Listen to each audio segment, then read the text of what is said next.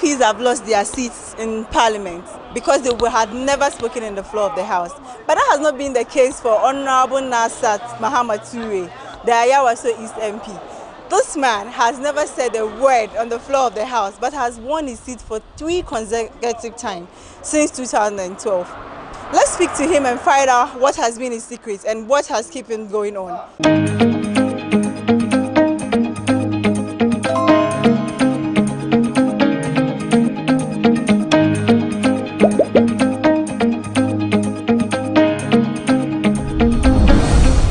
Some of you who comes to parliaments always, you know how the parliamentary procedure is.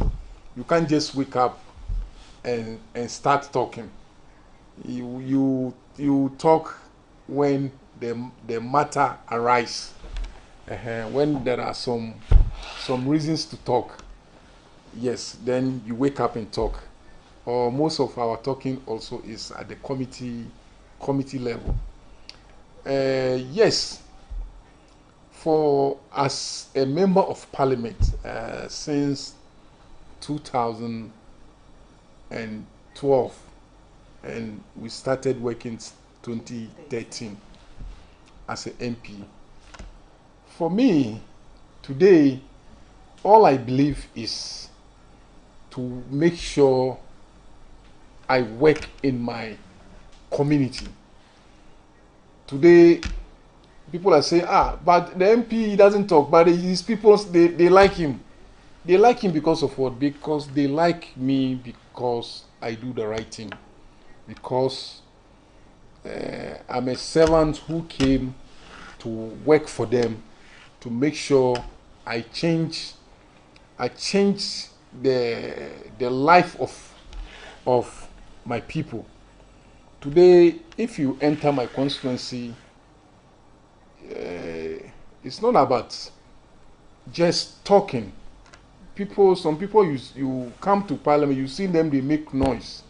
But when you enter their constituency, you won't see much projects.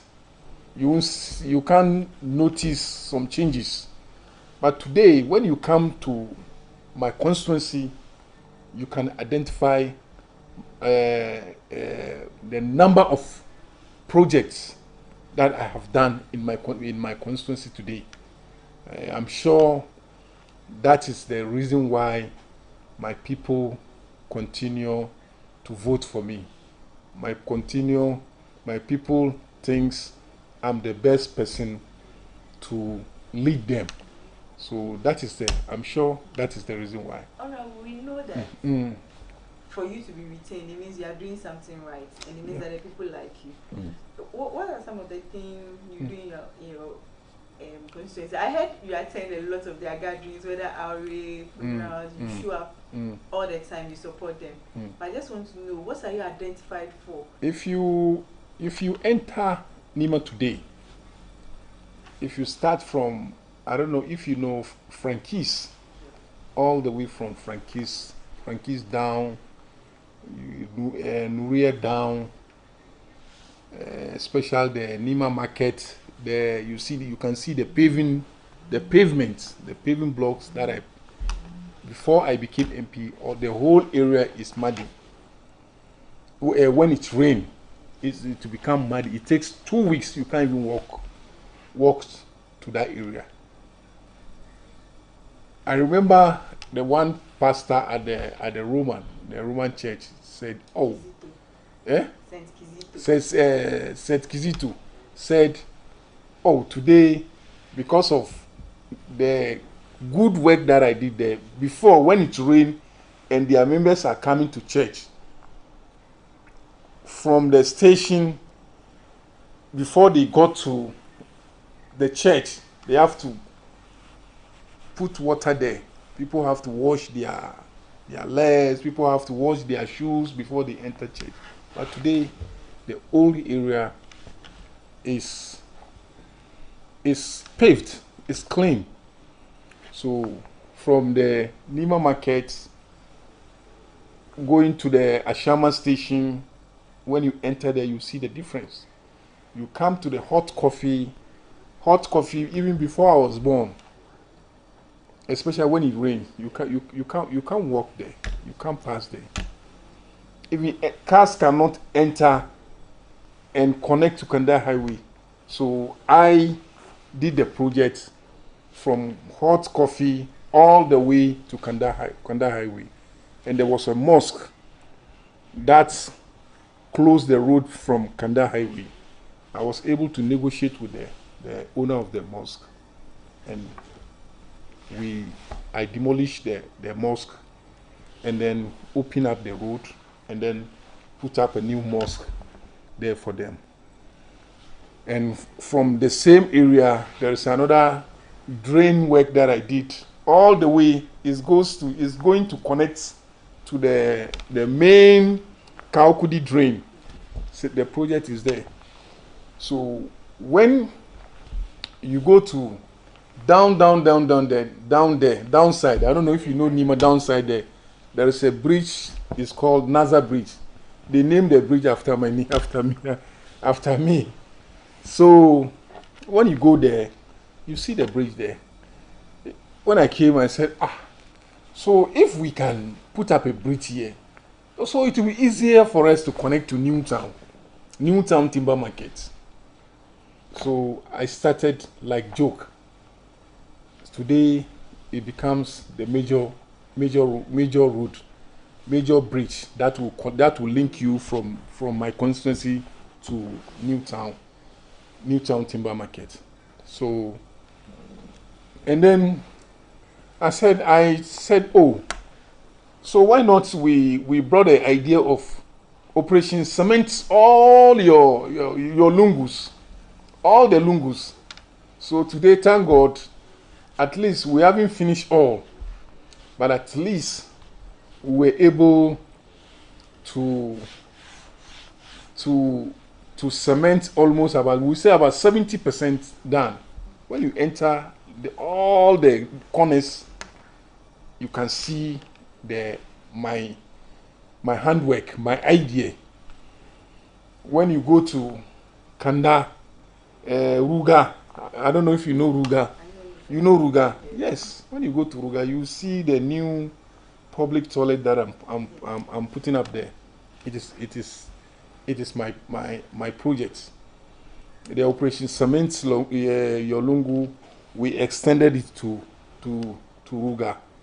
So when you go to Islamic Training Institute, the one on the Kanda Highway, initially before it's open.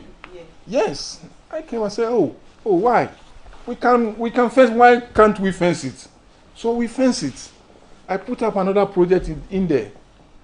So today, the place is safe for the kids. Initially, when the kids are from the school, when they are crossing, sometimes because it's open, they cross anyhow. But now, because of the fencing, at least we did a pedestrian that they cross, and the traffic light also is there. So it's becoming safe. And then I have so many social interventions that I did, especially when it comes during the Ramadan. There are so many social interventions that I do help my mothers, my old ladies, my old fathers, my brothers, my sisters, that we do. So it's also part of the achievement. And then education. Also, I'm sure this is you can see the one I just paid for some people. I think about 4 of them, 10,000. One of them is 800. Yeah, I just pay for some of the students. So these are so we make sure when it comes to education too, we do, at least we can't do everything, but we make sure we support the youth to go to school. So when it comes to education, especially when the kids are writing the wasi, we make sure we support them with the math sets and so on. Sometimes we give them books and and others. So I think there is so many achievements that my people thinks I deserve to lead them. So that is why some people say, but the MP cry, he's quiet, he doesn't even talk. But why does the people, his people like him? Yes.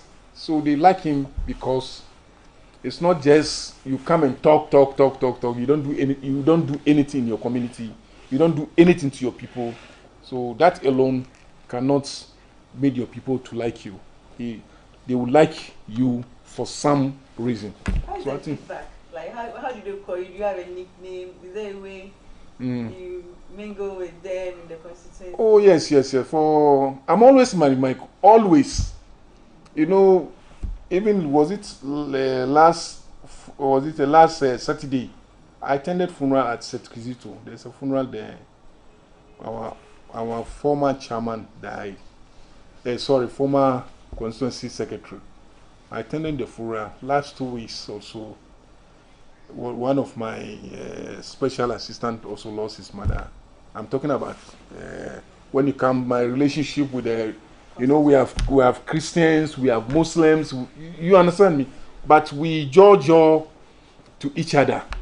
So for my constituency, I'm visible. I'm always in my constituency.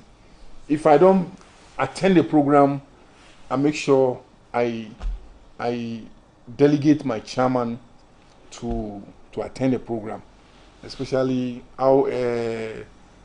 outdoors, passing out, especially passing out. There are many. So funerals, any program, I make sure I deliver. Yes. Well, that's impressive. But I want to ask you, I know it came to a breaking point for you when there was a violence in Nima in regards to some hoodlums. How did you feel about the whole thing, and what are your comments? Yes, the issue, even though it has been resolved, we all know Nima used to, years back, people say, oh, Nima is a violent area, people this and that. Some people do things so, especially the taxi drivers, those days, years back, when you want to come to Nima, you stop taxi, they don't want to come. But today, Nima is one of the peaceful area, even though the incident that happened the other time. It has been resolved. And then some years back, about 10 years ago, we used to have the watchdog. The watchdog, they are also very, very helpful for the community. But along the line, they don't function again. They stop working. So this time we'll make sure we revive them. With the watchdog, we'll be able to dismantle all the ghettos that we have. The ghettos also, they are part of those who are creating problem.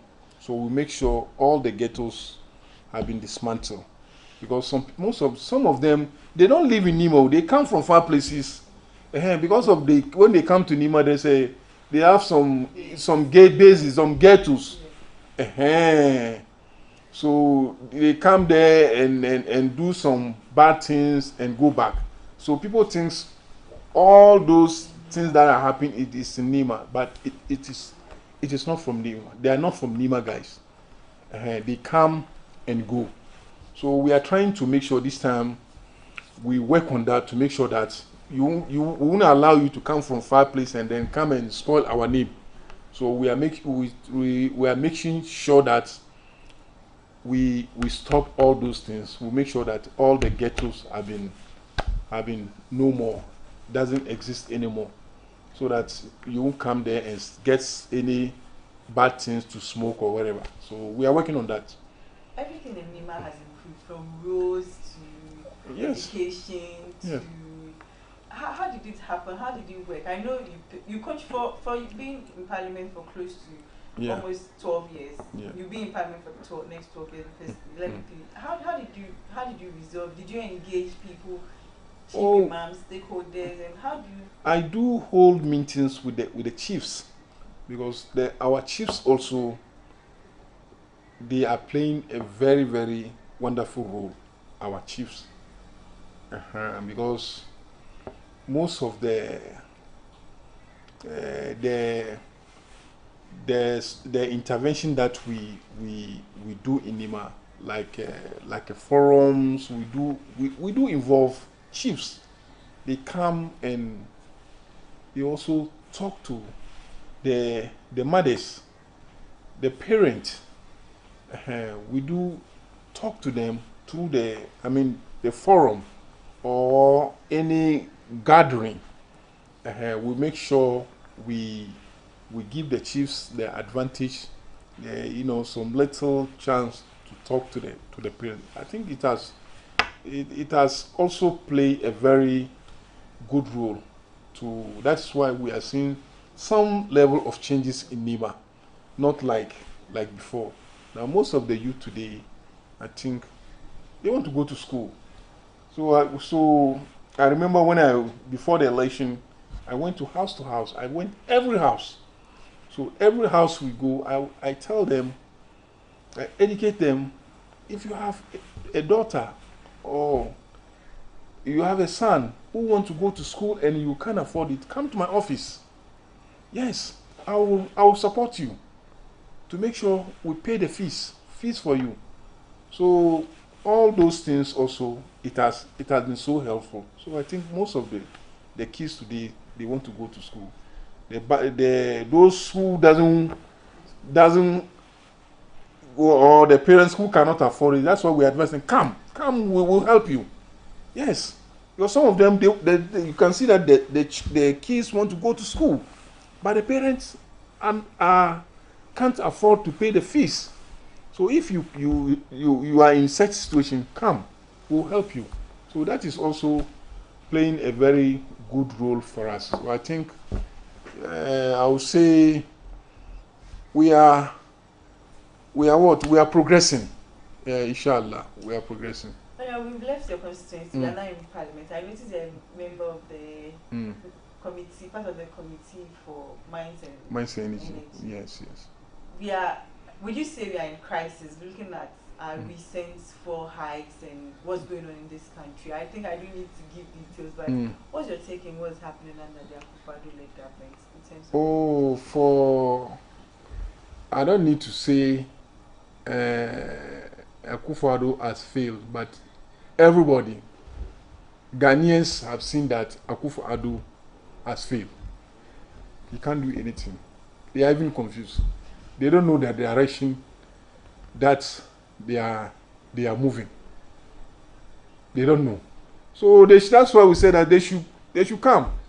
I remember JM told them, John Mama told them, His Excellency John Ramama, he told them that time that you have never been there.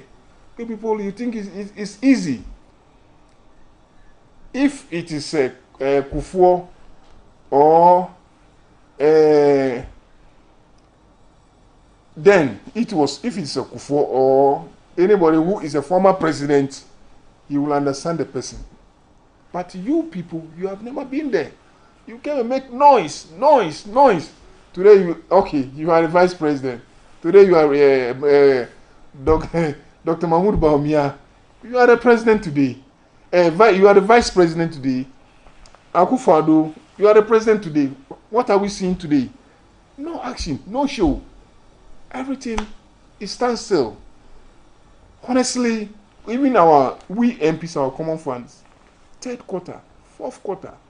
Now we are almost end of the 1st quarter. You haven't paid. So how can the country move forward? How can we develop the nation? So I don't need to talk much. Ghanaians have seen it, that NPP government has failed Ghana. That's it.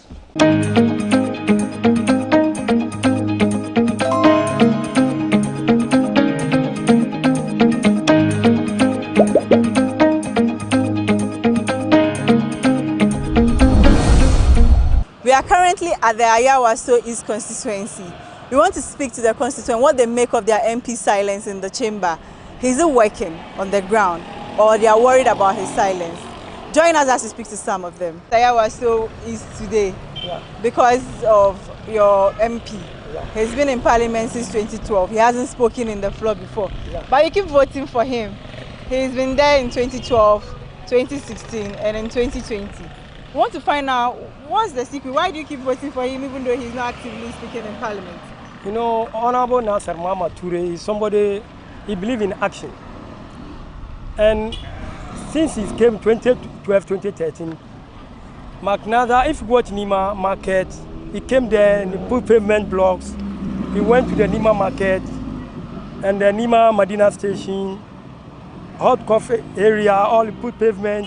He went to the hospital, he provide them ambulance, he provide them generator, the big plant. He went to Nima police station, he provide them the plant. He built a general hospital in Nima. And though he didn't complete throughout, but he did reach some place before this government who came and completed. And education to be giving scholarship, many scholarships. And moreover, the Nima operations means your Ulungu. He have done all. Before Nima, you can't pass inside Nima. But now Nima, when there's rain, there is no problem. The water is moving, flowing, have no problem.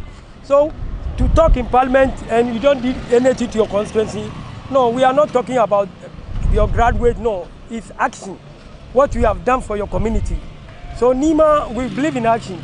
So you have done law, even the street light, all corner in Nima, all. It was McNaza. So we'll be keeping voting for him because he's doing well. So when somebody say why you don't speak in Parliament, no.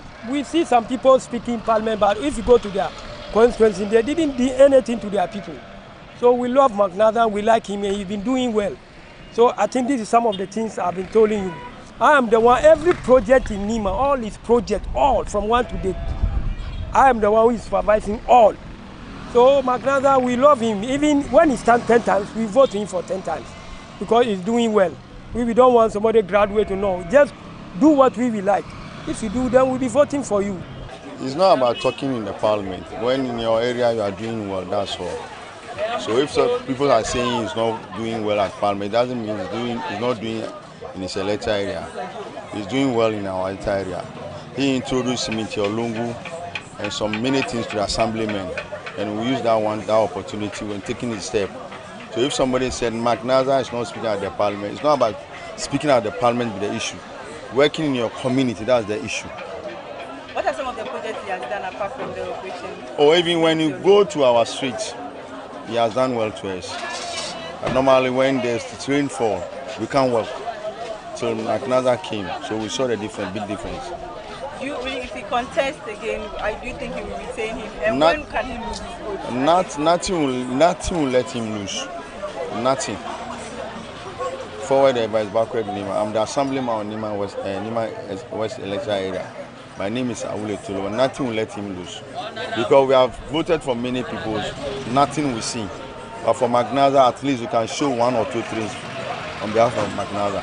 It's not here for me, but I can show the project to him. But the many MPs who pass, who can show their project. So if they say it's not talking, we don't need his talking at the Parliament. We need the effort in the electoral area. Honorable Nasser, me, I don't call him Nasser, I call him MTN. Everywhere you go, because his name is Mohammed Toure Nasser. So I short it MTN because of the phenomenal job that he has been doing for us, the development that he brought in our community since he became the MP. First of all, Honorable Nasser is a listening leader to the extent when you see something at the grassroots level and you draw his attention, he will tell you, go check what do we need to get solution for it, and then you will do it. You understand? So let's make a little analysis. When you have MP that talks and speaks louder in Parliament, and then it doesn't bring any development in his community, and the one that brings development in the community without talking in Parliament, you yourself, which one will you choose? You go for the one who always have development in the community. One thing people don't know or have to know is everything in Parliament is about whips and committee. If Honorable Nasser happened to be the vice chairman of Mines and Energy in Parliament, then we should thank God that we are and then be proud of our MP being the vice chairman. He has a recognition. But the fact that you don't talk in parliament, talking in parliament, we have sector of people who does it. We have the chief, we have the majority leader. So why then do we supposed to see our MP on television talking before we are certified with his being MP?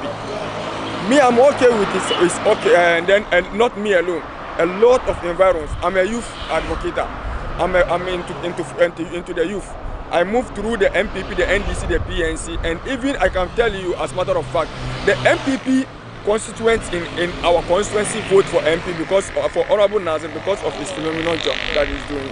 So it's a man we can trust. He promised and he deliver. You understand? He promised and he deliver. So Honorable Nazir, I think, unless he decide not to go, he is our best choice as MP because ever since he became the MP, we've seen a lot of development compared to the previous MPs that we had in this constituency. If he doesn't speak in parliament, it doesn't mean that he doesn't do the good work at his area. He has been doing the good work at his area. That's why he has been winning always. So what are some of the things he has done for you people in the constituency? Especially when you come to Nima, first of all, when you pass the corners, you can see, first it was very dirty. They put baller at any place. But now, if rain falls, you can pass anywhere at any time. You are not afraid of anything. Yes. So with this, if he stands again, is this someone you he has a chance to win. He has a chance to win because of the good work he has been doing. That's why I say he has the chance to win. So if you vote for him again? Exactly. Exactly. I mean, at his back. But when he doesn't do the right thing, I'll say he knows me already. Kasa de enipa ye adwuma na on kasa eno de nkyere se wonye adwuma. So na adwuma ntina ye to ma no because wo bae no nsisa aba mentemu ha ye fanse nima be bia ono wo ya yi no nsisa abem bebre because first the kwan we no na water down into nipa bre ansana cars kura ntimi mfa ha but wo bae na aja na kokwa adum tu wo so na adum tu na omu yi kwan we so ntinu ama bebia bebre nya ha nko ha ntinu obia hwe sende na juma city ansana wato amano enye ne kasa obi wo a kasa parliament bia wo nya sende amanfo ye pe ama wa aya ama omo ntinu eno de nkyere se wonye adwuma de wo ye so bia pere mpuntu na sende wono so ne mente musu be ye so ntinu eno nkyere se bia on kasa no wo ye adwuma pa so wo bo ni pa sende ni pa hu kyerwa ukoni nkyia wono so otimi tie enipa su frena wono so sende kakra wo no metimi abo nipa tina eno de enye wonye bad wo ho se mpuntu ne sende wo hu nipa mo bronde eno de wonye ayikura esa be magana parliament take win seat shishini cikin zango mungani ma kowani lungu kabiduka ya se cement kowani lungu even Kanda estate duka ya kan street nan duka ya gege gyare na yin da yayi ababe da wa schools ya je schools ya bada uniforms da table and chairs da ababe da yawa isa da kasuwar mu na Nima da an ka shiga kasuwar Nima laka aka ya dare baka kabi cikin kasuwa amma yanzu akan ga dai kasuwar Nima ka shiga kai tafiya ka kwanta ko ina maganan da kenan kenan. Member of Parliament for Ayawaso is Honorable Alhaji Nazar Muhammad Ture did say emphatically that his silence in the House did not connote irresponsibility on the ground. We spoke to the constituents and he seems to have earned his position amongst the people and they are satisfied with his work. They shared his success story and they are very happy of what he's done so far. I am Nimatu Yakubu Atoyese reporting for GhanaWeb.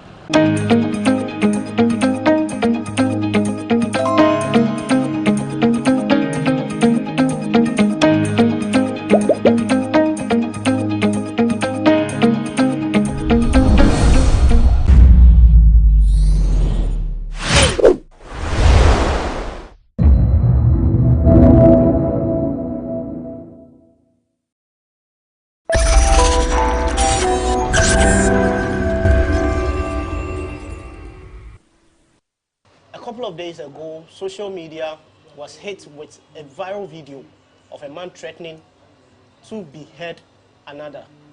Today on Say It Loud, we are with the victim to speak to him about his ordeal. My name is George AC, and this is Say It Loud. We'll be right back. So welcome back. This is Say It Loud on GhanaWeb TV with me, George AC, and as indicated earlier, I am with Idris Yusuf, the victim in a viral video where a man was seen threatening to behead another. We speak to him about his traumatic experience and the quest for him to get justice. Idris, welcome. Thank you very much, sir. How do you feel? How are you? I'm good. I'm good. But I just have a headache. Is it? Yeah. Does your headache have anything to do with the experience? Yeah, since that day, I'm not feeling better, from my head. Yeah. Is it as a result of you like having flashbacks of the whole situation, or? Yeah. So it keeps coming back to you? Yes. Even when I watch the video, it's like driving me crazy. Yeah. When exactly did this happen? Oh, it happened on Saturday. And today is what? Thursday? Yeah. Today's Thursday. It happened on last Saturday. Because we started seeing the videos on social media around Tuesday. Yeah. So walk us through how everything unfolded on Saturday. Yeah, what happened is, I sell on Oxford Street, Osu. So what do you sell? I do artworks. I sell beads, and then I made my own shoes too. Yeah, and I made my own shoes too. So where I do my business, this Lebanese guy just came and parked his car in front of my shop where I do my business. And we have a parking place there too.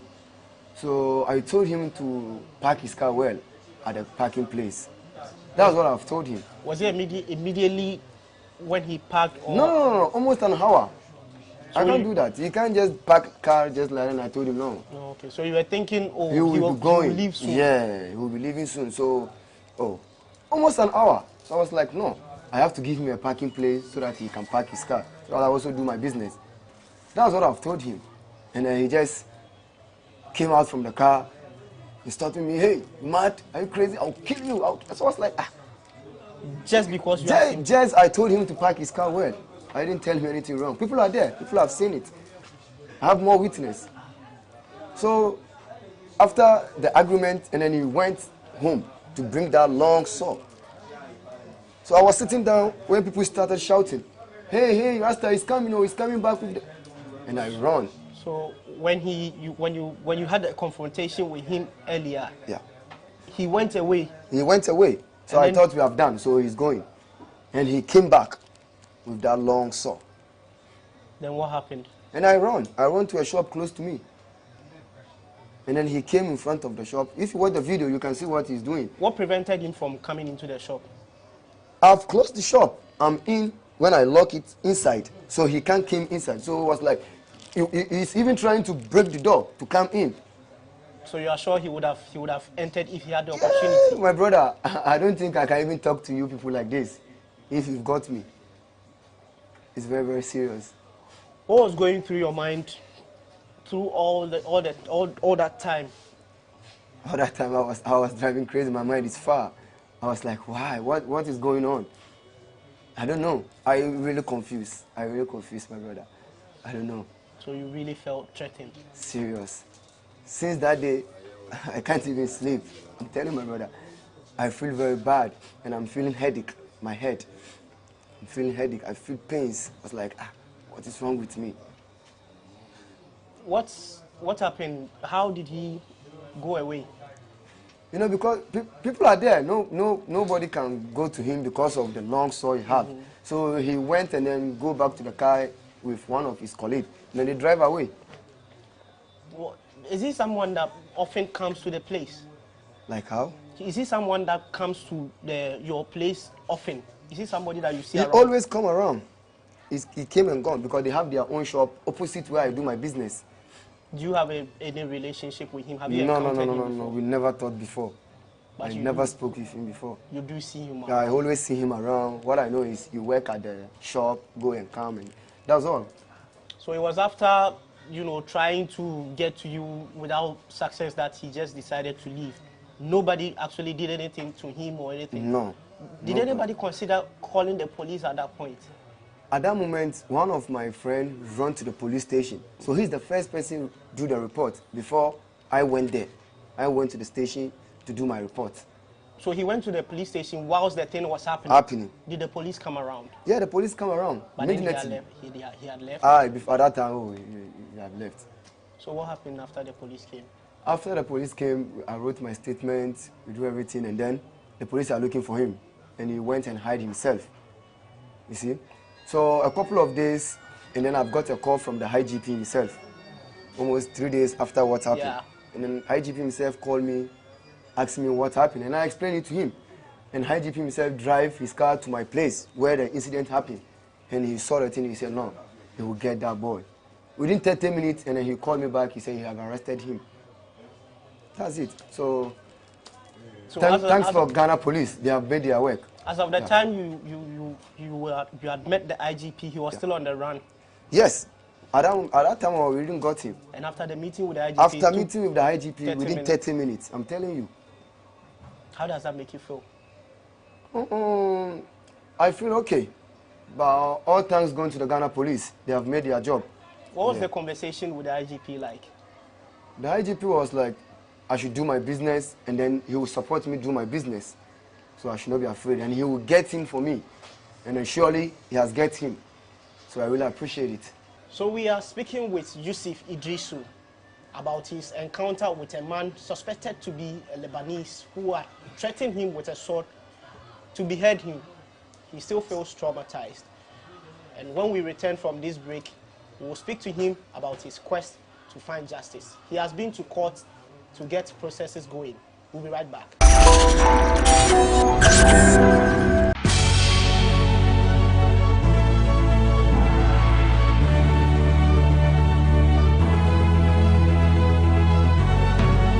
From the dawn of time, people have engaged in several businesses. With the onset of technology and innovation, life has relatively been made easier. By using debit or credit cards, mobile banking. Thank you. And your favorite, mobile money? Tech has indeed married business. On BizTech, we spend time with faces behind known and upcoming businesses in the country. Learn more about the new technologies and innovation, as well as find out about the trending issues in the world of business. Join us as we serve you with a variety of compelling interviews, projects, and others right here on GhanaWeb TV.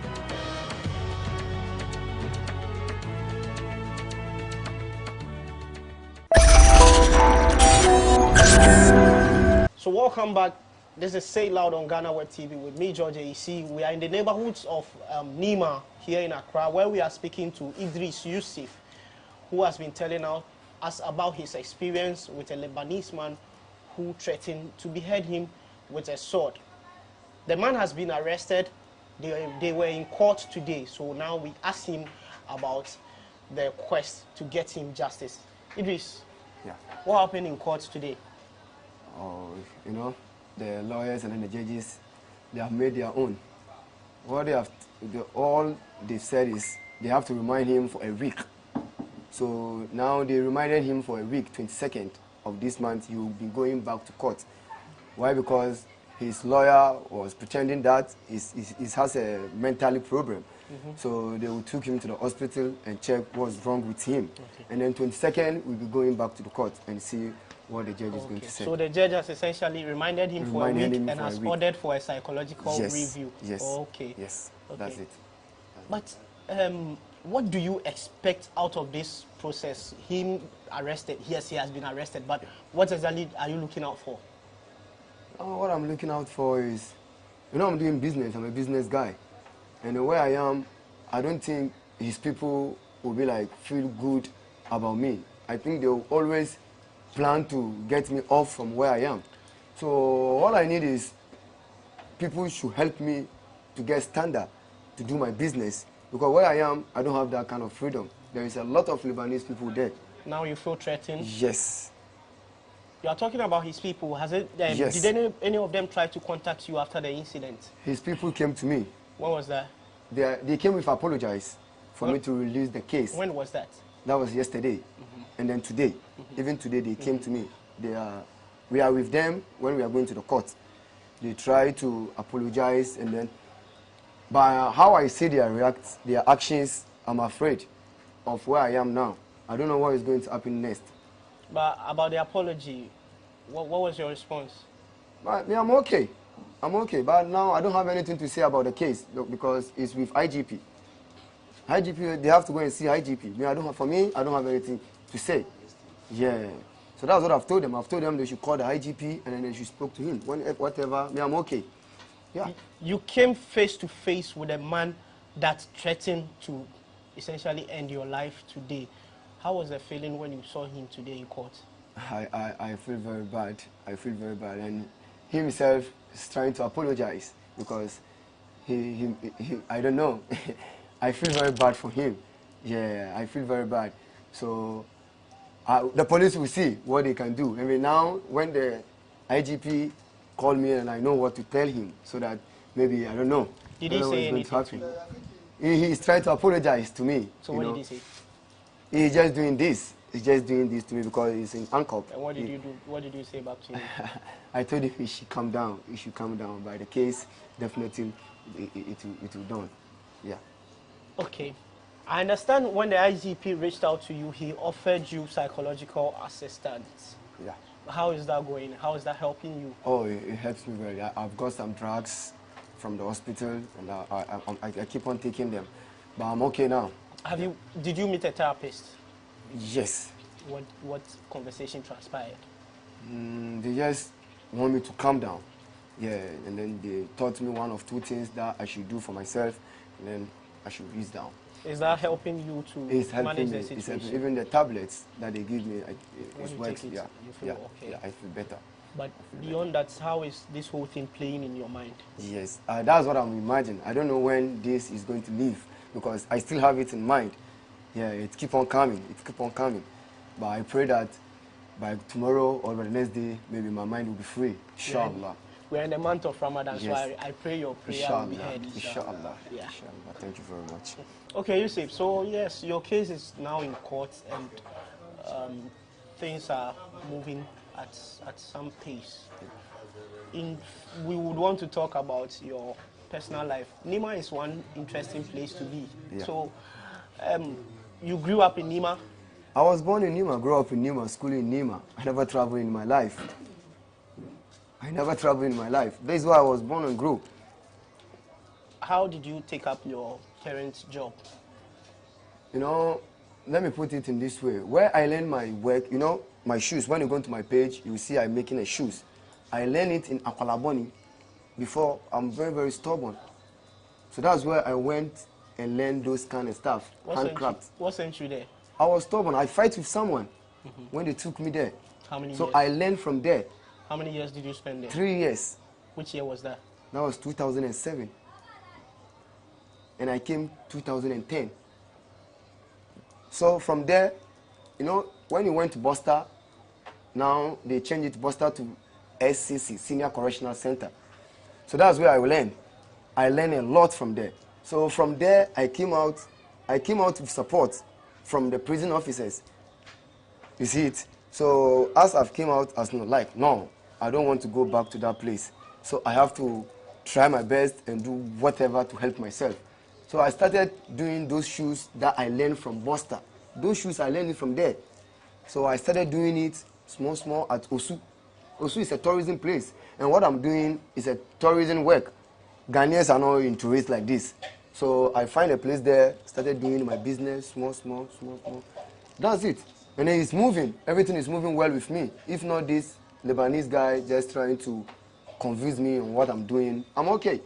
So your time at the correction facility, how has it impacted your life? It has changed me. I came out, I've seen a difference of change. I've seen a lot of change. Yeah, because I went there and learned. I learned a lot. Had it not been for the things you said you learned there, how it changed you, like by now, how do you see your life? What would have happened? Oh, I don't think by this time I'm even alive, because at that time I'm very, very stubborn. Even when the incident happened, people was like, hey, this guy, hey, what this guy would do, he will go and bring you. No, no, no, no, no, no, no, no. No, not like that, not like before. Yeah. So not like before. The situation would have been different if you were your old self. Yes. Like what would have happened?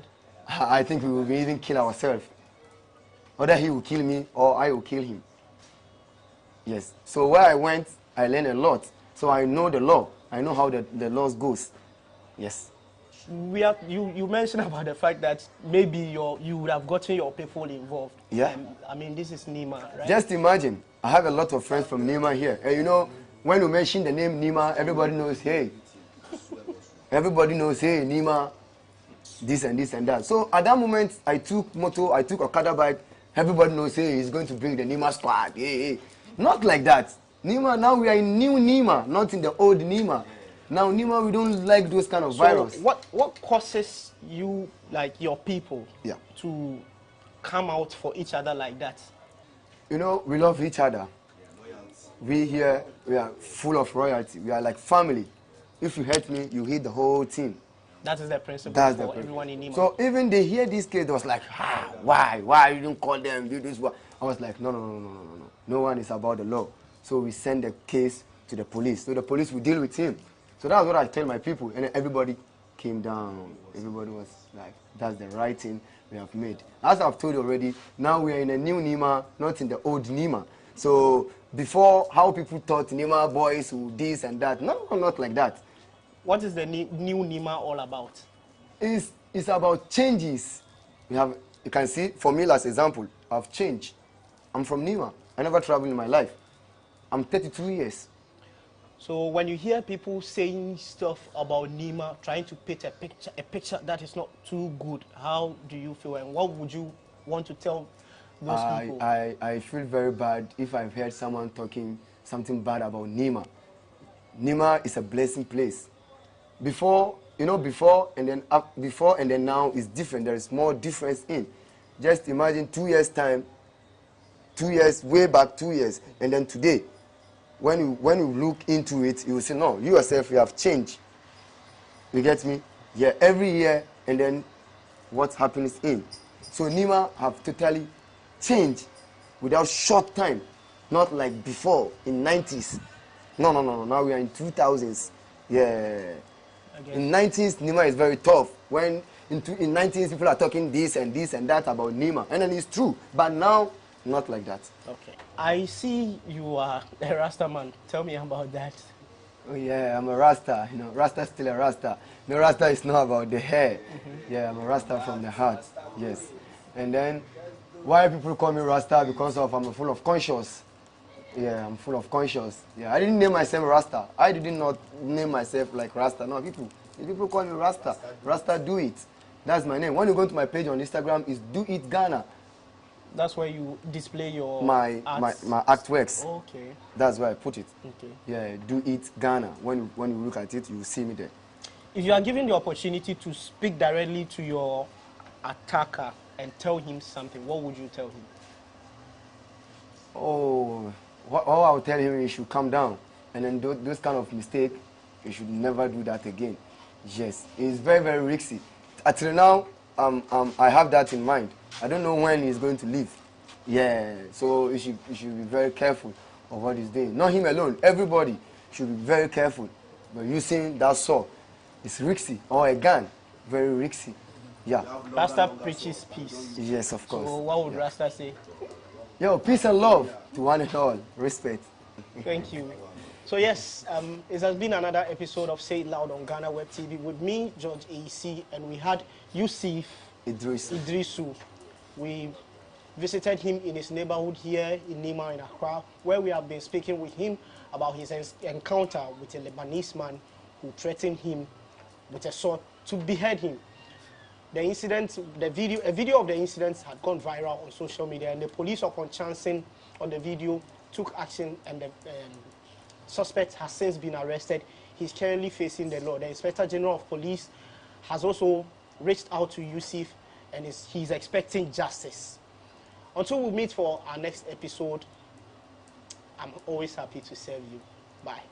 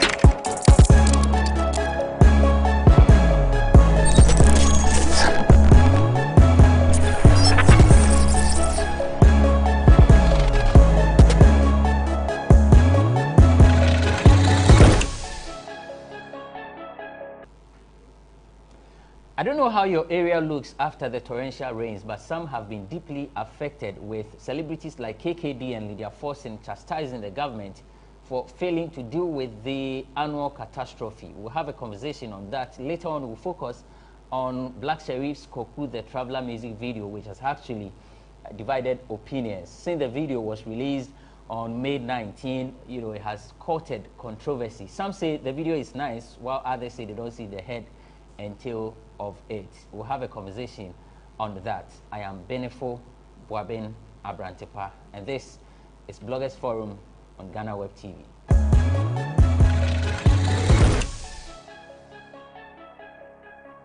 Thanks for joining us. It's 16 minutes of a riveting conversation, and my guests are seated. Vida Duchumwa Boatin is a columnist, PRO for 3 Music Awards, and the reigning pundit of the year, Folkless Media Awards. Vida Akwaba.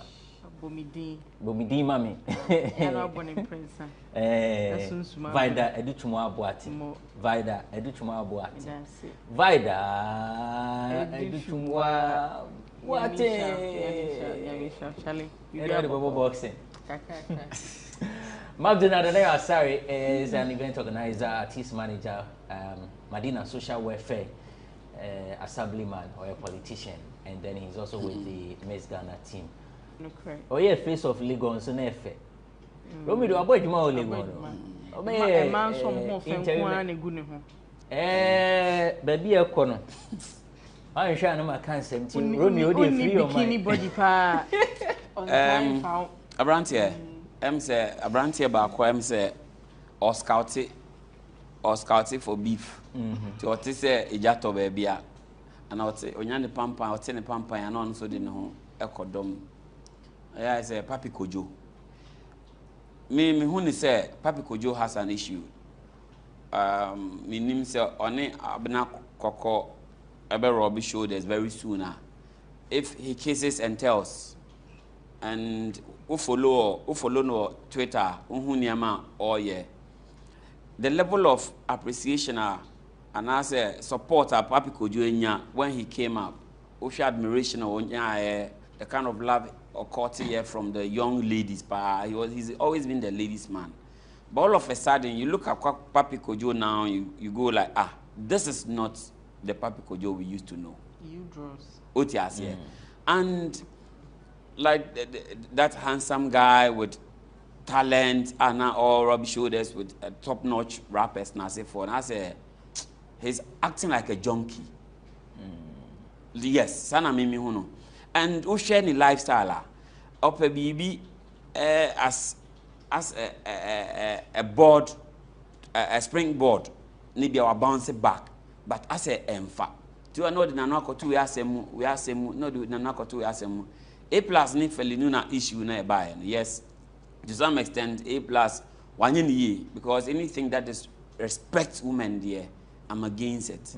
But for Leon, as who comments, Kakrebi or no to make was a bit disrespectful to some extent. But on the last scale, no, like I say, be a 30% disrespect from Feluna, 70% from A+. Internet will be attacking. But if someone should talk about someone's career being dead, and yeah, Papi Kojo. Otiase, like A+ crowd holding who as a musician.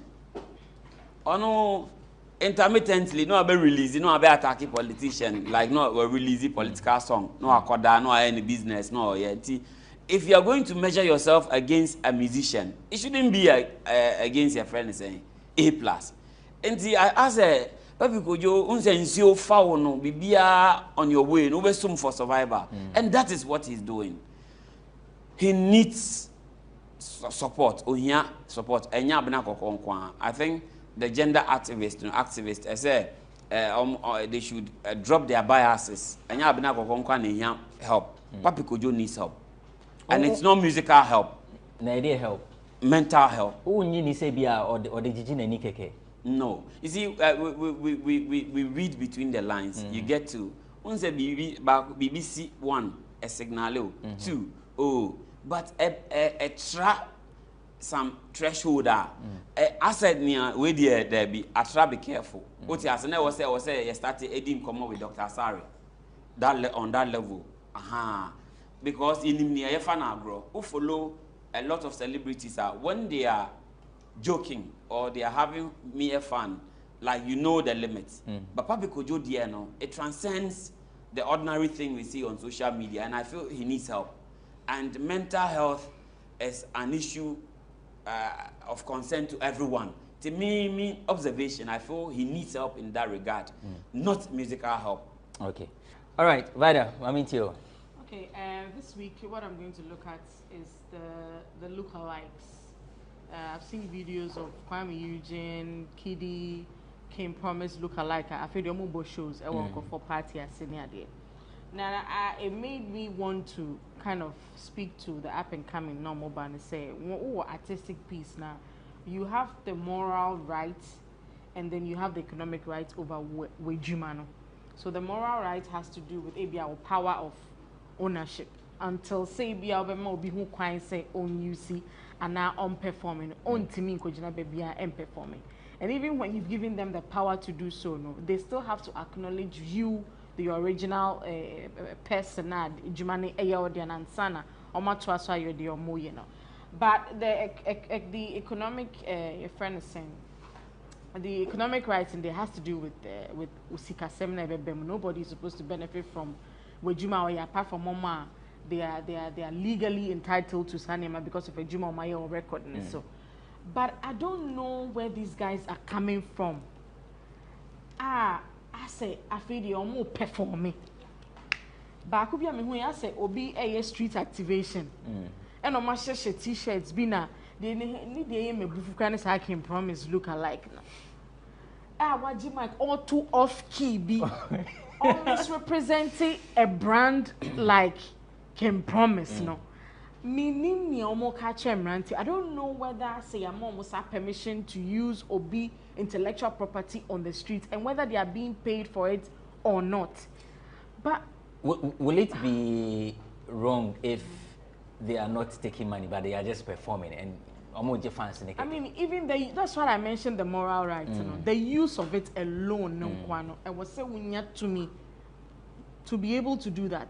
And even whilst doing it, you need to acknowledge Nipana and Yumni and how did they do that in all their performances.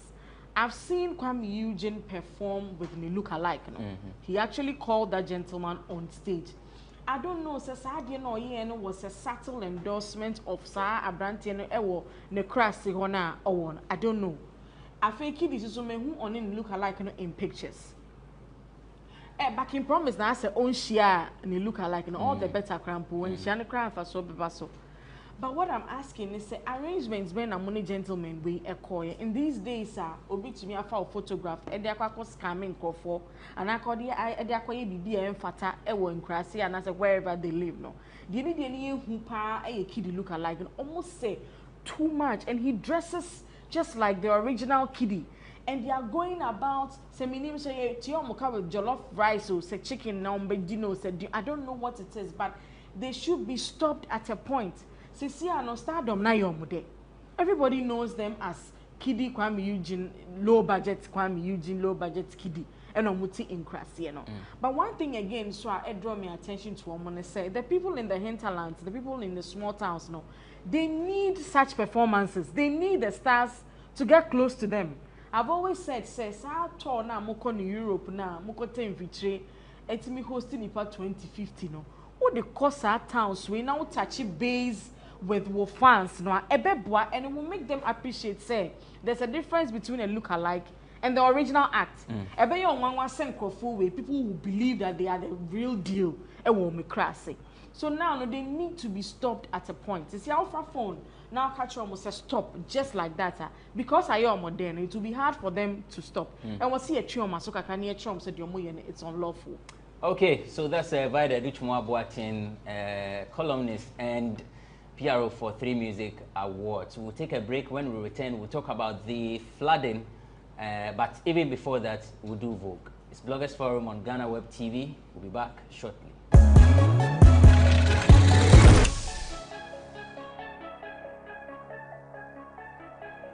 What's up, guys? This is Black Sheriff, and I'm outside with Bloggers Forum with Abrantipa on GhanaWeb TV. Keep watching, keep it locked, you understand? Love. Welcome back. You're still watching Bloggers Forum on GhanaWeb TV. The name is Abrantipa. My guest are Magdunad Nane Asari, aka Romeo, and Vida Educhumwa Boatin, the vivid, vicious, the vociferous, triple V. You know, because of the rains, I'm out for no coffee, ni millionaire, the idea come ni home croniba. Like I mentioned, we'll talk about the flooding situation in the country because some celebrities have commented on the incident. But before that, let's go and watch Vogue as we take you through some of the dresses or the attire or the apparels that you can wear in this rainy season. Irabna Everett is on standby.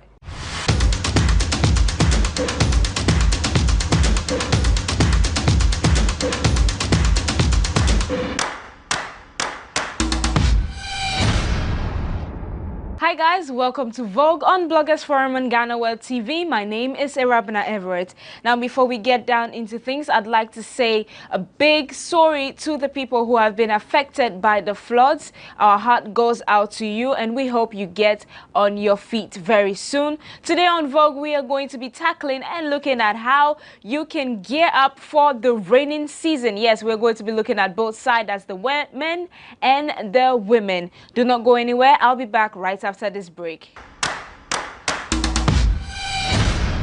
Welcome back. This is still Vogue on Bloggers Forum on GhanaWeb TV. I am, of course, Irabna Everett. Before I went on a break, I said we were going to be tackling and looking at some ways you could gear up for the raining season. Now, we all know the normal way of, gearing up for the raining season. That is getting your boots done, your raincoat, your umbrella, etc., etc. But, I'm here to show you how you could spice it up just a little bit. Now, you have your normal outfit on and your raincoat, of course. To spice it up, you could get a little, beret or maybe a scarf around your neck to give your look that oomph it's looking for. So you don't have to go out looking plain and dry. You can add some style to it. And if you like, you can even wear some glasses or some, some clear glasses to make you look geeky, hot, geeky chic. Now, this look can go for both men and women. Now, for my women specifically out there, if you're trying to rock a really cute skirt to work, do not forget to get a high boot, maybe knee length or maybe lower knee length, so that you can look absolutely cute. And also, it will, prevent you from walking into muds and, getting some splash on your cute skirts, you know what I'm saying? And also, you can get a beret, a hat, or a rain hat, or a scarf as well to go with that perfect look you are looking for the raining season. Now, I know the umbrella can be a tricky thing to add to your look. Now, if you're looking for a way to style your umbrella to add to your look, all you have to do is chuck it on your arm, or you can use it as a walking stick. And I'm not just talking any ordinary walking stick, as a fashionable walking stick. Like, you could be going down the streets and, have some oomph to it, you know what I'm saying? So chuck it on your arm or hold it by the brim. Now, finally, people, do not forget socks. Now, socks, you might say, I don't need socks, it's raining. If anything, it's going to make my feet smell. But that is where you are wrong. Now, once you wear your socks, it protects your feet from the water and it soaks it up. So once you get to your office or you get home, you can take it off, squeeze it, wash it, dry it, whatever. But your feet is always going to be protected. Therefore, avoiding any fungus to grow in your toes. You hear me? Do you get what I'm saying? Anyways, that's it for Vogue on Bloggers Forum on GhanaWeb TV. Do not forget to inculcate all of these tips into your outfit during this rainy season. And do not forget, stay safe out there. My name is Rabna Everett. Bye.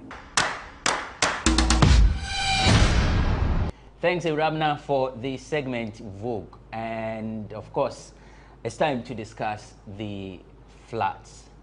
Saturday and Monday, even Wednesday, the rains were heavy.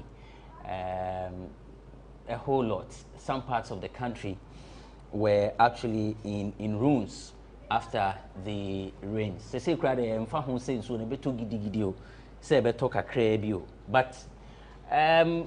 KKD, any celebrities ni biakasa, and when you better matter her, na yeshi any abasa. So KKD was on GTV breakfast show, and for him, the government and leadership has failed the country because the government and the leadership have failed to apply the rules and then sanction people. I give you a quote, and it says, if you are a shepherd, you must create your environment in a way as to bring the stupid ones amongst us up. I have had this discussion with too many people. I am tired. I don't blame citizens anymore. I blame leadership. If you live in a house where a boy goes to defecate in the sink, the first time he does it, you can say he's just a silly boy. But if he does it continuously for more than a week, then you must say the elders in the home are silly. Who are the elders in the home? What are the systems that have been put in place for people to follow? Why is it that we have a police service, we have crime misdemeanors, rehabilitation and punishment, and we don't see people who are throwing litter in the street being arrested, being made to do community service, and that community service is essentially distilling the gutters, helping to dig the dirt from the lagoon, helping to collect the rubbish along the motorway, but they just walk scot-free. And we say the citizens, we can't live like animals. In fact, it's an insult to animals when I say we can't live like animals, because animals don't litter. It is human beings that litter. We have systems in place that should deal with recalcitrants, the recalcitrants among us, or the recalcitrants in the society. If those systems refuse or fail to work, then essentially the government is encouraging stupidity in the citizens, and that's KKD. Lydia Forson also has a tweet and says, we are not animals. And say, animals, and this week they are running through, and she tweets, it's only privileged people who don't have to shh in KVIP that think if there is water closet, people won't use. Fix the system, and you can punish people for dumping refuse in gutters. But don't talk to us like we are some animals with no sense. And that's Lydia Forson. Well, I'm so much not into blame game. When there is an issue, I believe that the issue should be fixed. But it means, like I say, in fixing it, we need to find out the root cause. Who did what, when and how, who has failed to do what, so that we tackle it. Which one comes first? Romeo? Yeah, Arantiba, I feel this issue, I'm accepting, or I'm going with KKD, hook, line, and sinker. Reasons being that we are in a country engulfed in so much filth, and there are people with petty crimes yet are thrown in jail when we could have used them to clean around. Some celebrities not long ago were facing rigors of the law, like some had to serve jail terms and stuff. Why don't you make them clean? use them, use the people to clean. And then I've actually cited some amount of about 400 million or 4 billion or so being spent on solving this perennial flooding thing. And not long ago, the June, is it the June 10th disaster should have been a wake-up call. It took a lot of lives. But, and then you see people with so much money setting up filling stations at places where they are not supposed to be sited. Because they have the ways, they have the means, they have the money, they would maneuver their way through and still have it established. So when leadership fails in that regard and comes to tell us and try to blame us, yes, you have few recalcitrant ones who would dump and run in water when it's raining. But that is not to say that you lump all of us together and throw out words as if we don't have heads. And where he said it was not fair. You know, you can't do that on an international podium, making your people look like they're dunderheads. You get it. So, Abrante, first, I feel, say, in terms of setting up standards, in terms of tackling this thing from the root cause, we need drains, bigger drains. You see, how do we construct roads? You see, the flat roads without edges in terms of drains on the edge. Where will excess water run to? And all these things, if you see mansions being built in waterways, poor people do not have those monies to build in waterways. If it's kiosk containers, it's easy for the assemblies to clear. So what is happening? The rules, the laws are not working if it has to do with the affluent. But when the blame game comes, they try to look for the less privileged to dump on. Because yes, we are at the Nimes, we are the Chokos, we are close to the drain. So once the drain is choked, we are the ones to blame because we dump refuse in them. But considering the fact that we are the ones that are deeply affected whenever this happens, should some of these things that we do, throwing refuse in the gutters and all these petty things that cause the flood, shouldn't not be a concern that we should put a stop to it? Exactly. Abrantipa, you see, when leadership structures are set, it puts fear in the citizens that people know the laws will bite. They know the laws will bite. So whatever you're doing, maybe you are careful. Now, if you are caught in such instance, like dumping refuse or even dumping some wastage where you are not supposed to do and you're supposed to be punished, the law stipulates that. So face it. Now it serves as a deterrent to the next person who wish or who would have done that. Do you get it? So at the end of the day, if the laws are working, it becomes a deterrent factor from people from perpetuating such undesirable characteristics.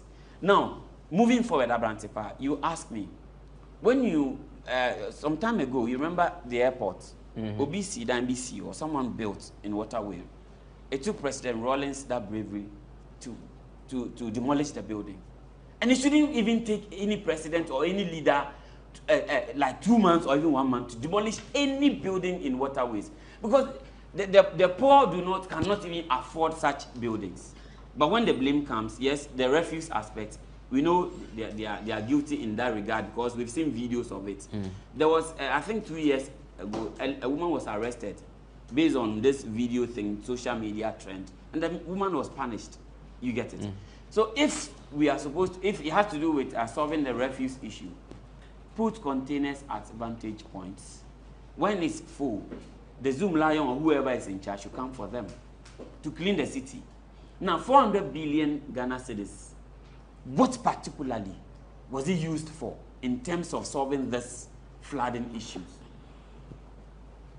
They should do a proper audit and tell us they did this, that, and yet it's not an engineering problem. Maybe it's a human face or something. The attitude we use in tackling COVID, if we use the same commitment in tackling flood in this country, by this time, see the way we took the COVID thing as if we are at the verge of dying. So let's all come together and do this. Why wouldn't you also put your basket together and solve this issue? Because year in, year out, people are losing properties, we are losing lives, and we still come back to square one. And an entity that I feel, excuse me, is as useless as P in psychology is NADBU. Because it rains and they walk through the rain as if they are checking things and nothing to even help the people. They don't even have the know-how in terms of equipment to save situations. So what is the essence of having a national disaster management organization which is not even active, but people are taking salary? And when it rains, and when the rains are done, then they will start visiting sites for the cameras, and nothing will be done for the people. So all these monies being wasted, inject those monies in solving the issue. One, start with bigger drains and covered drains. Two, make sure people do not build in waterways. Even if the president's building is found within waterways, it should be demolished.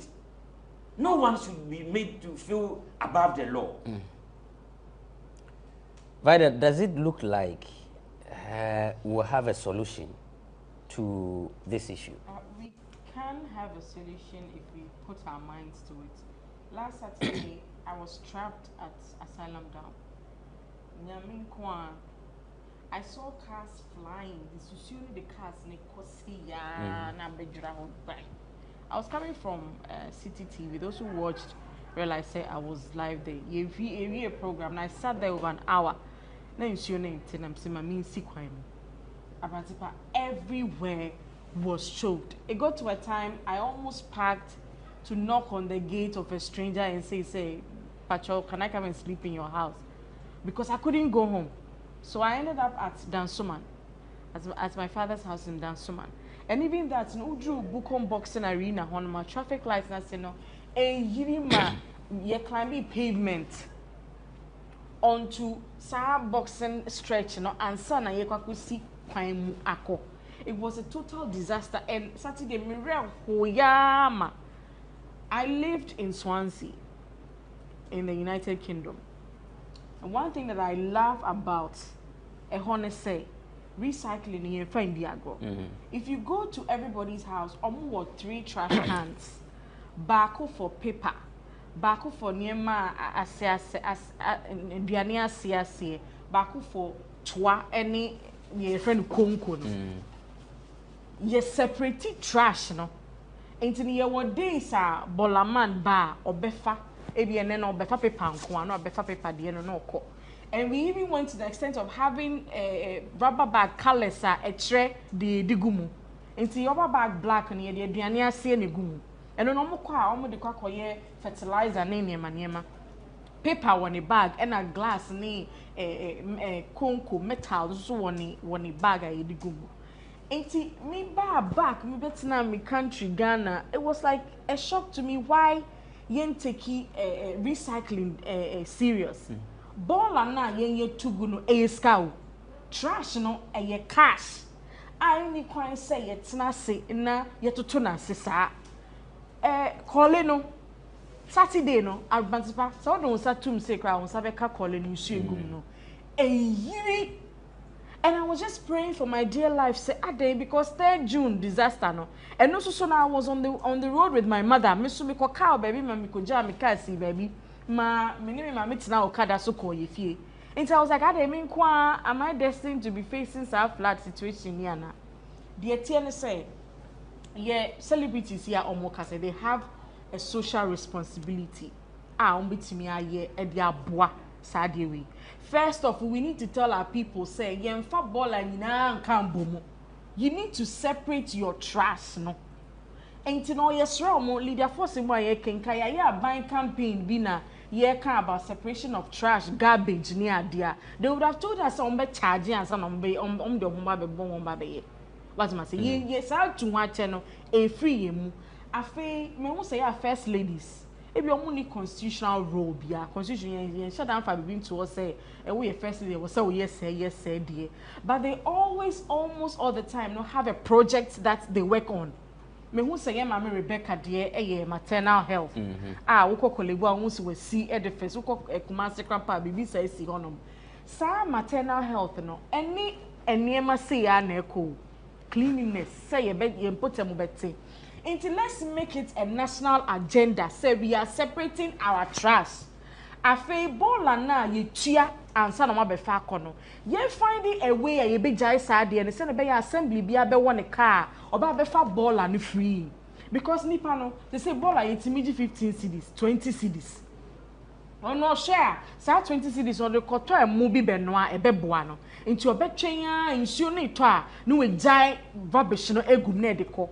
It was assembly bia when you cry 5 tracks are odisisa baller because baller like I say iska. If you understand say iska na dey brewa unko jinipa ni iska inconvenience. Yes, I give baller tax. Now, you tell baller tax. Oko Sweden they import rubbish. Sweden omo recycling is so strong say baller sa okrom hokwa na mo yira omo. So they import rubbish. Say they craft force no omo crab bola because omo electricity no omo desire renewables no ene power omo kanya krampo enti se rubber san ana niema fi kra san wo ha na omo yira omo enti yen ya efini yen no dodo wa ha no a Sweden for kra nya ya omba ba import yen ye rubbish no e di enti na yen nya sa conscience ne say bola wo eyesika. Do you think say Zoom Lion is out of nothing now? What recycling plant ewo Mochi Road honana? Bola for na kasa ombeji in 20 cities no. Omo duru ha, omo san ton. E de ma omo. Inti Ghana for yes omo. Obia separating the trash. Uwo toa. Anything na fa bom na fesi faako. Unu aduane ase a fesi faako. Uwo paper nso so a any plastics a fa to faako. Na fe assembly no yesra mo obia nji obia sika so onfa ne ball ambra biem said the yesesa Ghana city ye enyom the value is the same to obia trim no ye enyom fa ball ho na kire obia ada ye ba be fa particular trust no nda ne ho so mo ma nyom ne nya mo pekwa kwa me ujim boss anyom no mo ma nyom ne nya de no obia to be ne nka ye trim commission the artist to do sa conscious effort so mo aye Abrantipa, I'm saying again, say ball our way a yesika. And can you say e-levy? I mean, say a year would be a year fee. So we should make good use of it. Okay. Bola yesika, obi anya na femu de ese de be ya nsu ye totona e de flats ebano e to obetwa because Charlie, when you watch the videos before you proceed I was once charged the assembly na Swansea no me de twa eko share baby was some de paper share ye throw me letter e charge me so afom bra say my form man to me a separate trash me ko tia na hwana be hwehwe ball anim hu say what dey to akọ share na say omo madjuma omo yi bibia baako make sure say because me dey bibi boni akọ adie mu no wan hwe ya machine na eyam no enyam to a obeha omo okay what I say and even that no I wasn't the only one living in the house ebia na obi and yes I'm mistaken but because they found an envelope with my name and the address in the paper trash no omo hu say me sumi tifie obi no mo tro me say on so and so date no on be fa trash na bibi frame and you can say frame ya charge me e say me kutua okay that's Vida Educhumu Aboatin and Wahiti but ni nyina mu ni ye yoma we have to talk about Black Sheriff yanhwe flood no ho nsema anka e de asembeba Abrantia mama have a final bite on the flood ye need time ye 1 minute ye 1 minute on say Vida can niema like good points but on say Zoom Lion no directives or modify baller no nkomo ba na nkomo so mo ye that kind of mo contract na maji ti mo de ebeboa mo any customers me ye sure say mo ba household no mo ka say dustbin we what 3 dustbins are separate am me ye sure say microphone no ebe stubborn but wo hwe because paving most of spaces and ansuo to ateche nti wo prakra nra na and since say amia be ko ha no na amia real dustbins no na say Cecilia Dapa honorable EDB BCC vantage point wo krom ye the metal echichire bin no still okwabrane ekotu metal no efa dustbin no so okona ne de yeden Oko every shop was Swansea. Sa dustbin rubber no egugu store okwa no amoa dodo bi a open now the coffee. Abrantifa me enfa rubber ne bi bra ha obeko kom no bi dia share mo. Na ye ton. Na moria ye muma. Yes, ye hu sa na acho. Na wheat gum. De ye dia ma so fan ba me no. Onye. Abrantifa the fact ne say the olden days town council issue na e wo ho na e free home. Un say what say town councillors like who pro like usro ba na ye chi obi a lack of political will. No, but ewo tankers me see no mo environmental way no ye chi wa politicians beko am ye jaw nti say leadership ntimi take that charger. They shouldn't blame it on the people because you have the power and your mouth to me say fashemra febu niema maniema nkoso say niema no nkoso the failure is on you. You don't bounce it back to the people because you have the power. Say bi ene obi or ebi anra this operation clean your frontage on bechewa ye njao. So if you're punishing people, extend it. Man, let's first Saturday of the month na ye clean ecosystem na ye supporting crop emba tools I be ejuma kra emba assemblyman ye ntuye wonka nti se me organize clean up me am bottom te bia within 6 months ma organize clean up 2 per. But that clean up back no organize maybe at got 10,000 in as for because if you want to do a proper clean up. We are always a wall and yes I buy them as some free. See, these are all the challenges I have facing. So if you have the resource, now some we say about 400 billion now. 400 billion, what the year day? I'm passionate about this. My engineering aspect no matter maybe a human face na you hear the robot assistant so attitudinal change. Attitudinal change has been an issue in all facets of our national lives.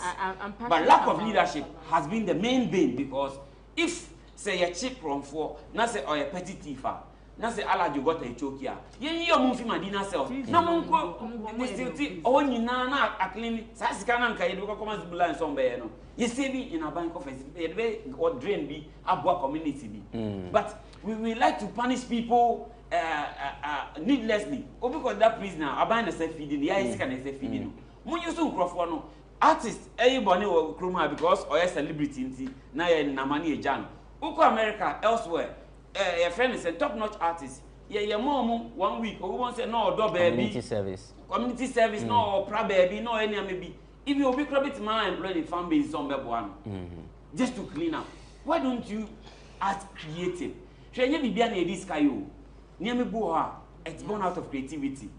What you say the go power say bianca assembly bia ya my autonomy ye ni autonomy nti ntimi nche mra bi ha extra oshie what you say esan kamadina say nka chi promphobia nka obeba na gota me film ba kuku den and this can get be zula na clean someone distility gata no na ba bia drain ni e cause problem na dey ye dey aye but dey be waste because of the ebedinti. Oh, that's quite unfortunate. Before you go on, see this Trust for Cash campaign. Yes, me back Ghana. I wanted to start this make compare but maybe I'll be doing on as a Ghana for the area finance. Just a mindset na nkasakra no. I wanted to start a Trash for Cash campaign in Ghana. And I'm so passionate about this. Oba me fear I separate my trash. But nipa no be fa me bin oba won say green in egu. The who me trash sachet water e wo mu da. Obi a waba me fie bia can attest to it because I'm so passionate about this and me reading how much we can make out of garbage. And I mean who said no. Ya kechi. But we have just 4 minutes to end this very one before we move on to our conversation with Miss Ghana 2019. Black Sheriff music video, Koku the Traveler. I mean, Chema mu 2 minutes per paper. So Moko beyond that, I'm Mohame. Maybe it's flood in conversation. 2 minutes. Conversation now there, but I meet you. Yeah. Okay. Ode maminya ne 3. Nicole say, I mean, yes. bad. I may share a video. There was one thing that in the beginning, a strike came in. Nenino a soldier. Nenikusiana. Ya na mpeni focus any bria in soldier. But we don't know who a jano flame no say so I was ready for the showdown. My favorite scene was the press conference scene you could tell, say, the mixed reactions that met his entry into the music scene, no, was what they were representing there. At a point, yes, you're violent because Osho Machete, in the video clips, no. At a point, yes, the distinct with the record dealers and the management here, and say we are ungrateful. And your man I accusing of doing in this short while now, you could tell, say, the aggression with which in conformity press conference no more canon was the same thing. I can't wait fear everybody complaining, no. And Charlie, and we can't go on without seeing the F thing, you know, the how they represented the F word with, you know, the fork, F-O-R-K, now, or you free in the shoot, no more the train. I mean, he was giving you the TV beep for the F word, and I think it was interesting to watch. Now, I mean, the spiritual mothers, no. I think what I got from it was the fact that I feel the one who said the musical journey, you know, and yeah, that form. So he needed some sort of, you know, spiritual guidance and prayers to be able to sail through.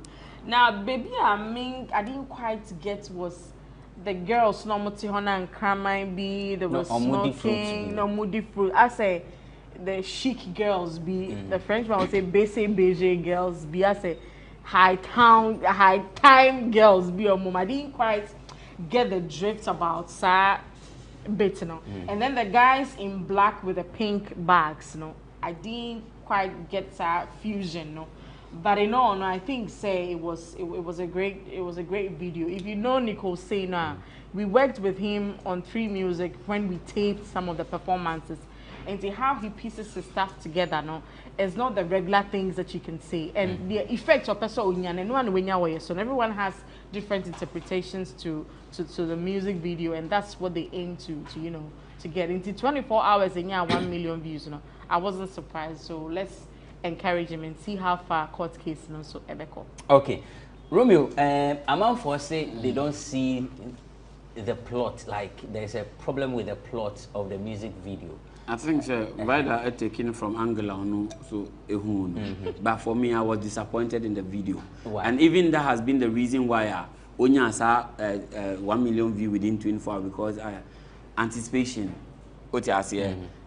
even 3 Music concepts no the man on the night of performance no crown and properly no to that extent and the man for developing interest, and I felt a bit contradictions within video no, because one say oh yeah performance do on 3 Music Crawford were interested in issues are facing and saying was it the reason behind the music or still no what's wrong you way you get it. So we were expecting say, and that rain concept it became a craze for people TikTok echo, so you needed to maintain that kind of balance because we are continuing and it might appear to be a cliche, but you give that journey. I understand the angle from which I can, but I'm looking at someone who is genuine, who is emotionally, when you touch people's emotions, you take a seat in their heart. You get it? And I was looking at that aspect there. Me who that kind of a continue with a hustler where the rain concept could even pop out at some point. Rain, I heard that no. No, I think you don't expect say you be a 4 minutes video na no, you don't get what I'm saying. Like, yeah, I'm looking at I think said that was perfectly executed into a daho on record in his name. But there's transition in this music video. Or by and we be a press conference and for accusing him be brave. We're moving we say na obra into the morning wako Jim Paibo. Or Jim Paibo we nyoma koye kakra man who saw ne big girls be ti home krama or moody fruits near there. And when chini who say boys be a black or more pink bags. These are like people around him, but I'll share video now. All these guys, you know, they were even fighting amongst themselves. And check na police about it tells you say yeah, but mean haters even in your own circle in your journey now walk on. And he was arrested and he swagged up in his mug shots. You see, you know, there's transition. Romeo concluding Abranti won't say me no.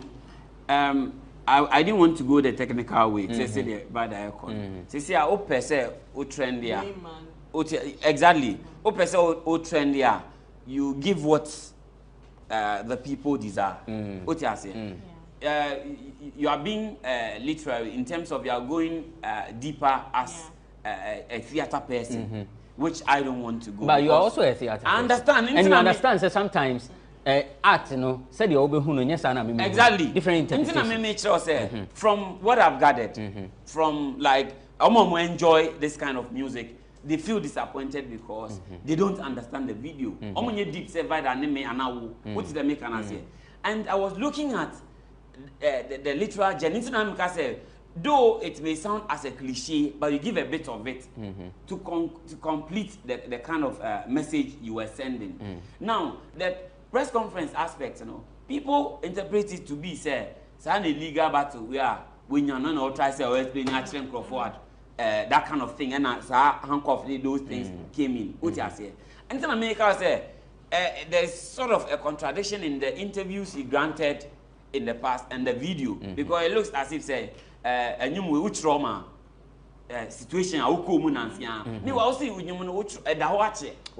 you try to. This is what the people think. So okay, let me do something around it and keep the conversation going. Exactly, and there's a reason why we are still discussing it. But me so make sure say I had anticipation because of the rain concept, you know. And until a man crofo say video no, a BS and crofo per TikTok e dey ade. Crofo per video action oriented. No more dia bibi na ma also what trendy further. What you say? But he didn't give that. Crofo say na using that video way in as TikTok. Okay. So to the mechanism. That is the impact he has failed to deliver in terms of maintaining that status quo. Onya on three music rain concept and by. And honestly speaking, that thing pushed the song. Quick one. Where me hear just one sentence. If you are rating the video, 10 over 10. Oh, if I'm going technical, dear, meet my man 7. Nah, one for technical. But no Madina side. Me say the kind of the normal expectation, social mindset of the young people. I'm expecting say video and say they record and give them a man half, they are 5. Vida, rate the video. For me, it's a 7 for me. 7 for you. Yeah. Okay, Mate. I don't know how you rate the video wherever you are, but if you've not watched it, go to his YouTube channel and watch Koku the Traveler music video. We are taking a quick break. When we return, we have an interview with Miss Ghana 2019. McDonald Nane Asare is Assemblywoman for Madina Social Welfare Event Organizer, Artist Manager. What did I say? Assemblywoman. I said Assemblywoman. Yes. Hey! No, it's because he's always with pageants girls. Hey! Hey! Mankani Yekra! Manua for Bazawaza. So Romeo is Assemblyman for Madina Social Welfare, Artist Manager, Event Organizer, and is a member of Miss Ghana team. Vade Chuma Boatin is a columnist, the PRO for 3 Music Awards, and reigning Pandit, Entertainment Pandit of the Year at Folkless Media Awards. He says the campaigner for Trash for Cash. Okay, so we are taking a break. When we return, we have a conversation with Miss Ghana 2019. Don't go away.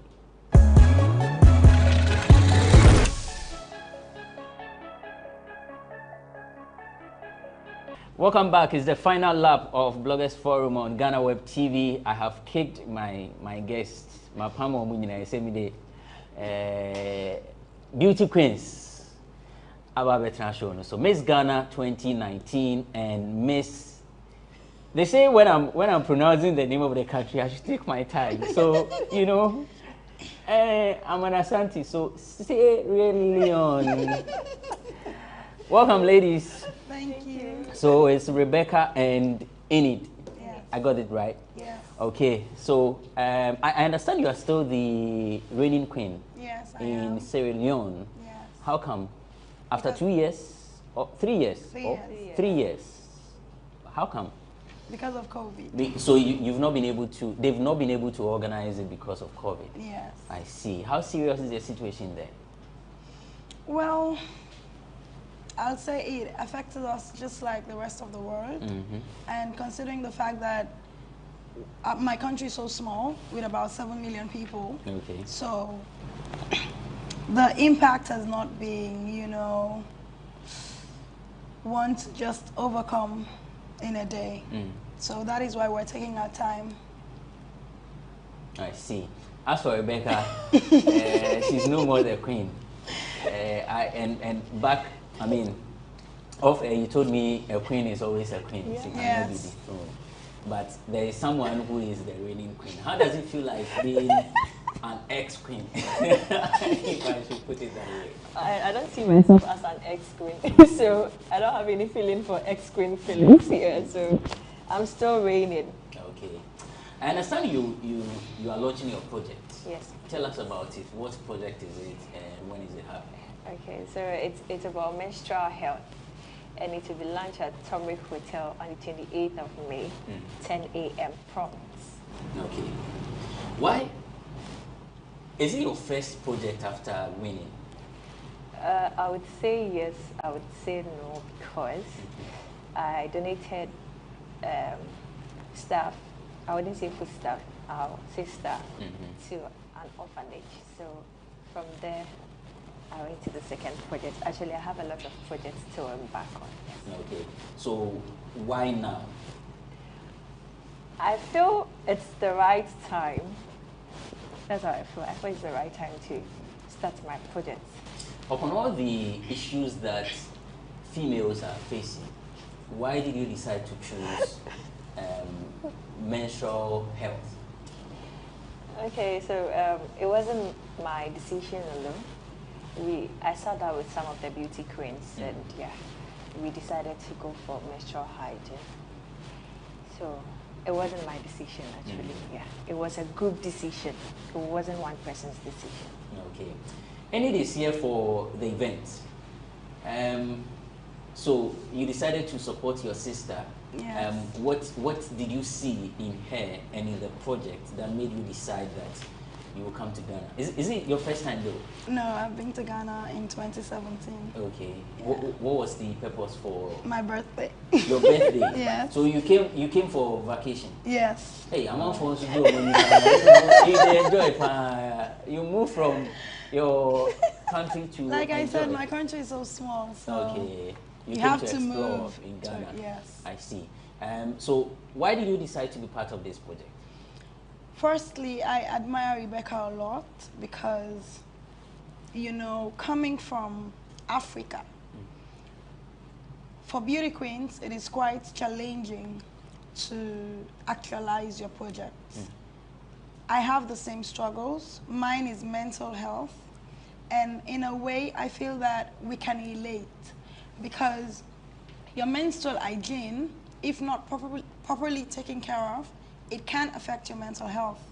So in light of that, I feel that supporting her and giving my own contribution, we can be able to sensitize girls, especially in that area. Because as a woman, I have felt it, I know how it feels, I understand what other people cannot relate to.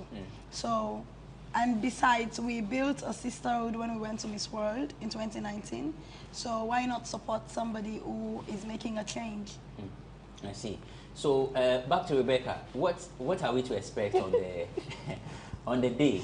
If you are launching it, who are those coming to help you with the launch? Give us a rundown. How is it going to be like? Okay, so those coming on board, I have about 4 doctors on board. They'll be educating us about menstrual hygiene, the effects about it. And I have the second lady on board. I have SA ambassador to Ghana on board. And I have Ashaiman MPs and other MPs also. Yeah. Ini? Yes. How do you find Ghana? Ghana is beautiful, I must say. It is? Yeah. There's this conception, or you may want to say it's a misconception, but that's what some people have been saying. That if you are, there are 2 things that if you do contest in Beauty Queen, it means you're a bad girl. That's one. The second one is that you contestants are pimped. Let's deal with the first one, and then we'll do the second one. Okay. Have you come across any of these comments, though, in the first place? Definitely, I do. So what's your reaction? I believe some of us has helped change the narrative. I remembered when I was in uni, and then I had a lecturer who had the same perception, but then I changed his mind I remember there was a particular time when I topped his class. So ever since then, it was like, because of you, I now believe that girls who partake in pageants are not stupid or bad girls, because the bad girl thing it tags along with stupidity.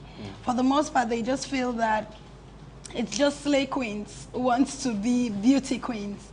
And there is more to that. I am a graduate from the University of Sierra Leone. I work for a government institution, and I am a beauty queen. So I believe we need to send the message the more, because again, for me, I feel our parents has already made it a thing since way back. Because as a child going to school and then you tell your mommy, especially in Africa, that you want to be a beauty queen, they're not ready for that. For me, I was lucky I had a very supportive family who understood, you know, what it meant. And I feel that the exposure as well helped me a lot. So that's people's opinion. We cannot completely change it, but I believe if only they put their mind to positive things, then they can be able to see the positive side of beauty queens. Are you worried when you hear such comments? Not really. I'm not the kind of person to worry about what others think. So for me, it's like I said, it's your opinion. The best I can do is to give you a reason to see a change or to see something different and something unique.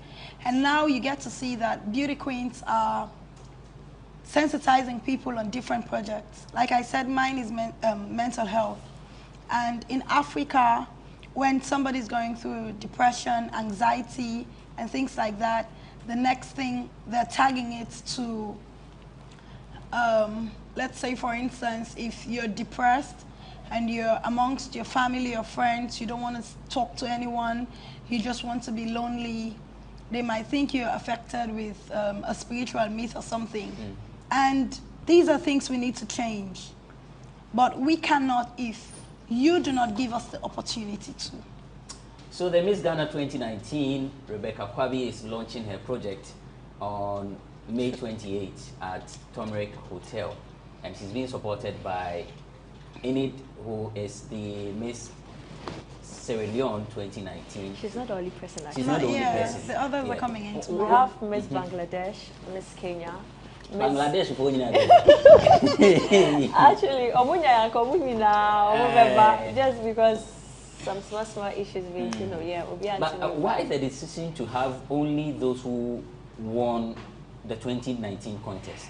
You know, we are queens. Okay. And when we stand, the world will listen to us.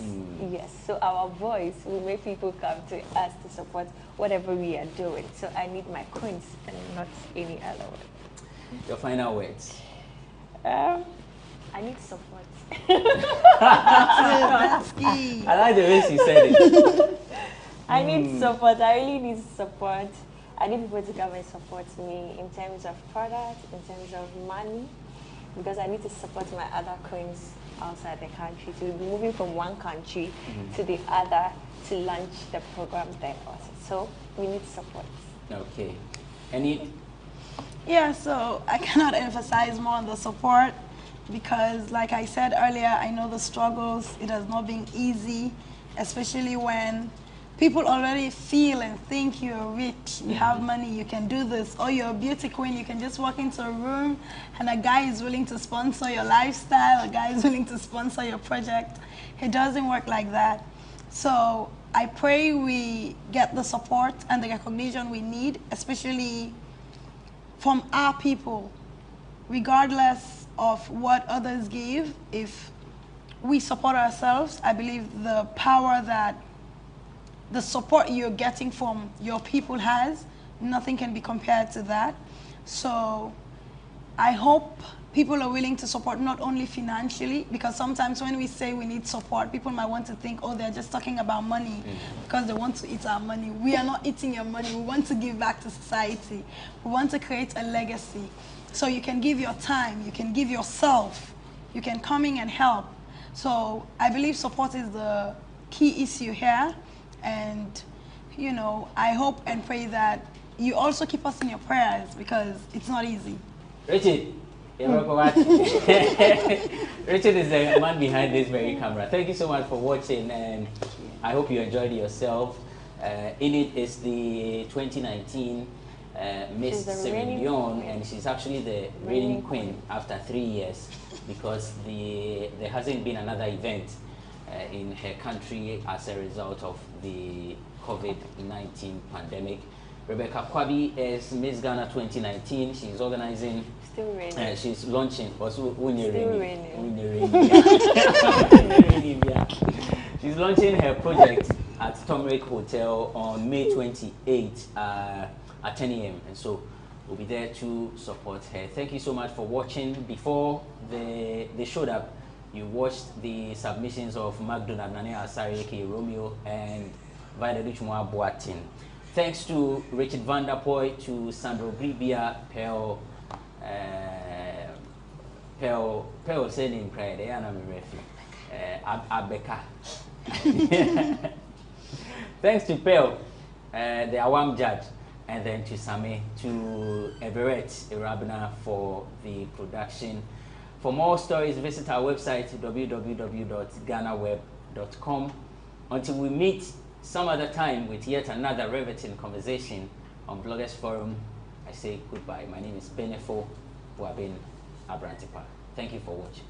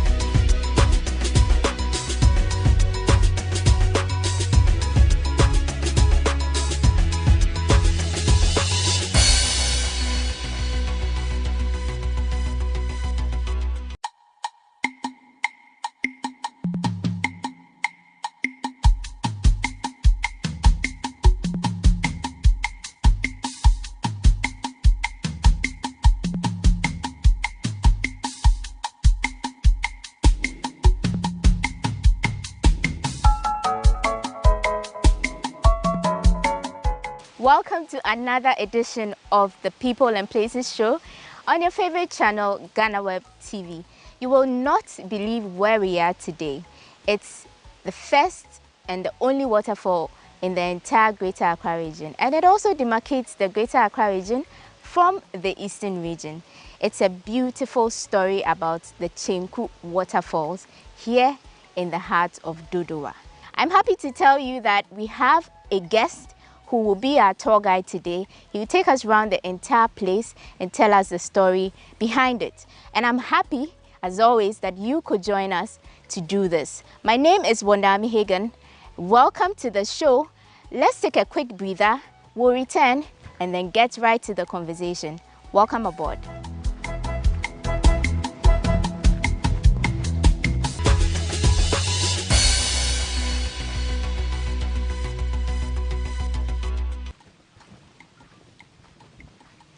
Welcome to Chenku Waterfall. Thank you. The only waterfall in Greater Accra region.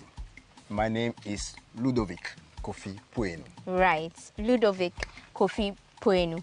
That's self-introduction. He has an interesting name. Are you Ghanaian? Sure. You have a French name. Yeah, that's given by my father. I see. I'm a Ghanaian. I see. Okay, so he is going to be taking us around the place. He's been here for about 6 years, so he has adequate information to help us know more about this place. So let's not waste more time. Let's just get going.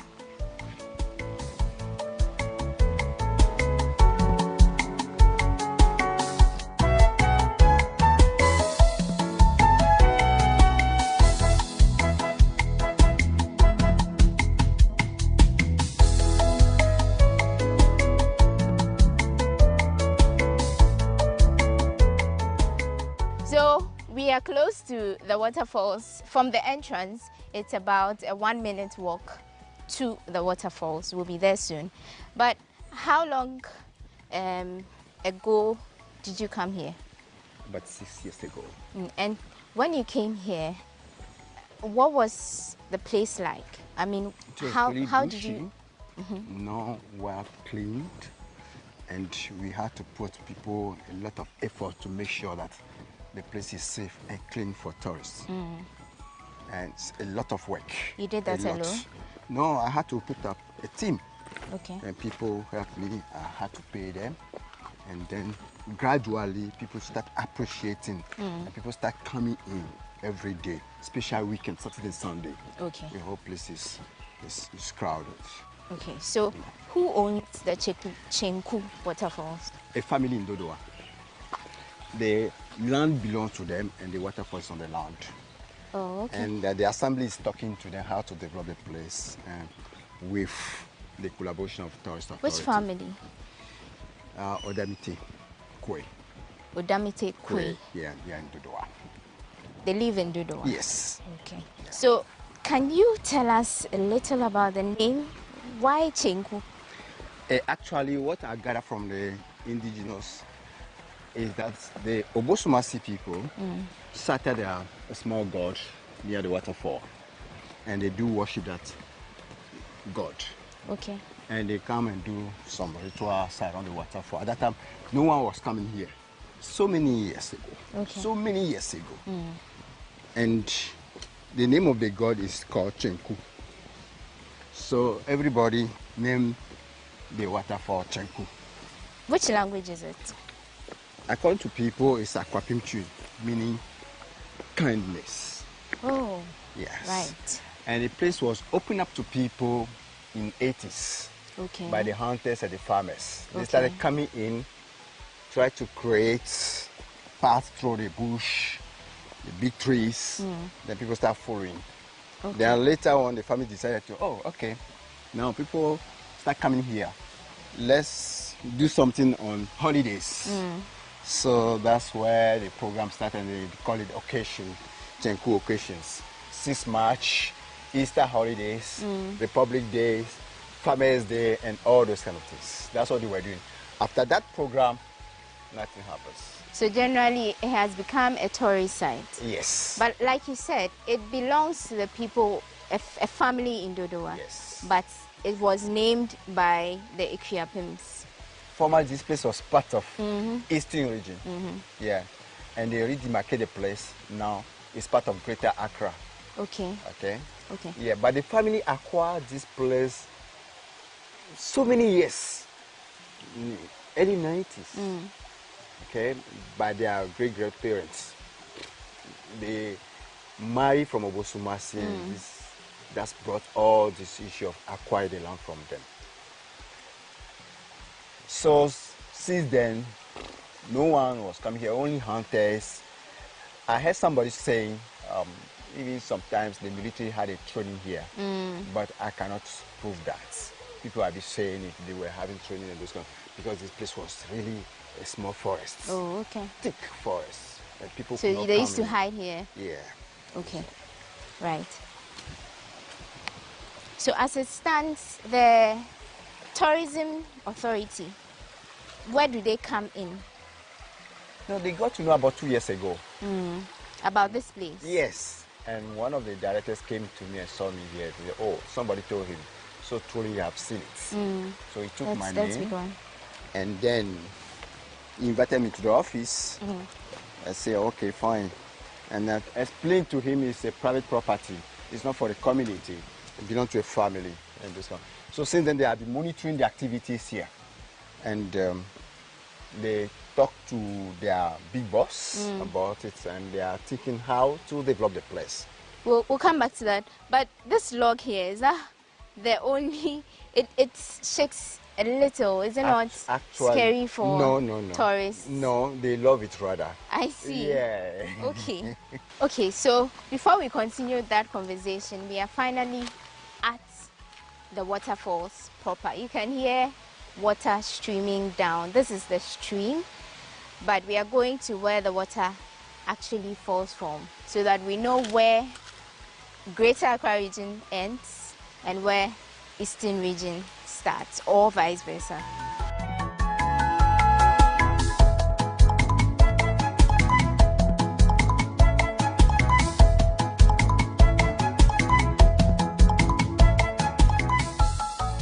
Okay, so Kofi, I know this place is part of Dodowa, but I mean, when you read and you try to watch a few things about the place, you get to hear some people suggest that it's inside the Dodowa forest.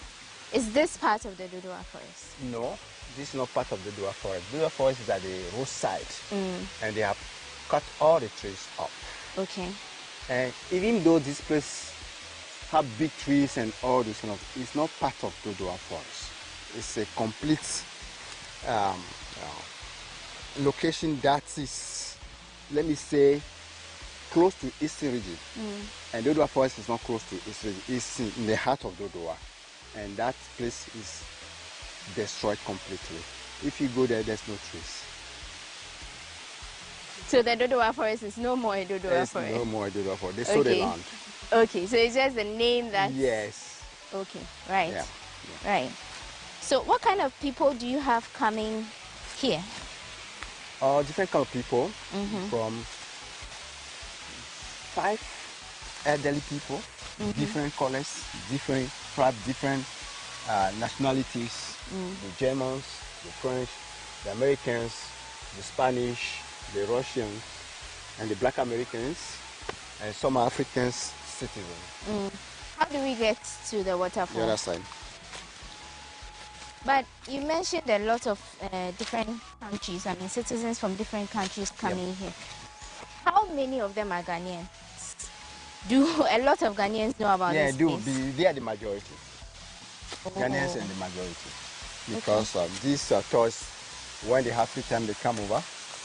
But most of the times, the Ghanaians are the most people we see here. They come every day. Every weekend you see them. Families, Ghanaian families, friends, they come. I see. They are the majority. Okay. This place, we are close to the waterfall. We are going down there, but it's a bit rocky. So you would have to watch your step. Let me follow the leader.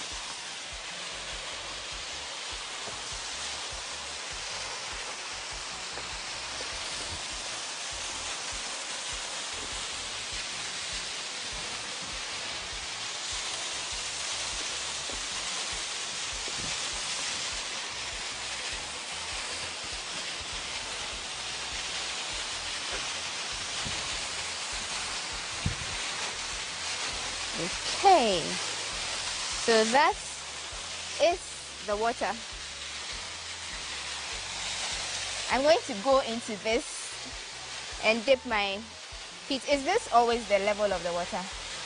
Okay, we'll come back to that, but we are going to learn more about this place when we come back from this short break. We've been talking to Kofi Koeni. He is the manager of this place, and he has more to tell, so stick with us. We'll be right back.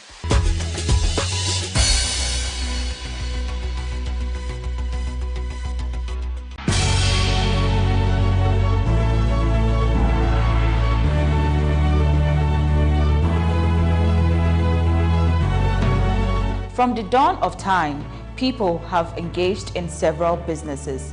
With the onset of technology and innovation, life has relatively been made easier. By using debit or credit cards, Mobile banking. Thank you. And your favorite mobile money? Tech has indeed married business. On BizTech, we spend time with faces behind known and upcoming businesses in the country. Learn more about the new technologies and innovation, as well as find out about the trending issues in the world of business. Join us as we serve you with a variety of compelling interviews, projects, and others right here on GhanaWeb TV.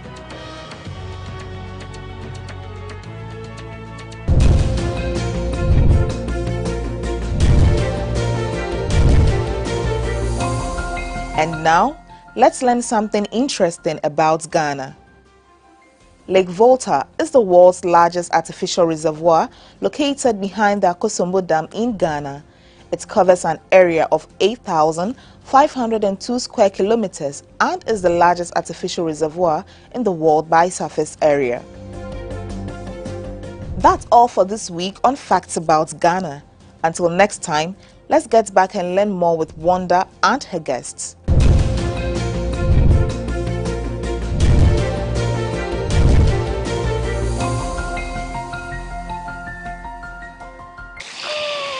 Okay, so thank you for staying with us. We are back and I'm in the water. So it gets up to a little beneath your knee if you are coming to this rock where I'm standing. But if you want to go a bit further away, then you need to maybe wear shorts or something that is a little above your knee. But this is the Chenku waterfall. The water is very cool and very clean. We are going to learn more about it as Kofi tells us more. So now I'm just going to walk out and sit on the rock while we continue our conversation. Ooh. That was me back there in the water, and I shared a little of my experience with you. It's cool, and so you should try to visit sometime. Now we are back and we are continuing the conversation with Kofi. Kofi, where does the water from the waterfall stream down to? To Ashiama, join other streams, and then goes to Sakuona and the sea. Oh, okay. And the people in the community, do they use the water? Yeah, sure. Yeah. They use to wash their things. Some drink it, some use to cook. So that's why we always try to protect the water so that people should not swallow it. That's why there are some rules. Okay, we'll come to the rules. But, I mean, we are here. We know that this place separates Greater Accra from the eastern region. Exactly. So at which point does Greater Accra where they touch the pool there, that's the end of Greater Accra. Oh, okay. Down here? Yeah. So the whole of the top is eastern region? Yes. Wow.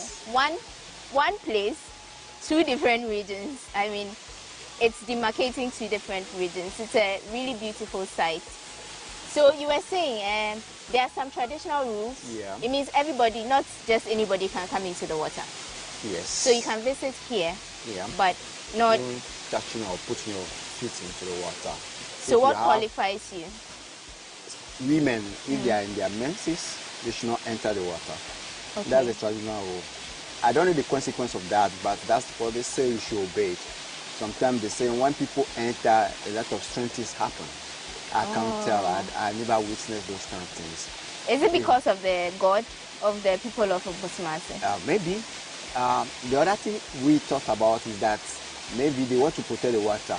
Oh, yeah, from pollution. Yeah. Because people drink it, people use it. That's the only water source here in the environment. So to put fear into people, they will say, okay, don't do it, this will happen, those kind of things, so that people should not do it. Okay.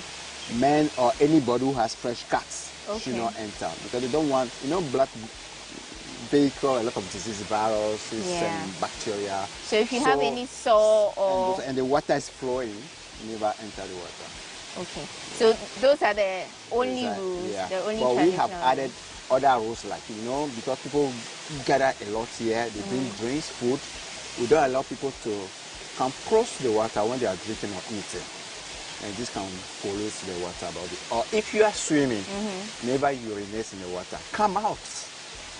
Even though it's flowing, come out because you don't know what your urine contains. Okay, so you mentioned that a lot of people come here to have parties during the holidays. Yeah. When they come aside going into the water, what else? What other activities? Where do they sit? Actually, we have some benches. Okay. But due to some challenges, some people from the community, you know, they do all kind of things. When they go, they are drunk and these kind of things. They destroy the benches, you know. And moisture too, because they are wooden structures, sometimes they get with time, you know, it's wet, this kind of thing. When they do those kind of things, then it's very expensive to be replacing them. So we are thinking of making a concrete bench. Okay. So we have a plan, and we'll start soon. The other thing they do is that people come with their food, their drink, their music box, and they play. There's no music, and they jump, they dance, and they do all those stuff. People bring their games. Okay. Those kind of things. Yeah. Is the water always at this level? No, because we're in the dry season. That's why it has come to this level. But during the rainy season, it's very huge, and sometimes you see the stones are flooded. Okay. The whole place is flooded. And another challenge is that sometimes it brings sand. Why sand? Because sand. So the water is actually see. No.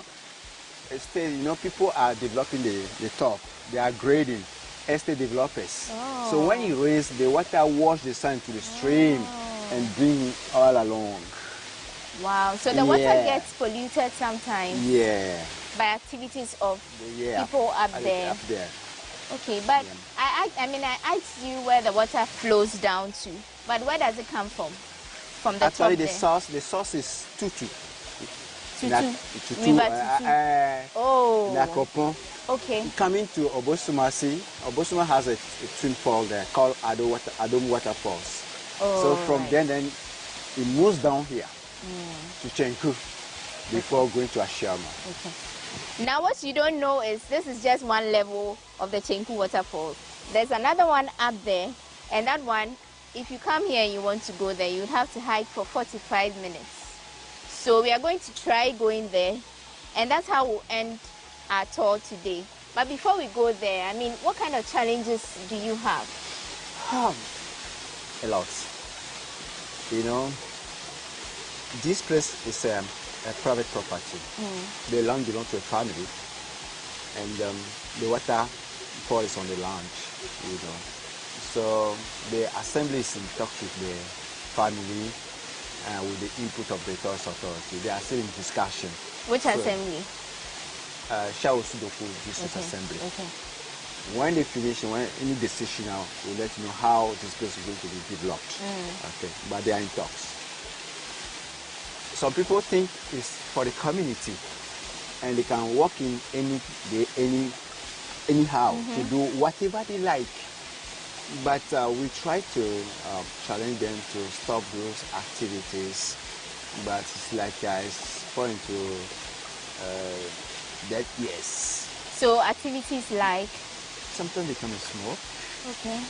They do all illicit activities here. Yeah, that is not good for the tourist sites. Okay. You know, it puts the tourist, the clients away. They sing those activities, they shout, and you know, it's disturbing. So the assembly is working together with the family and everybody, all the stakeholders to deal with that. Yeah. You mentioned the police are aware. Yes, all this. What have they done about it? Well, they are still working on it, but while we are patient and waiting for them to deal with this situation, to the problem. Also, the road leading to this place is not too good. Oh, yeah. That could also, because it's a beautiful place, and if it's well developed, it will bring a lot of resources. Actually, the former DC came to us and said, oh, they are thinking about it, they will do something about it, and they will do a culvert on the stream so that people can drive car actually to the gates. Yeah, but we are still, it's about 3 years now, so we are still waiting. We don't know what is happening. Wow. Yeah. But after the footbridge, it's farms. We can, unless that place is demarcated properly, then because we can put a road. because we tried to build a bridge and people tried to bring in cars. They were parking people's farm and the farmers got angry. Okay. So we stopped those kind of things. Okay. So we are waiting for the assembly. I think you should also liaise with the tourism authority. That would help build the place they do talk to us, you know, because it's a private property. They have to do all this in consultation with the family because the family owns the place. Okay. They want a way of developing the place. So they have to really talk to the family that, oh yes, we are ready, but we have to put things on the table, how we go about the whole site. Yeah. So the resources, I mean, people come here. Yeah. So if a tourist comes here, how much do they pay, for instance? Yeah, non-Ghanaians pay 10 cedis to enter the place, and Ghanaians 5 cedis. Okay, okay. Right. And that money goes where? We use part to maintain, to clean the place, and part goes to the family. Okay. Yeah. Right. So that's it. We'll continue with our hike, 45 minutes hike. Of course, we'll bring you highlights of that. And then when we get to the top there, we'll wrap up. So let's get going.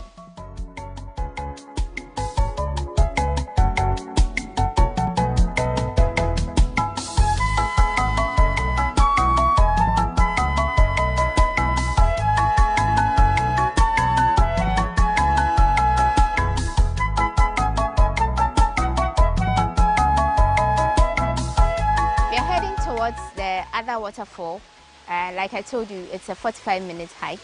It's going to be some time, but we met these two gentlemen along the way, and Kofi has already introduced them. So since Mr. Otu has been here for about 30 years, I'll just ask him a little about the place.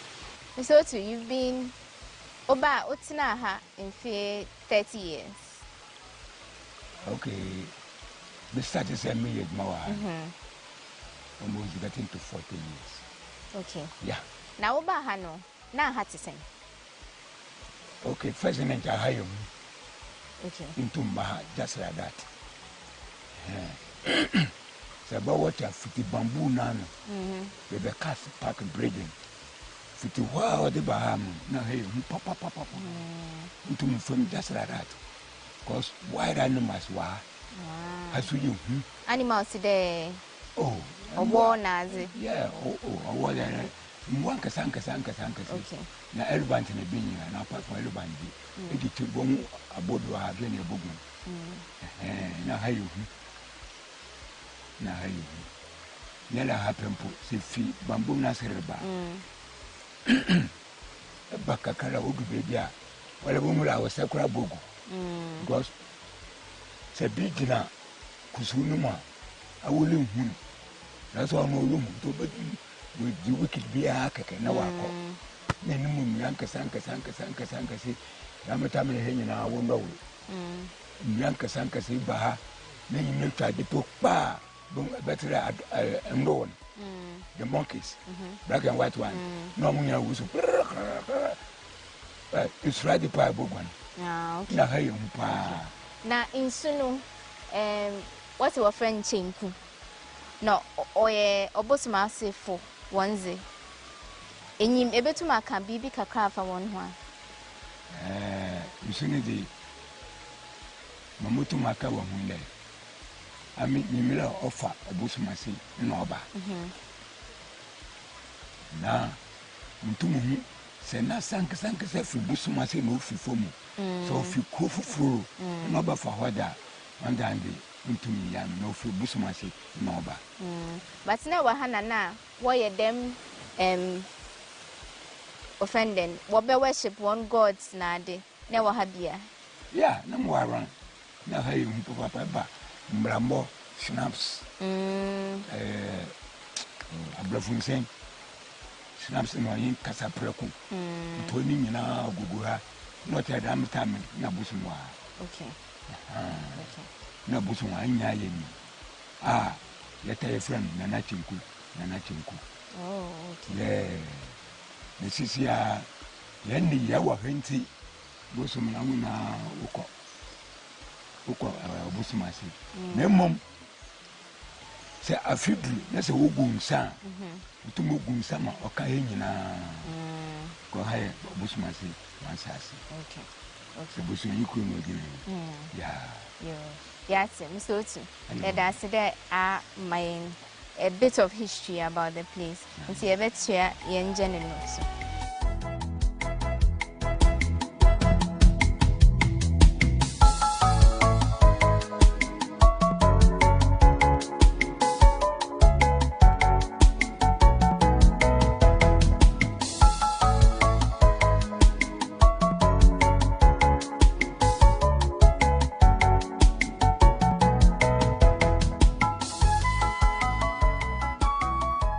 The hike is another level of stress. If you, I think Kofi said, I mean, he says that it's better if you come very early in the morning because the weather is cooler and the sun is, you know, minimal. So then you don't get so dehydrated and stressed out like we are now. But we have 5 minutes more to go. So see you at the top.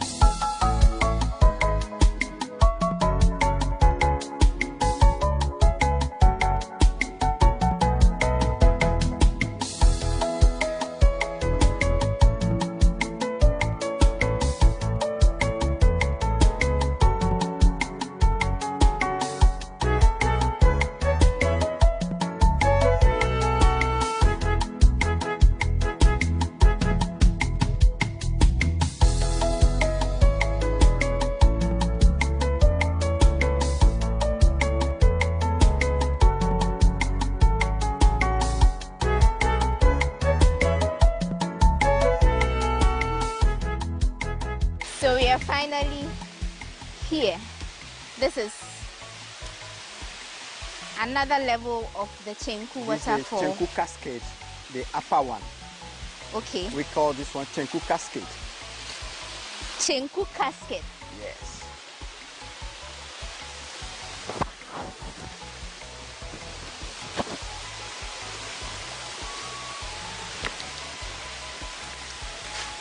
So this is it. This is the Chenku Cascade. The upper Chenku waterfall. Okay. Yeah.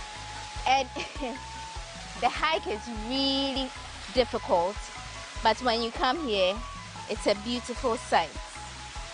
It's a really beautiful sight. So, is this still Greater Accra? No, this is Eastern region. So now we are in the Eastern region. One waterfall, 2 levels, 2 different regions. Ah, great. So you can try this when you come, but like I told you, you need to do this very early in the morning. So you can come here and decide to step in the water or just sit here and have your picnic or whatever it is. The sound of the water alone is refreshing. It's so refreshing. This place is simply beautiful. So you should try coming here. You know, I bet you would enjoy yourself very much. But let's Kofi tell us a little about the hiking and then we wrap up like I promised. Yeah. We have a club for the hiking. We call Chenku Trails. Okay. So to come here, you need to join the club. You pay a fee and you have to be a minimum of 10 people in the group. Then we take off. It takes you 45 minutes to come here.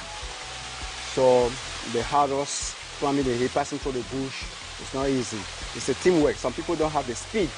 So you need to have patience for them. You actually can get to the middle of the road and you say, I was like, I won't do this again. Yeah, but you need to be patient for them and make them to relax a little bit. Very patient. Yes, to get back their strength and then we move.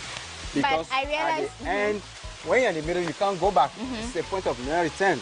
So then it's either you come or you come. Exactly. So you need your mental toughness. Okay. It's no more your physical strength.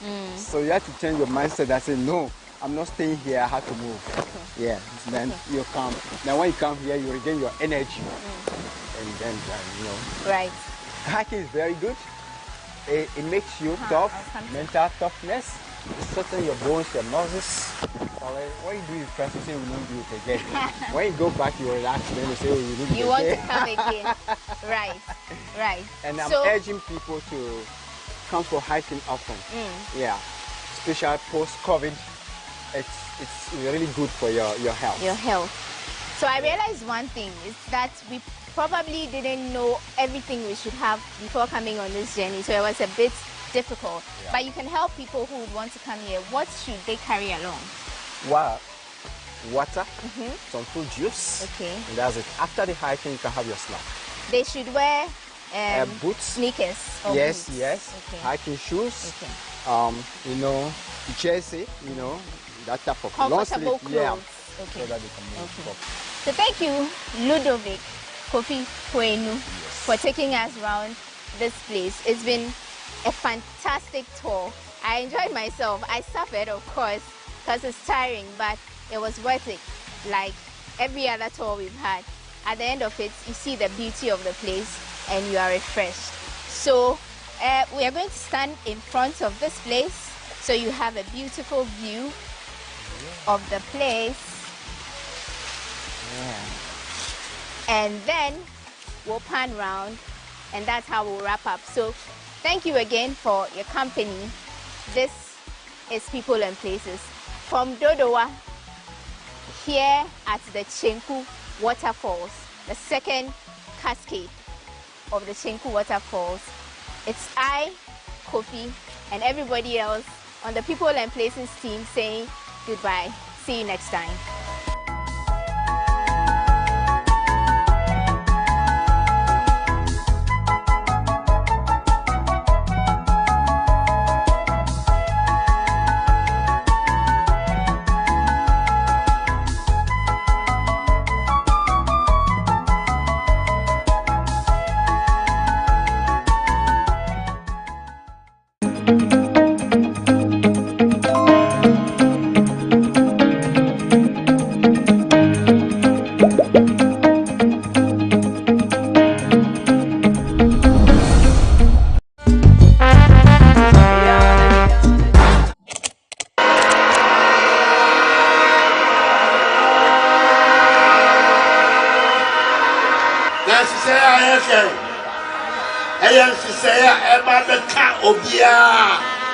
Everybody is going to be involved in the movement forward of our country.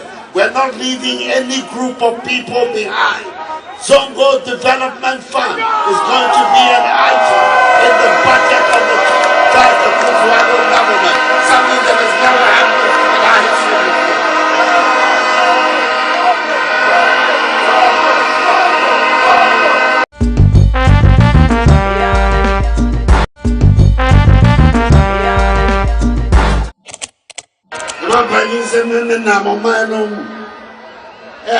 Ghana for Mammy, my penny no entrance. I mean, just on this side there, I will Ghana for Kasai. And my mammy will say, a man penny no, can I make a dear memoir away on Saturday? To be no Yamamo on a wall. Yamamo on a wall. I'm a semi-percent, but the family, I'm a dear, and my papa be my one. Yes, and I'm about the summer. Yes, and I'm about the summer. That was so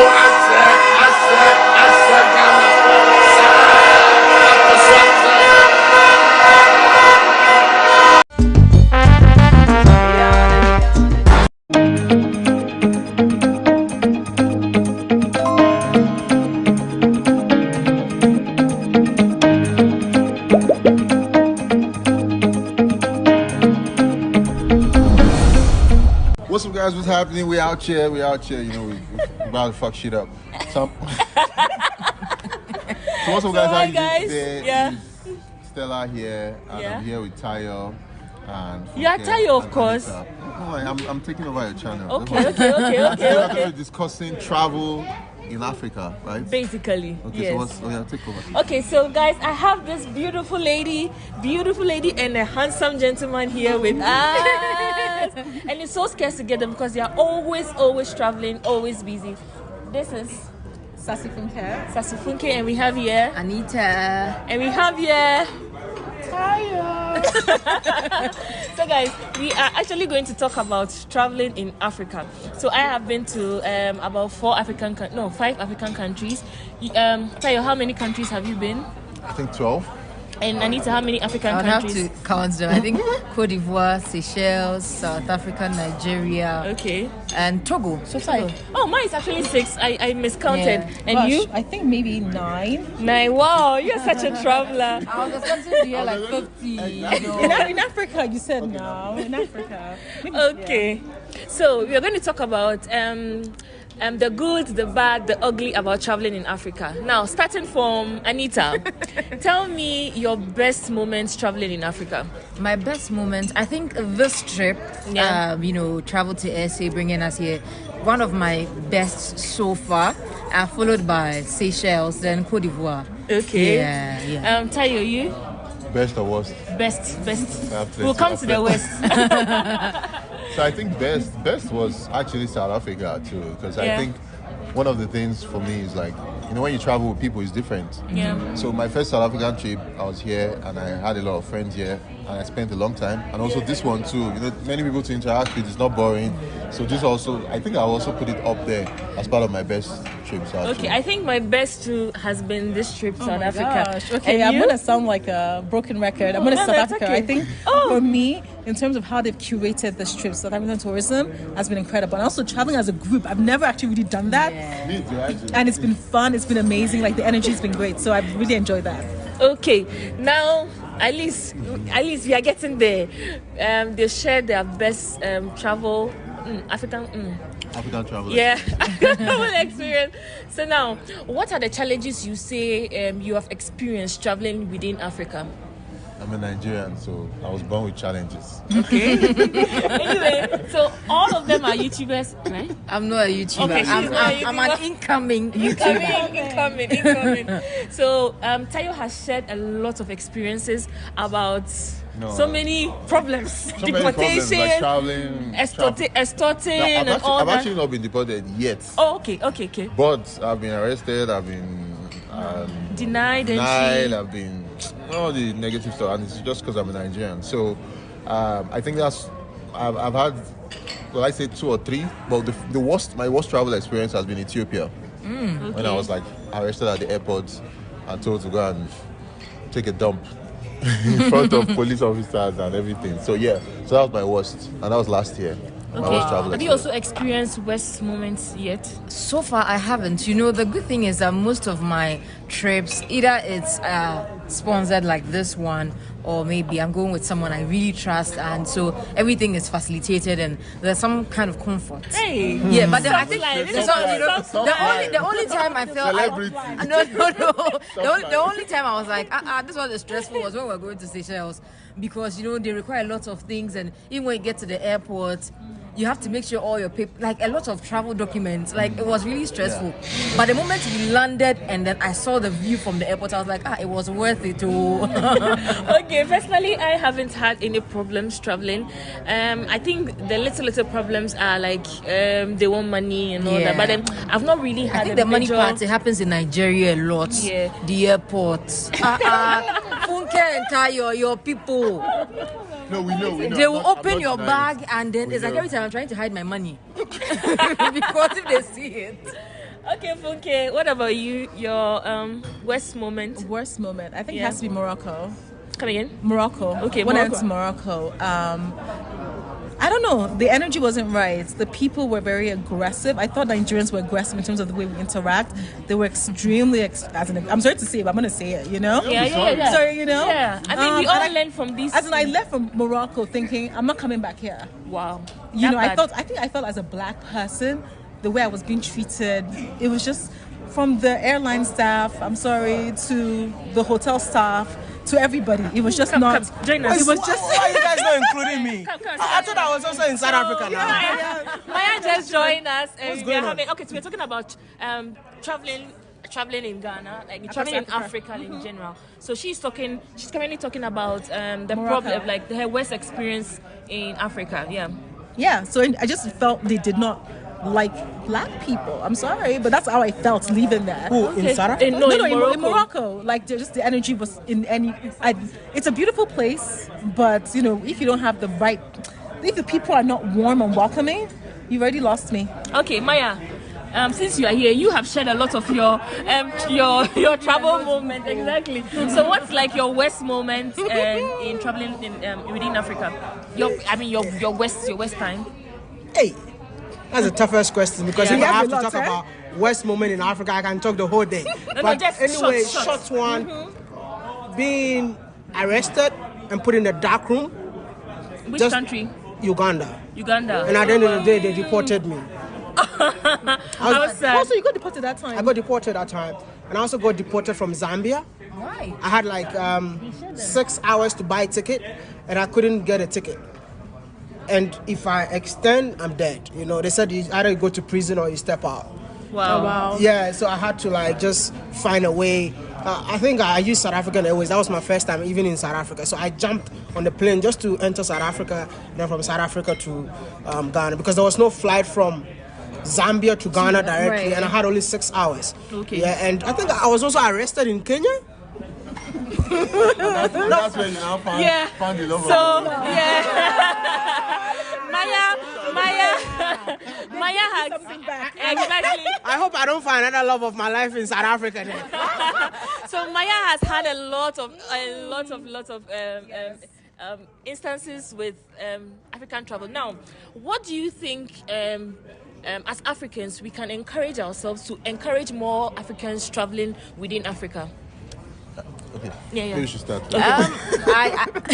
Honestly, I think one of the things that I've always found a little bit of an issue with is the process, because most of the countries want people to visit, especially the ones who are big on tourism and they have beautiful destinations they want others to see. So I think when you have, let's say, content creators, you have people who want to come in and experience what tourism is like, there should be some, not too soft, but at least the process shouldn't be too hard, and not like favoring some people, but when the person is coming in as a tourist and you realize that, oh, the documents are on point, this person is not coming to stay forever, but the person will definitely come back. I think sometimes they should, reduce it a little bit, because sometimes the documentation and the papers you need to get right, it's frustrating. Okay. Personally, I think ticket is too expensive. Like, I want to go to Europe so bad, I want to stay in Europe so bad, just because I want to fly to the next country for cheap. That is how bad. Like, ticket is too price. You look at the even the tax alone, and you're like, that is somebody's like salary. So I wanna explain on that. Yeah. The flight tickets are not expensive, but the landing tax is extremely expensive. Yeah. Because when I interviewed the CEO of Airpeace, he was telling me that flying to Ivory Coast, the amount of money that he has to pay for his plane to touch down. Remember that. It's a lot of money that he has to share the price of the taxes on everybody's flight ticket. So which means that it's the cost of our African government. Okay. I think most of them don't travel. I don't care. I think wait. They travel, but it's more like they care about themselves more than the people that, because I thought leaders were supposed to serve us, not us serving the leaders. When they are flying, they fly private jet, so they don't know what you go through. It's just like being in Africa and your roads are very bad. See, I wish I can stay in the southern African part, because looks like Maya is going to take over if we don't stop him. Tayo, let us know how. No, I think everything everybody has said is valid, but I think also one of the problems is, we have borders. Okay. And those borders that are put in Africa were not created by us. Okay. And then it makes it harder for people to travel from one country to the other. Why do I have to why do I have to even get visas to come to South Africa? Exactly. I'm African. Yeah. Like, if you were living in Europe, or do you have visa? You've traveled. Do you need visas to go from one part of Europe to the other part? Most of Schengen. So Schengen, obviously, a bunch of states that have come together to say, you know what, borderless travel and things like that. So that's something that Africa should definitely look at doing. Yeah, and I feel that there's so much advantage to that, because business-wise, if more people can travel across Africa, there will be an exchange of ideas, exchange of business.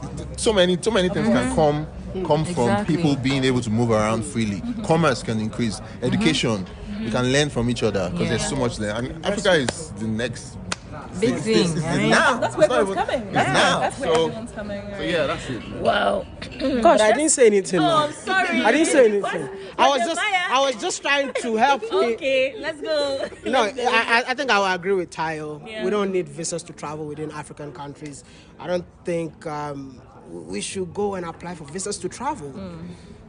You don't think so? Yeah, I think so. You should allow young Africans to move from one country to another, and that alone will bring a lot of intermarriages here. Oh, wow. So whatever is so interested in like intermarriages because he's dating an East African lady. I'm dating an East African lady, but I feel like that was the dream of the people who established Africa. In terms of Kwame Nkrumah and Nyerere, they just wanted to see inter-Africa. But Unity, now right? the people that are there is dead. Sorry. Okay. I think on the other hand, it's really, sometimes we just look in one direction and say, let's make borderless travel, let's not scrap visas. But as countries, you need to also protect your borders. Like someone left a comment on my YouTube video today about South Africa. The person said literally, tell your Nigerians not to come to South Africa anymore, right? Okay. And I was like, tell Nigerians stop coming to South Africa. And I wrote back and I was like, wait, no. And I said, no. There are many great Nigerians. Like, don't say that. He was like, I understand, but he said, go to this place. Go. I mean, he gave me specific places in South Africa to go to see what's going on there. So from each entity, each country has what's it called? Responsibility to its people. Okay. That's fundamentally right. But I understand that. Borderless does not mean that there shouldn't be borders. But Europe have borders, right? But you can still move from Germany to Spain with your passport. That's what we're talking about, borderless. So it's not about protecting your own. It's about allowing your people to move around. You get me? Yeah, so because of time, we have a flight to catch. We are going to end this conversation. We need to... End on a good note. Okay, so, all right. So, thank you all so much for having... It's on my YouTube channel. Yeah, thank you all. I'm happy. I'm happy to have all these, just celebrated beautiful personalities, So, we are going to end... YouTube channel, yeah? Thank you. That's all I want to say. Okay, so any final words to anyone watching this video?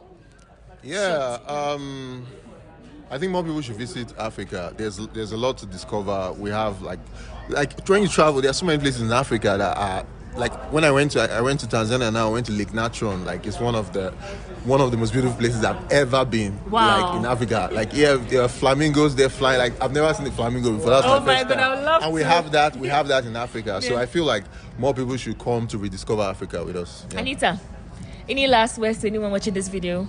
It's been fun, honestly, meeting you all. Aww. Yeah. Yes, especially I think notwithstanding sort of all the challenges that are in Africa, how hard it is to get to places, how expensive it is. This is our continent, right? It's our obligation to sort of just enjoy and also showcase and create our own narrative of what Africa is. Africa is absolutely beautiful and it's waiting for you. Okay. I have nothing to say. all I want to say, a big shout out to Jennifer for being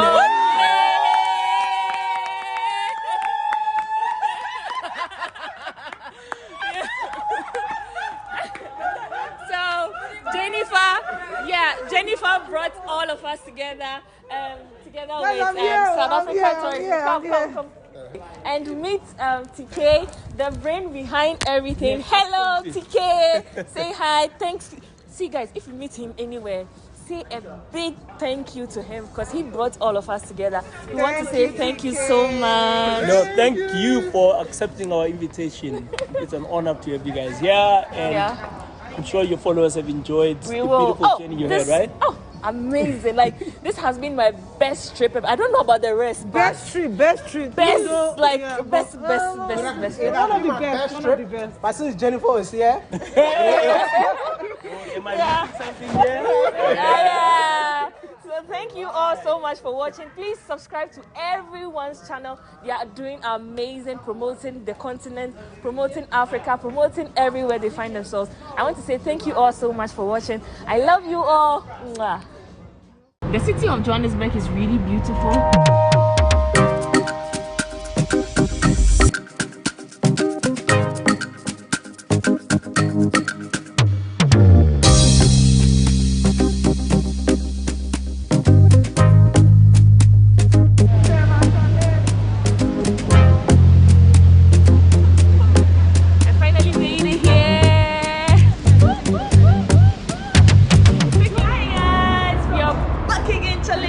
I'm here at a place called Da Vinci and I'm going to be spending 2 nights here. Let's go explore this hotel.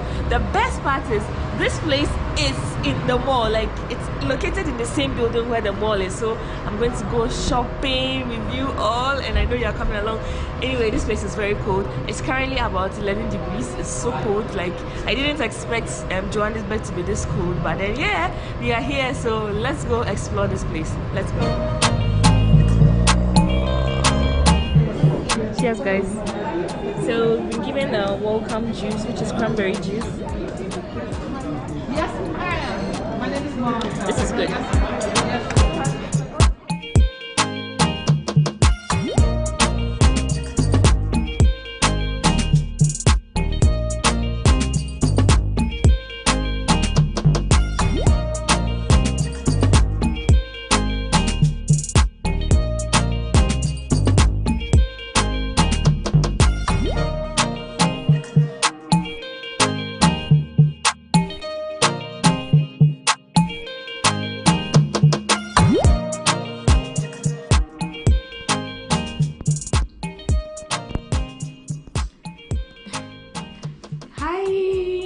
Guys, this bathtub is going to serve its purpose on this trip because I'm really going to use it.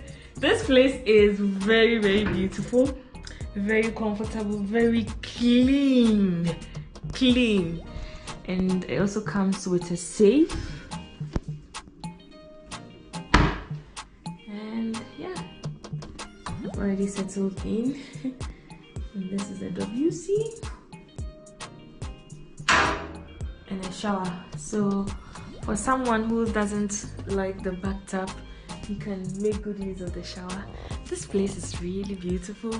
Thank you so much to the South African tourism. This place is really beautiful. I'm going to be spending 2 nights at this beautiful hotel called the Da Vinci. It's in the middle of town. Let's see how outside looks like from here, from my room.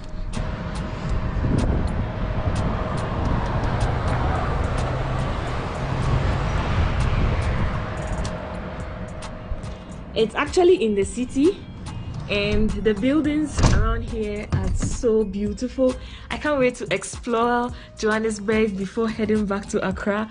Wow, I have like just 2 days in Johannesburg and I'm really going to make it worthwhile. Wow, this place is beautiful. This is going to be my room. So comfortable, so cold, just the way I like it. So clean, white and gray. Oh my goodness, this experience, amazing. Too much enjoyment. Wow guys, I don't know if you can tell, but it's raining ice. Wow, this is my first time seeing that. Wow. Have you seen that before?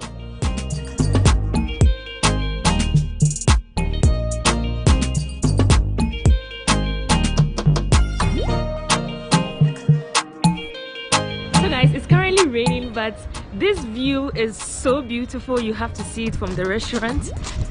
Look at this. Wow. Sunset.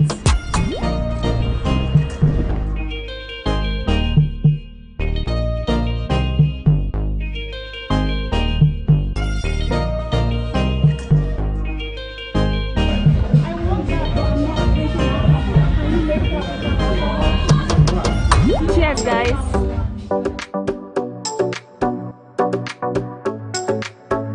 There's vapor coming out of my mouth. Yeah. Oh my god. How was the meal? So we're going to talk about our meal. How was the meal here? It was too much. We're fighting on our table. And we realized that you guys are slow eaters. Yeah, and we had to come and collect your balance. Yes. And I love the food. I enjoyed the fish, especially. Yeah. That fish was... And I'm so glad I took too much of the fish. More than anyone on the table. That was so the guys, best one. South Africa is a vibe. Johannesburg is a vibe. It's cold here. The sun is out. Woo! There is this wind that just passed. Oh my goodness. Here is definitely a vibe. I hope you're also following me on Instagram. If you're not, my name is Stella Chanelli on Instagram. Follow me, join the family. Usually I post on my stories first before YouTube sees it. So yeah, please follow, join the family. Let's be friends on Instagram.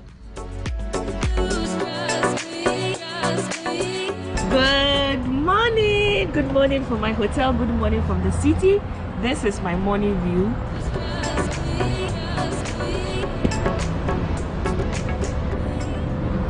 The city of Johannesburg is really beautiful, and right here from my hotel, I just woke up. I'm going to have breakfast, and of course you all are coming along. This is going to be the second day having breakfast here, and yeah, I'm taking you along. Guys, this place is really nice. So what happened is, I've been here in this hotel, going like in and out of the hotel, like because we had other activities to do. So I hope like so far I've been able to show you around. Yesterday I felt like really sick, but thank God today I feel so fine. I don't know whether it's the change in weather. I don't know. Yesterday I was really feeling sick, but today I feel much better. So let's go have some breakfast, and then let's explore this hotel before I finally leave later on today. So yeah, let's go. How you doing? Girl, good morning, people. How are you? Today is the last full day. I'm so sad. We're going out to eat. Go down to eat right now. Yeah, but they are staying till tomorrow. So yeah. So yeah, let's go have some breakfast. Yeah, you know you have to do this. This hotel is so bougie. No, I'm supposed to use. You can even use your hand. Yeah. I learned a lot of luxury things on this trip. So this is the reception area, which you already saw.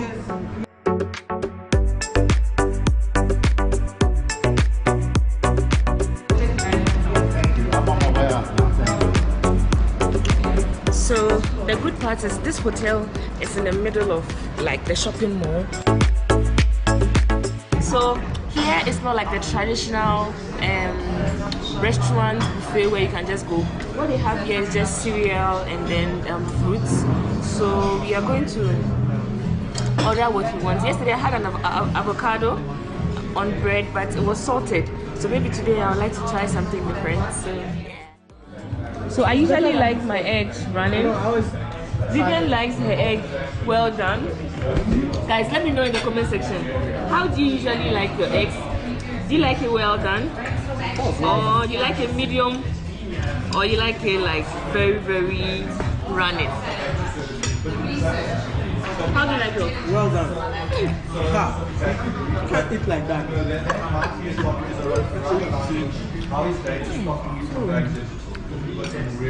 This is so good. So today is my last day here in Johannesburg, Sandton, and I mean, you can't come to the city and not shop.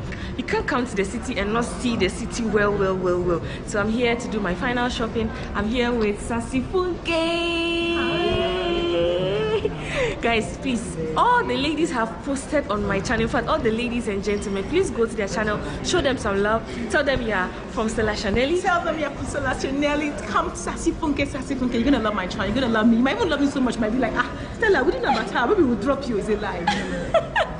So I also just met Tina, right? Tina Sparks. I just met Tina Sparks. Yeah, she's a content creator based here in Johannesburg. Yeah. What do you do on your channel? I do travel. Yeah. And like, what do you call it? Lifestyle content. And yeah, please guys subscribe to my YouTube channel, Tina Sparks. Kindly go to her channel, show her some love. So today she's going to take us shopping. Yay! Ready? I'm ready. And this is Vivian sitting so comfortably. What's up, guys? I don't have energy. You don't have energy? She's so tired and she's not going to. Okay, so we're about to leave this hotel. So all we need to do is just walk to the Sandton Mall, and I'm super excited you all are coming along. So let's go. Let's spend the last day here in Johannesburg. I'm going to miss here, but one thing I'm not going to miss is the cold. So yeah, let's go, guys. So she's going to take us to where we can get some local things to buy. Then I intend buying sneakers for myself. That's what I plan buying for myself. Then maybe can get some nice bag for my mom. So you can't come to South Africa without taking pictures here. We are currently here at the Nelson Mandela Park, which is just like less than a minute's walk from my hotel. I'm about to take some pictures at this popular place. This is how it looks like from here.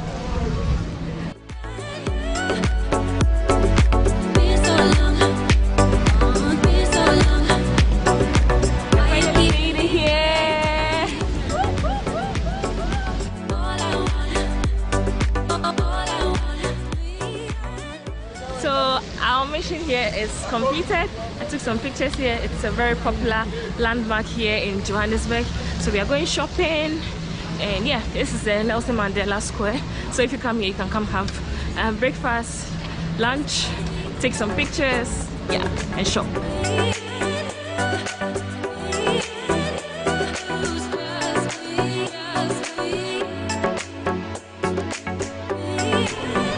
The souvenir shop.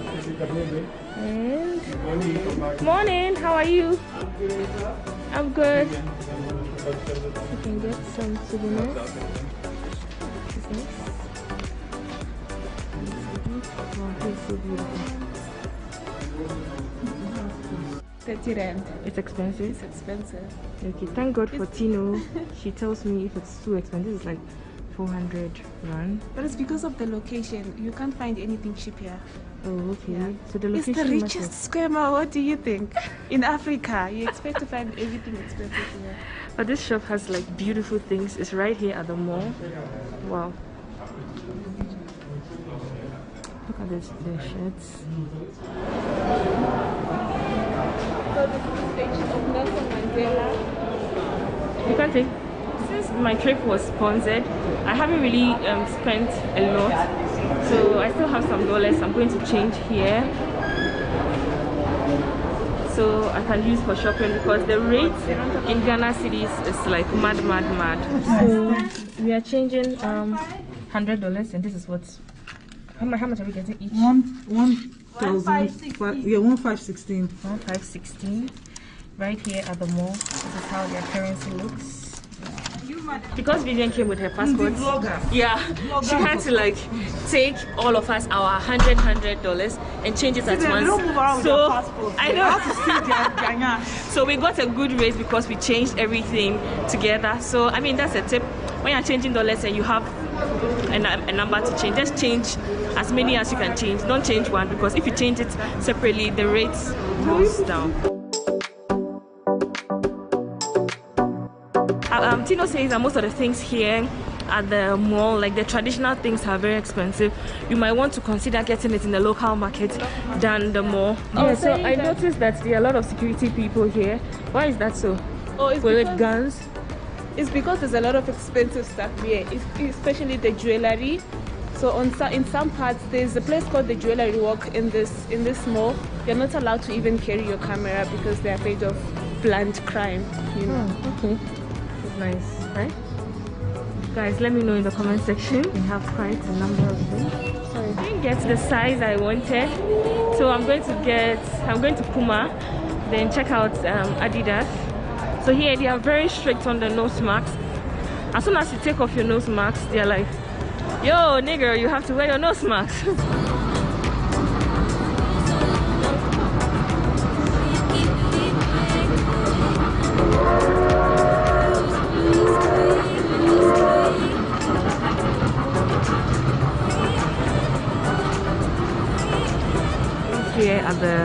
We found this place here at the mall. You could actually get like your picture into a Lego form, then they get you the Legos, then you fix it. It takes like 10 minutes. We have like an hour to shop. So this is interesting. How much did you say the size is? It's 600. And then the small ones? No, it's 600 for the small ones. And it's 600 multiplied by 4 here. Oh, okay. That's like 2. Wow. This is interesting. I'm contemplating whether to do this. I mean, a picture of myself hanging in my room won't be bad. Yeah. What do you guys think? Let me know in the comment section. Found Tope. Guys, you won't believe what he got. He came here to buy lingerie for his girlfriend. Hey, your girlfriend must be happy, oh. So, the girlfriend of Tope, if you are watching this, your boyfriend loves you so much. Oh yeah, I love you, baby. We are currently here at Edgar's, and since I came here for sneakers, I am just going straight to the sneakers. Wow. This is some really pretty shoes. This is 549 rand. I love this. I tried these shoes on and it's too small, so I need to get size 7. These are really pretty comfortable shoes. and I think it's cheap. It's 269, which is way cheaper than I'll get it in Ghana. So yes. So I got myself these shoes.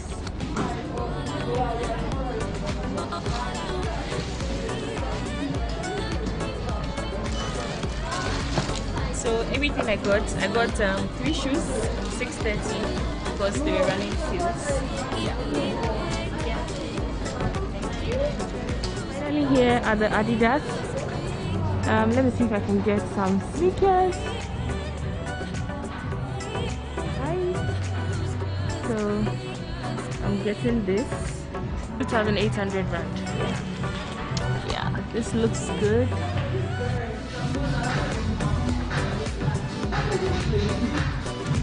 I'm super excited I got the sneakers. Super excited.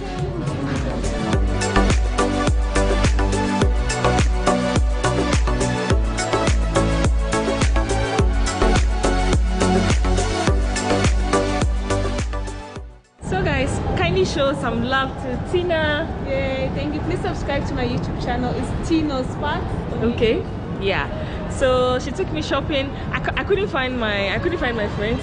They all gone back to the hotel. So I got myself some shoes and some items here, and I'm super excited with what I got.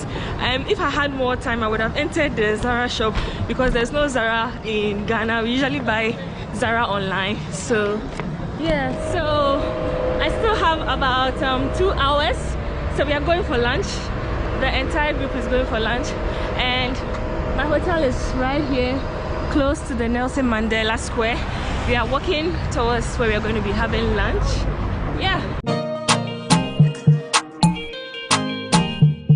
No, you have one already. Oh no. I'm an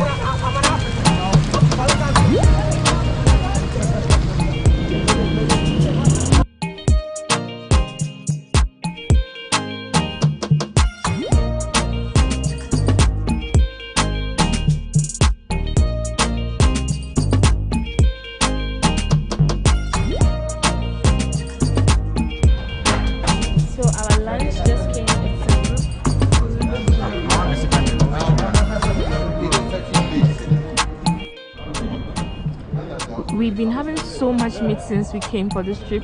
This meat is so good, especially the chicken and the prawns. We are here, right here at Standing Sun, and the food was good. And my cocktail, non-alcoholic cocktail, mocktail actually.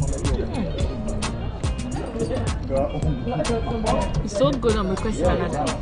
So we appreciate the work that you do, and we encourage you to proceed even in your own individual spaces to keep telling the good, positive story of the journey you've had in South Africa. And we look forward again to having you multiple times so that we can cover broader parts of South Africa, because we've only shown you possibly 2% of the country.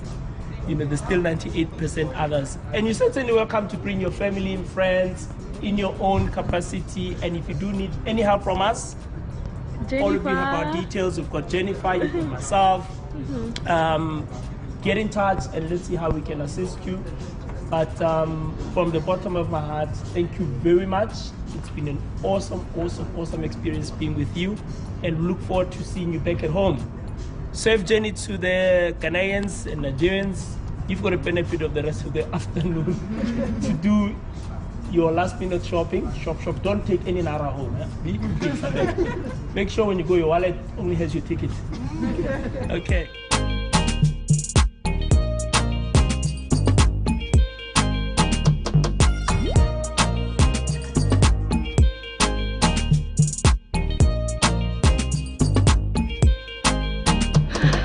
All too soon, the trip is over and I've checked in, gone through immigration. My bags are currently close to the gates with my other colleague. Wanted to see if I could get some toffees, candies for my kids, and anything I can get for myself too at the duty-free shop. Yeah. So I got this candy. Anita, what are you getting for your children? See, yeah. I'm getting some Kit Kats. Kit Kats. See? They really have a lot. I hope it's not too expensive. I Okay, so I just saw a South African bag for 230 rand. They have variety of items. I got my stuff. I got some items that I couldn't buy at the mall and also couldn't buy at the market. I'm super happy with the things I got. Even though it's expensive, it's for my mom, so she deserves all the good things in life. I have never run like this in my entire life. So I was buying at the duty free, not knowing that they had already boarded. Come and see speed. If I was late like 2 minutes, I doubt I'll be able to fly. And all my things are gone. Yeah. Including, okay, I had my passport at least. No, you had your passport, so that one. Wow. That was the main reason why I wasn't worried. Because I had my passport. Because yeah, you had your passport. Hey. Your stuff, you can always have it. Wow. Don't be like me. Be on time.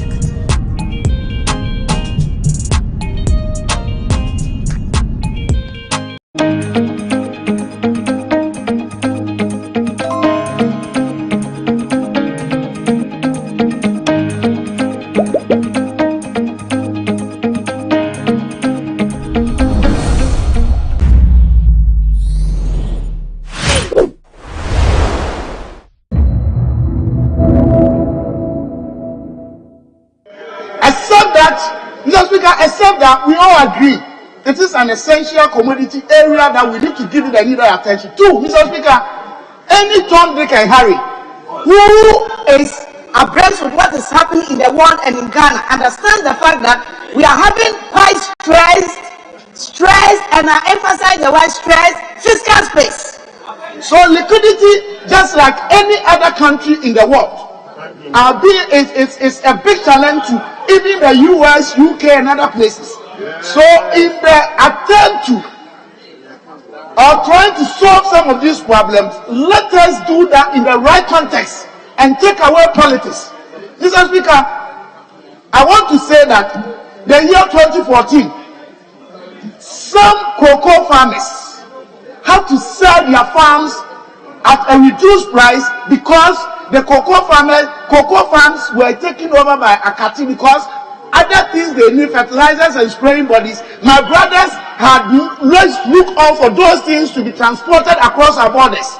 The point I'm making is that yes, it is true, we have challenges today. They shouldn't behave as if their time it was even better or equal to our situation today. The point I'm making is that Mr. Speaker, let us compare the real variables and the parameters of our fiscal space this time against them. Let us understand the outlier situation we find ourselves in, and even the attempt by our government today, making sure that the whole problem we are having globally is being mitigated because of good governance, which they couldn't. Mr. Speaker, if NDC are being in power today, the problems cocoa farmers are going would have been quadrupled. They couldn't have done anything, even equal to what is happening. So when they are talking, they should define the right comparable parameters for us to understand the fact that this is the time that we are having a government that understands the matrix of factors that we are managing. Thank you, Mr. Speaker.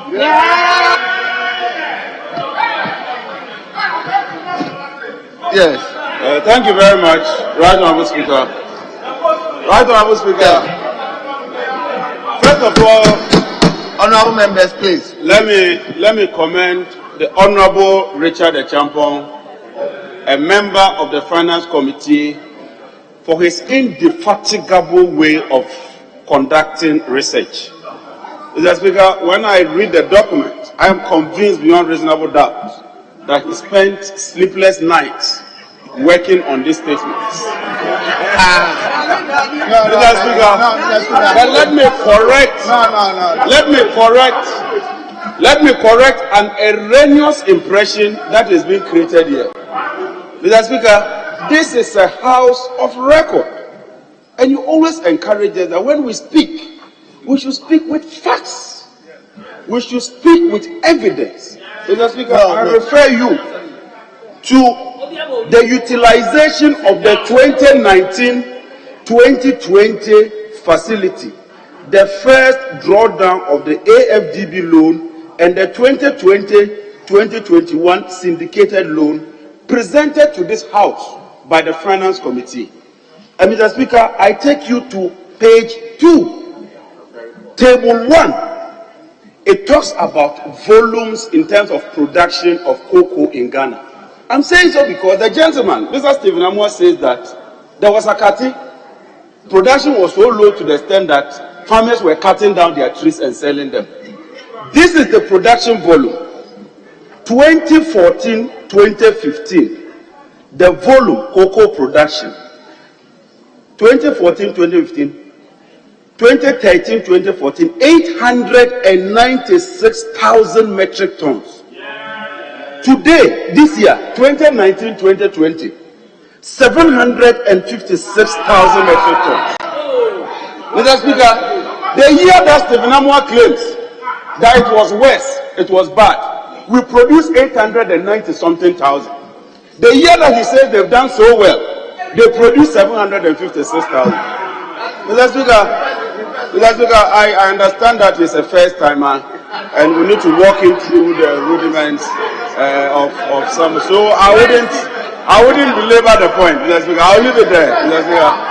I'll leave it there because when we are making statements, we do not want to generate debates. Honorable members, please.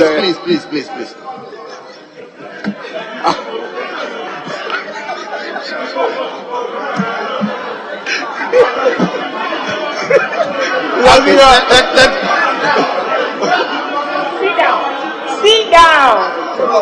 Thank you, Mr. Speaker. I think that my colleague on the other side is being unfair to our colleague who just presented his facts or his opinion on the report on the floor. Mr. Speaker, to refer to him as a first timer, so he needs to be handheld and walk through the corridors of whatever he said. I think it's unfair. Yes, he's a first timer. We've all been first timers before. In fact, I wish that you will withdraw this statement. Otherwise, you are telling everyone.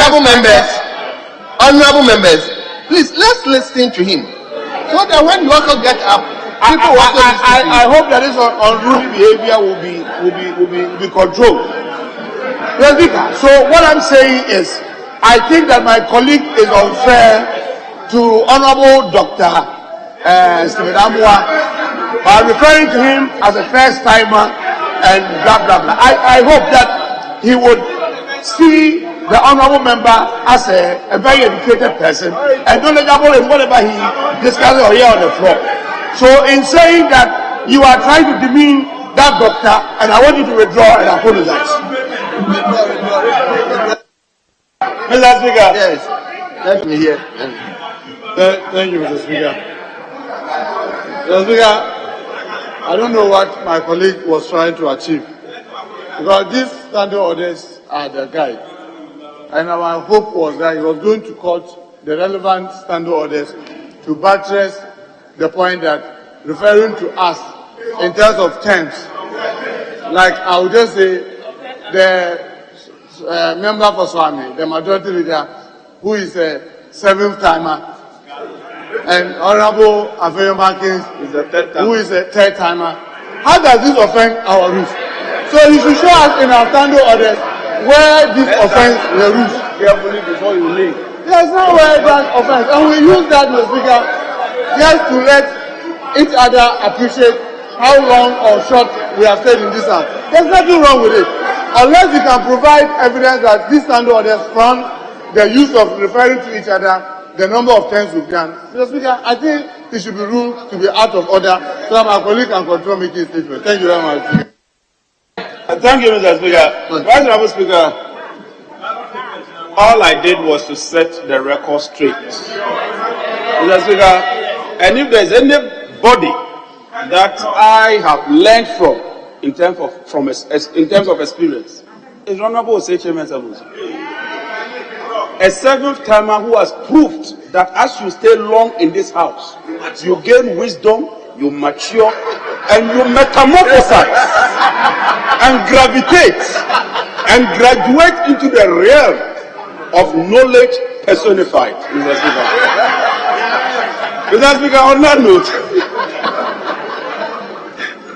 Mr. Speaker, it's important that we pay attention to this critical issue, because the document I was referring to even talks about the allocations.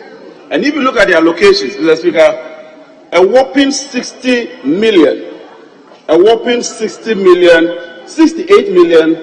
was allocated for hand pollination and 140 million for these purposes. So beyond the issues that we are talking about, this is a very important issue, because cocoa is a main cash crop that generates a lot of revenue for this country. Some of us who were trained as agriculturists, we understand the benefit of cocoa, not just the economic aspect, but even the ecological aspect, the environmental aspect of it. So, Mr. Speaker, he has made an application to you that if you may consider, probably through leadership, so the minister can brief us, so we know where we are, especially as we are seeing the volumes declining. It's quite worrying. On that note, Mr. Speaker, let me thank you for indulging me. Thank you very much, Right Honourable Speaker. I don't know. I think the chairman of the Agri Committee would like to speak with that. Yes. Chairman, let's hear you. Thank you, Mr. Speaker. Mr. Speaker, I want to commend my colleague, Honorable Echampong, for coming up with this. That you want the House to invite the Minister to come and explain what is happening in the cocoa sector to Ghanaians. Mr. Speaker,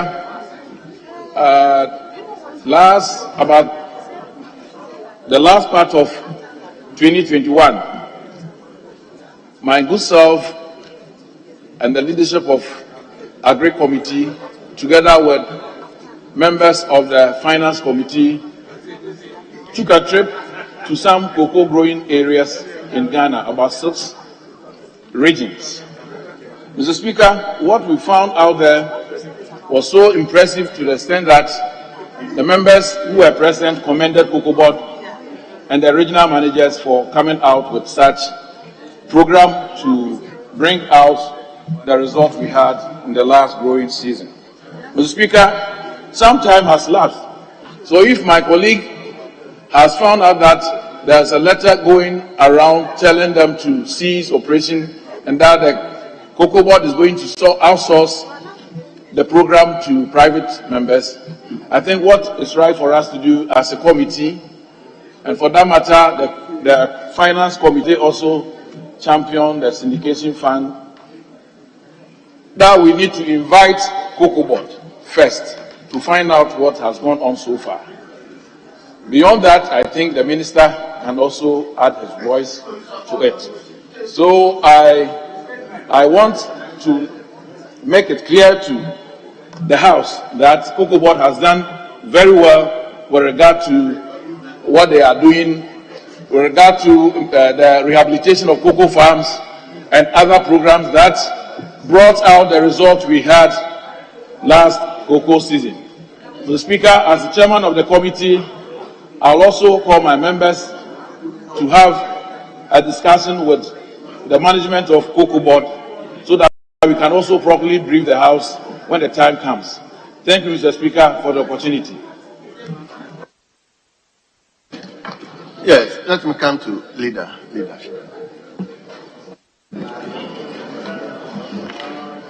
Speaker, I think we've heard the member raise a very important matter. But I thought that when such an important matter is to be raised in the House, just so that it doesn't leave the House unattended to, or the relevant minister would be summoned to the House at the time the statement is to be made, so that we can have some proper response to it. And then it positions us to appreciate the issues raised. But if, as increasingly is happening these days, the Speaker is ambushed, it's an urgent statement, it comes and we are not wiser by the statement that is made in the House. I think that the better arrangement, and in this particular case, Mr. Speaker, if we had the minority chief whip in his own response, he was talking about the fact that there are some outstanding issues that may have to be responded to by the minister. What is being done? What is the cost? He said, at what cost? And what is the mechanism that is being employed to pursue what you are referring to? So this third statement that you made, how does it achieve the purpose? As far as I'm concerned, it should have been a question. The vehicle should have been a question, so that the minister will come and respond to it. How do you come and submit such a statement? How is the House made wiser by this? I'm not too sure that we are attaining or achieving the results that is intended to be achieved by the statement that you have just made. The House is not made richer or wiser by such choice of vehicle. I'm not sure that is the way to grow Parliament. Mr. Speaker, but it's not to downplay the issue that he has raised. I'm only saying that there should have been a better vehicle to prosecute this matter. A question, whether an urgent question or perhaps even a motion. The purpose of the statement that you make really is not to engender any debate. The question, if the minister comes to respond to it, if it's not adequate, the House can hold its tail. Even a motion that the House must pursue a course. So, Mr. Speaker, I'm not too sure that I agree with my colleague on the choice of the vehicle, just a test statement, and that's the end of it. I don't think so at all. A question would have been much, much better. And indeed, as one of the colleagues also related to, we are relegating the business of the various committees to the background. The Constitution provides in Article 103 what the purpose of committees of Parliament are supposed to be. I'm Speaker, for the elucidation of colleagues. Article 103.3 provides, and if you can indulge us, Mr. Speaker, I may want to read, that committees of Parliament shall be charged with such functions, including the investigation and inquiry into the activities and administrations of ministries and departments, as Parliament may determine. So you should have used that vehicle. And if anybody is found wanting or culpable, then it would have come up that somebody is shortchanging this country by the allocations of sums of monies that have been made to that department or unit. So, Mr. Speaker, as I said, not to overflow the issue, I agree that the matter raised is germane, is relevant. I'm not too sure that I support the vehicle that he elected to bring the matter to the chamber. It doesn't help us to bring the facts out, facts that really all of us can relate to. So, Mr. Speaker, I would think that as a sequel, if maybe the relevant questions could be raised, whether urgent questions, I think it will help the House better than the statement that has been made in the House. Thank you very much, Mr. Speaker. So, leadership, let him be clear. So, in this sense, should I ask the member to put it in question, or you should give it to the committee to work on it, or we should ask the minister to come and respond to it. I'm a bit because, as you said, the vehicle he chose is a bit. Yes. Mr. Speaker, I would prefer that you refer this matter to the committee on Agric immediately, to go into it and maybe report to this House within a very short time, maybe about 2 weeks before we adjourn, so that we were able to unearth the truth about this. Because if the minister is invited to come and give a statement, he comes to offer the statement. There's no investigation on the part of Parliament. Whatever he comes to tell us, we may be obliged to take it hook, line, and sinker. The committee goes into it. It will bring out better results, and all of us will be better educated. So I think that the directive will be to forward this to the committee and charge them with the responsibility of going deeper into it and coming out with their findings, as I'm saying, because Parliament has to adjourn on I think 24th or so, is it 24th or 27th of July. We can give them a limited time, not more than 3 weeks, to report back to this House what their findings are. Thank you. Well.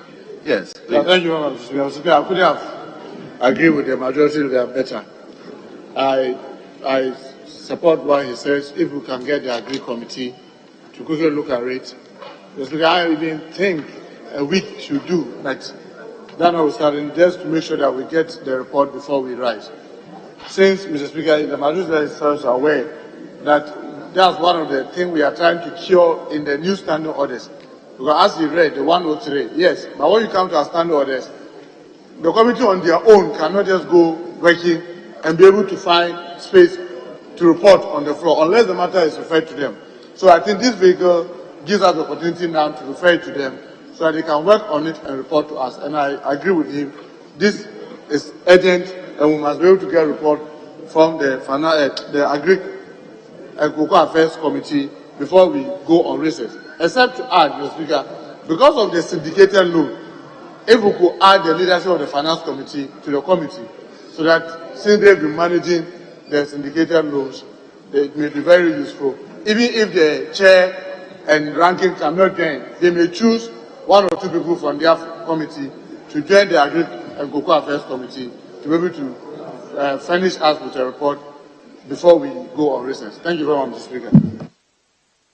Mr. Speaker, I think that we may have to let the Finance Committee select some members from their own committee to join us today. If you limit the leadership, given the volume of work that's been assigned to the Finance Committee, the leadership may not be able to join them, and in the process they may stall the work. So let the Finance Committee, in meeting, appoint maybe a couple of their own to join with them, not necessarily the leadership. If the leadership, they will stall the business. That's what we refer to them. Very well. So, honorable members, the issue that has been raised from the statement from our brother is referred to the Agric and Cocoa Affairs Committee. You are given 2 weeks to report back. But as said, we will ask the leadership of Finance Committee to liaise with you or join you to investigate and report back to this House by 2 weeks' time. I so direct.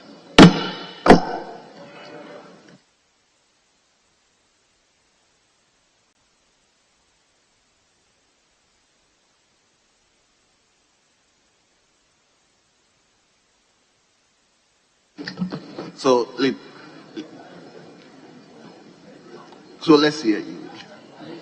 Speaker, I understand there are 2 other statements. I don't know the nature of those statements. If maybe Well, Refugees Day. Refugees Day. Okay, and then the other one is? And the other one is, I think that one is personal. Dissemination of our local music. Decimation of our local music industry.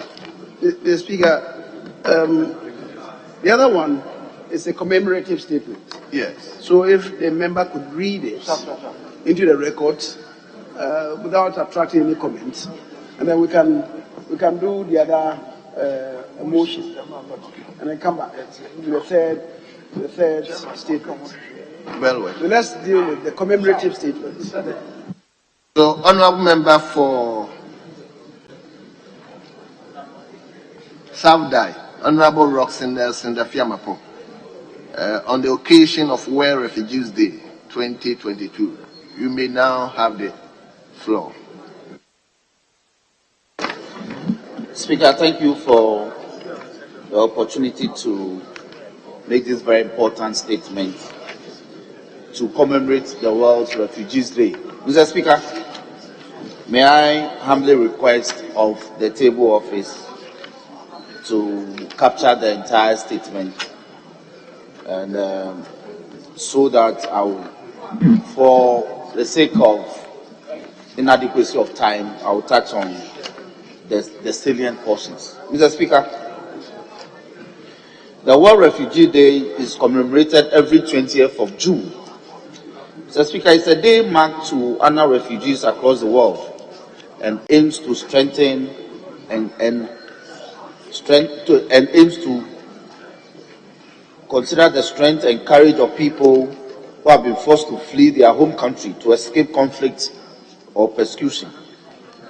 World Refugee Day is an occasion to build empathy and understanding for their plight and to recognize their resilience in rebuilding their lives. Mr. Speaker, a refugee, according to the UNHCR External Relations publication of New Delhi in May 2008, states that it's a person who has fled his or her country owing to well-founded fear of being persecuted for reasons of race, religion, nationality, membership of a particular social group, or political opinion. Mr. Speaker, and that is outside the country of his or her nationality and is unable or owing to such fear is unwilling to avail himself or herself to the protection of that country.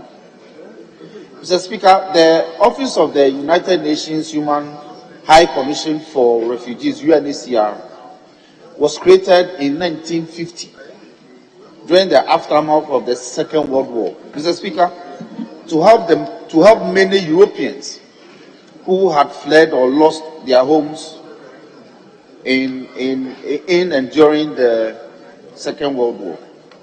However, Mr. Speaker, in 1967, a protocol was expanded to include, as part of its scope, a convention as the problem of displacement and spread of refugee issues around the world began.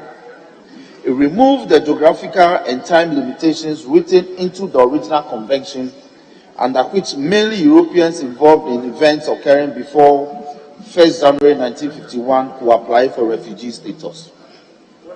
Mr. Speaker, the 1951 Geneva Convention relating to the status of refugees clearly spelled out for the first time who a refugee is and the kind of legal protection, other assistance, and social and economic rights he or she should receive from countries which have signed the convention. Mr. Speaker, refugees have certain rights under the 1951 Convention and the 1970 Protocol. Even in countries where they have not signed onto these conventions and protocols, these rights are by and large respected as they become part of their national legislation on refugees in those countries, or they are guaranteed in the constitution of that country. In brief, Mr. Speaker, the rights of refugees include the right not to be returned to a country where they are likely to face persecution. That's what we call the principle of non-refoulement. B, the right not to be expelled except under certain strictly defined conditions. C, Mr. Speaker, exemption from penalties for illegal entry into the territory of a contracting state. D, Mr. Speaker, freedom of religion and free access to courts. E, freedom of movement. F, the identity papers and travel documents. And G, the right to public education. Mr. Speaker, this can be sourced from the UNHCR website. Mr. Speaker, World Vision has, as part of its records, an article published by Catherine Reid on 7th of June 2022 under the heading Forced to Flee, Top Countries Refugees Are Coming From. Mr. Speaker, the essence of this article provides that there are as much as 82.4 million people worldwide who have been forced to flee from their homes. Mr. Speaker, the article further provides that about 26.4 million people have fled to other countries as refugees. Mr. Speaker, another 4.1 million people are asylum seekers who have applied for refugee status but not received yet. Mr. Speaker, the article further states that an estimated 42% of refugees are children, among whom are about 1 million born as refugees from about 2018 and 2020. Mr. Speaker, the top 5 countries of origin that account for the most refugees in the world today, according to the World Vision records, are as follows. Syria, 6.8 million refugees and asylum seekers. 2, Venezuela, 5.4 million refugees, asylum seekers, and migrants. C, Afghanistan has 2.8 million refugees and asylum seekers. D, Mr. Speaker, South Sudan accounts for some 2.2 million refugees and asylum seekers. And E, Mr. Speaker, Myanmar, formerly Burma, has 1.1 million refugees and asylum seekers. Mr. Speaker, as if this is not all, the United Nations High Commissioner for Refugees says that Sub-Saharan Africa is home to more than a quarter of the world's refugees, and that's over 18 million people. Mr. Speaker, the number of refugees has risen dramatically in recent years, owing in part to ongoing conflicts in Central African Republic, Nigeria, South Sudan, and Burundi. Mr. Speaker, refugee camps, which began in the Horn of Africa, are now cropping up in all of Africa's sub-Saharan regions, particularly in West and Southern Africa. Conflicts, civil unrest, natural calamities, authoritarian regimes, and human rights violations are among the triggers. Mr. Speaker, while previous causes of refugee flows have subsided, new ones have developed, further complicating the issue and the quest for long-term solutions. Mr. Speaker, countries in Africa with the highest refugee burdens as per the UNHCR records are as follows. Ethiopia has 659,000 refugees.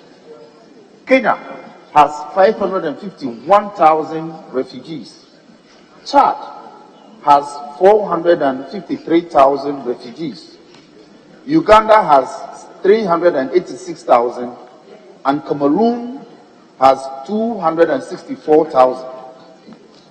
Mr. Speaker, the recent hostilities between Ukraine and Russia, which has resulted in bombardments, has serious ramifications for especially Ukrainians.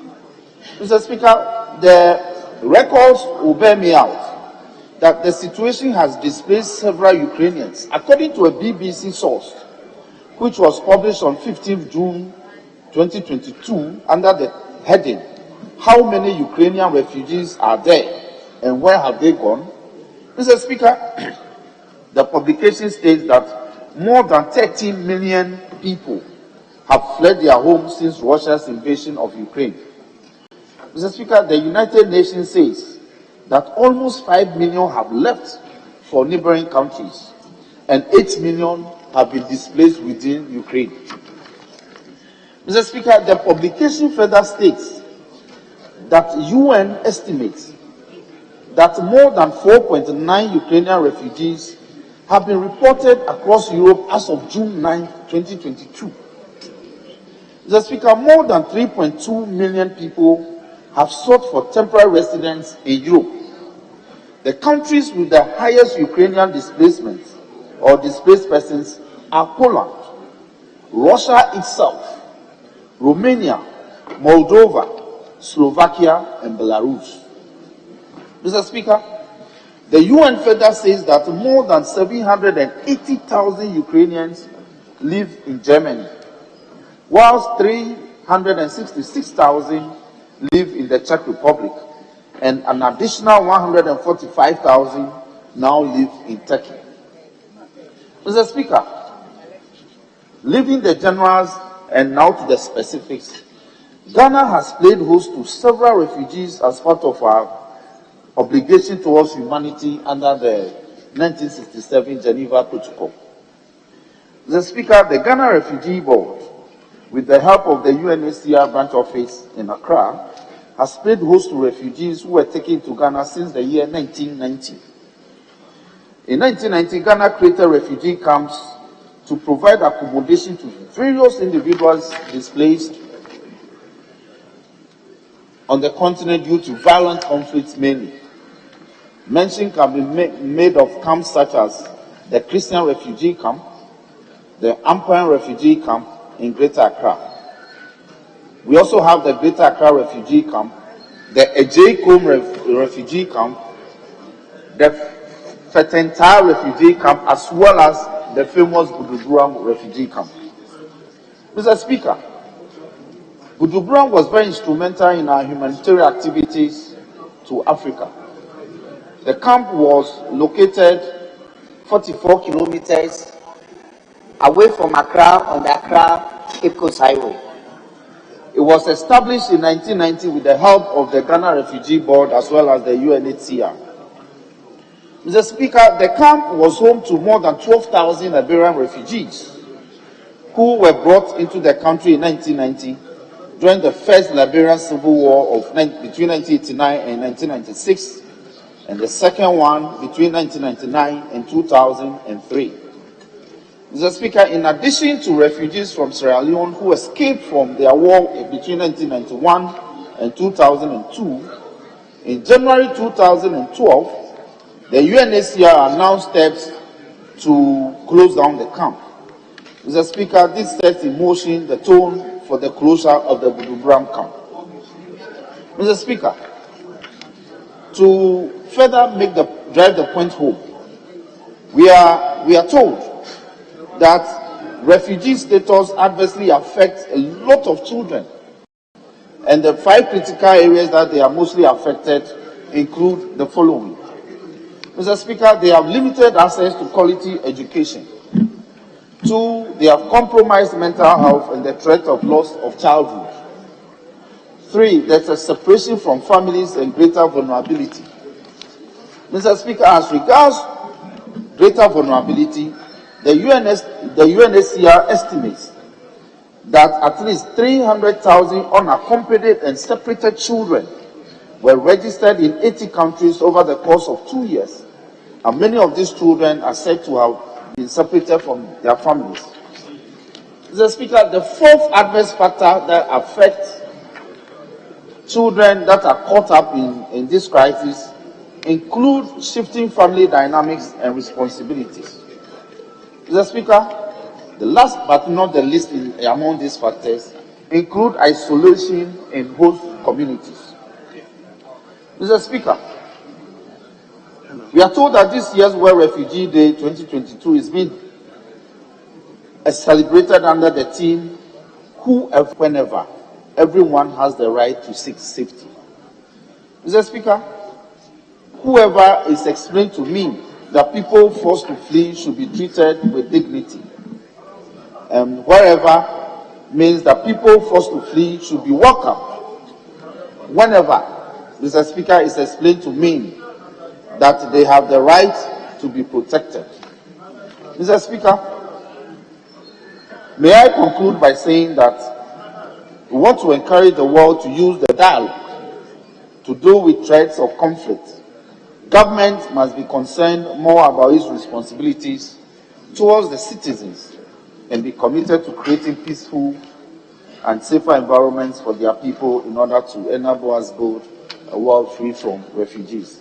Mr. Speaker, may I conclude by saying for 2022, we must all protect people who come to us as refugees. Mr. Speaker, thank you for the opportunity.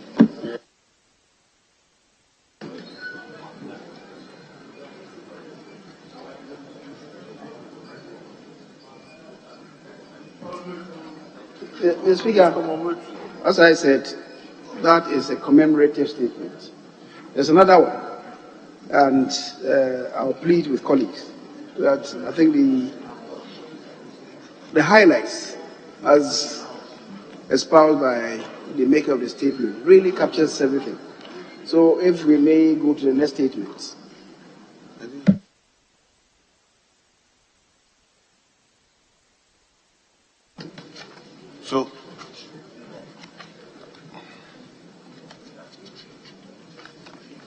So, Leader, are you going to item 8?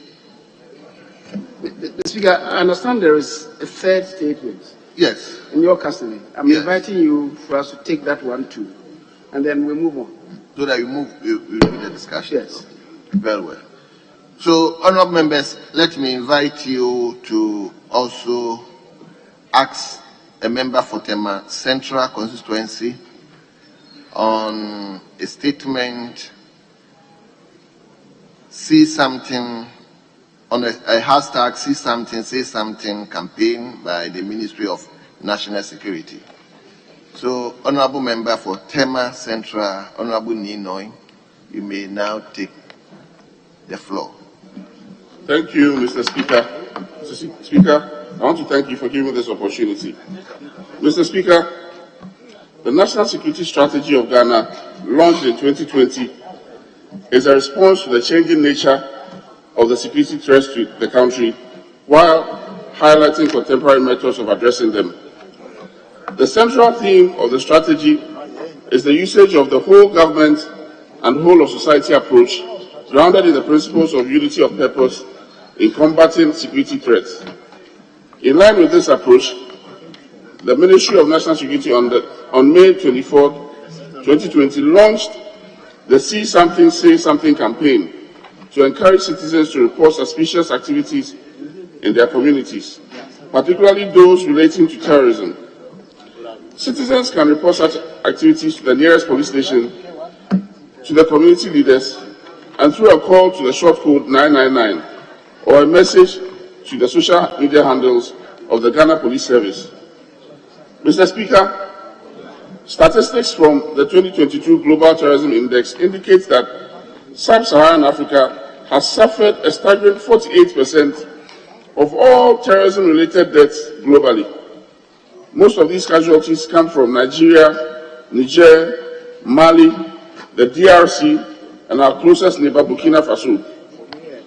An analysis of the recent threat of terrorist attacks in the sub-region highlights a southward drive to littoral states along the Gulf of Guinea. The most recent of these attacks were in the Republic of Togo, where 8 soldiers were killed and 13 wounded. Hitherto, Togo had been spared from the scourge of terrorism. With terrorism hitting close to home, it behoves us to put in place strategies to prevent the spread of this canker into our beloved country, Ghana. After all, when you see your neighbor's beard on fire, it's advisable to get water by yours. Mr. Speaker, it goes without saying that terrorism has dire effects on the political stability as well as the socio-economic development of any country.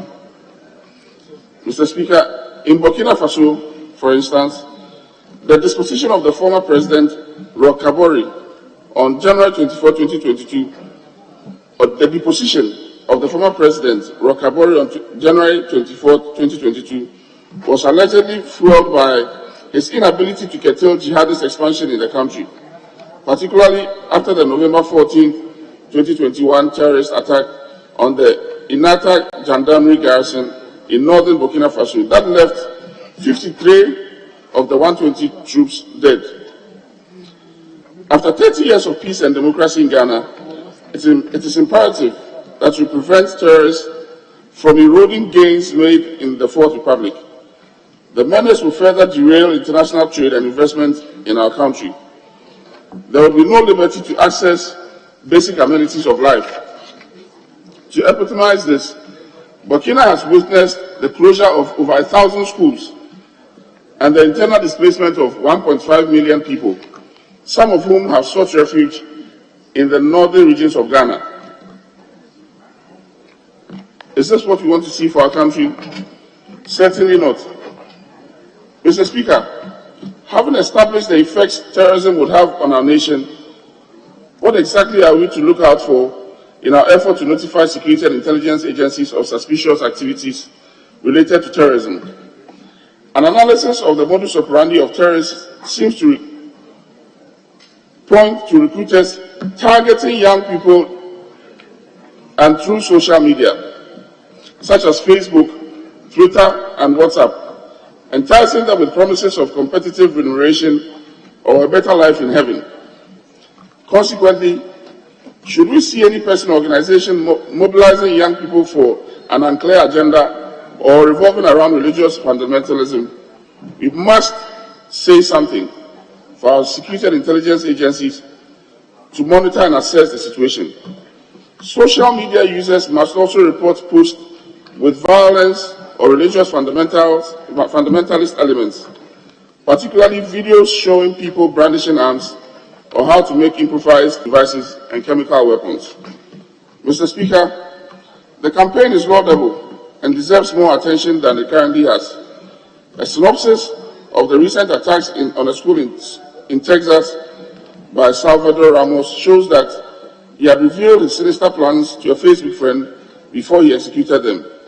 Had this person been conscious of the telltale signs of the impending doom, she would have said something when she saw the messages. Mr. Speaker, the latest of them all is the deadly massacre on Sunday, 5th June 2020, of over 100 members of a Catholic parish at Owo in the Ondo State of Nigeria. Mr. Speaker, we commiserate with the families of the victims and the Nigerian people, with whom we share so many things in common. Mr. Speaker and members of this Honorable House, as stakeholders in our communities, let us conscientize our constituents about the threat of terrorism, to encourage them to say something when they see something. In so doing, we will be fulfilling our civic responsibilities of defending the cause of freedom and of rights espoused in our national anthem. When we see something, we say something. Thank you, Mr. Speaker, for giving me the opportunity to make this very important statement. Thank you. So we'll invite contributors to both statements. So if you may decide which statement to contribute. Yes, let me listen to your honorable member for, is it Kole Klote? Yes, Right Honourable Speaker, Klote Kole. Right Honourable Speaker, thank you for the opportunity to contribute to the statements made by members on the commemoration of the International Day for Refugees, as well as that on national security. Mr. Speaker, in speaking about refugees, there's a tendency to forget that a huge number of people that we don't avert our attention to are the internally displaced persons. And by definition, they satisfy all the other criteria for refugees except that they have not crossed any internationally recognized state borders. Mr. Speaker, just to give an idea of the severity of the internationally displaced persons globally, in Yemen there are 2.5 million internally displaced persons, I beg your pardon. In Myanmar, 644,000 IDPs. Nigeria, 2.2 million IDPs. South Sudan, 1.6 IDPs. Afghanistan, 1.2 million IDPs. Somalia, 1.2 IDPs. And Syria and Iraq have 7 to 8 million IDPs, which represents about 20% of the refugees globally. Mr. Speaker, majority of those affected the most when there's a conflict or any disaster tend to be the women and children. And unfortunately, a lot of the data does not really break down the extent of the suffering that the women and children go through. And a lot of these are exposures that happen, which are underlying problems during peacetime, which only become aggravated in times of conflict or disaster. And this ties in nicely to the issue of our national security and the concept of see something and say something. And Mr. Speaker, perhaps it would be a good opportunity for the National Security Minister to present a full statement to the House, because we need to know what the chain of command is and who are you to say something to when you see it. And Mr. Speaker, in addition to that, the cost of having to deal with a terrorist attack within a country is so high that we cannot afford to go down that path. And as we can see in some of the other countries where terrorist attacks and violent extremism is spreading, it's quite clear that that break between central government and the rest of the country is one of the things where there's a gap in the provision of services between the government and the people, and others coming in providing those services tend to be seen as the saviors of those communities. Mr. Speaker, the danger in allowing terrorism to make itself manifest in a country is that it becomes a profitable business and it becomes difficult to weed it out. And therefore, we have a lot at stake, and it's in our best interest to ensure that we do not allow any of such activities to become rooted in our country, lest it becomes so profitable that our quest to actually put an end to it becomes futile. And this does not need anything than for us to just cast our eyes in the sub-region to see the difficulty with which certain terrorist groups are being brought under control, because now it's become more profitable for them to exist. There are groups that profit by conflict, who profit when there's chaos, and who profit when there's war. And we must ensure that we have enough education within our country to make sure that our citizens understand the value of ensuring that their safety and national security are preserved and that they have a role to play. Thank you very much for the opportunity. Thank you very much.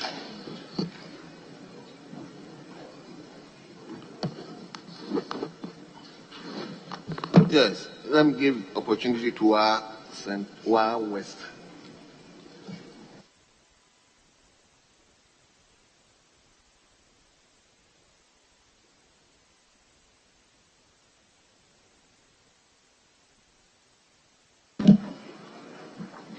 Thank you very much, Mr. Speaker, for the opportunity to contribute to the statement. I wish I could do it for the first one that talked about refugees, but my heart is touched when my colleague from Tema Central made a very good statement about terrorism.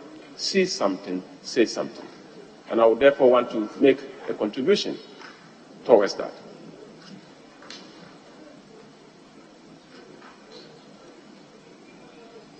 Am I to be guided, please? Thank you. Go on. Thank you.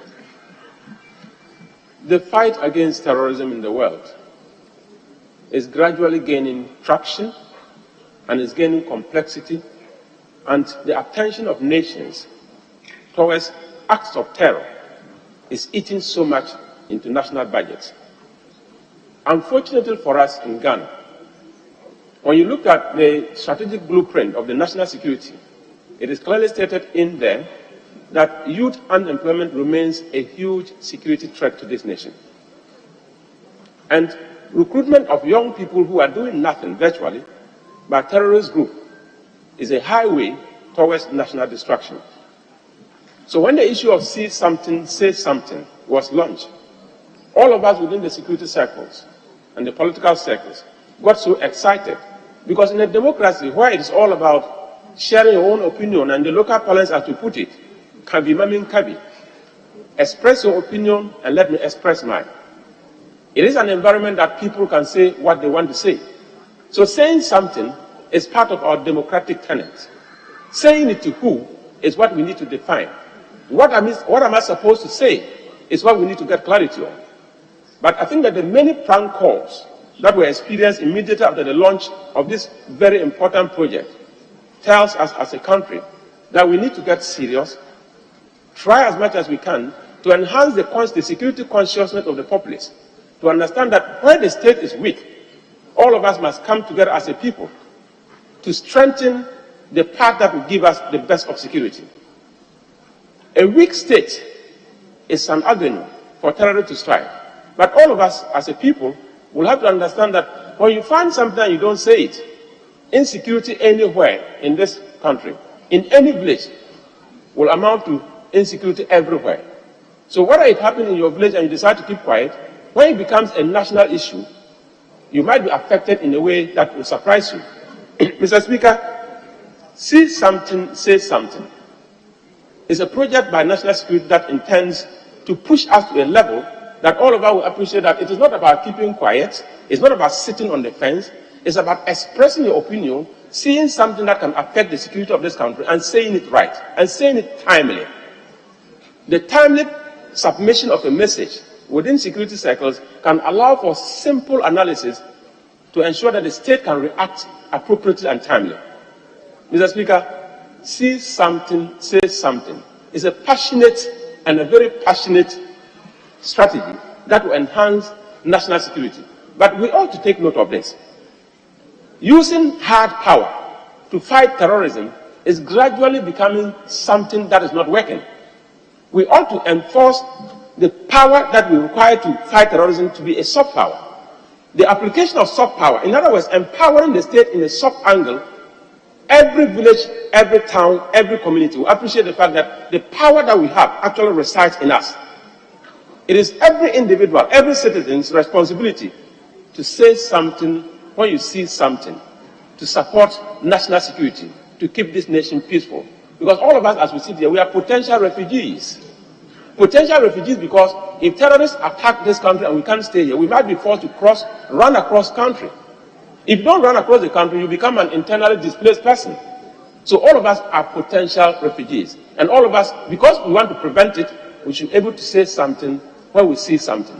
With these few words, Mr. Speaker, I want to thank you for the opportunity to contribute to this very important statement. Thank you so much.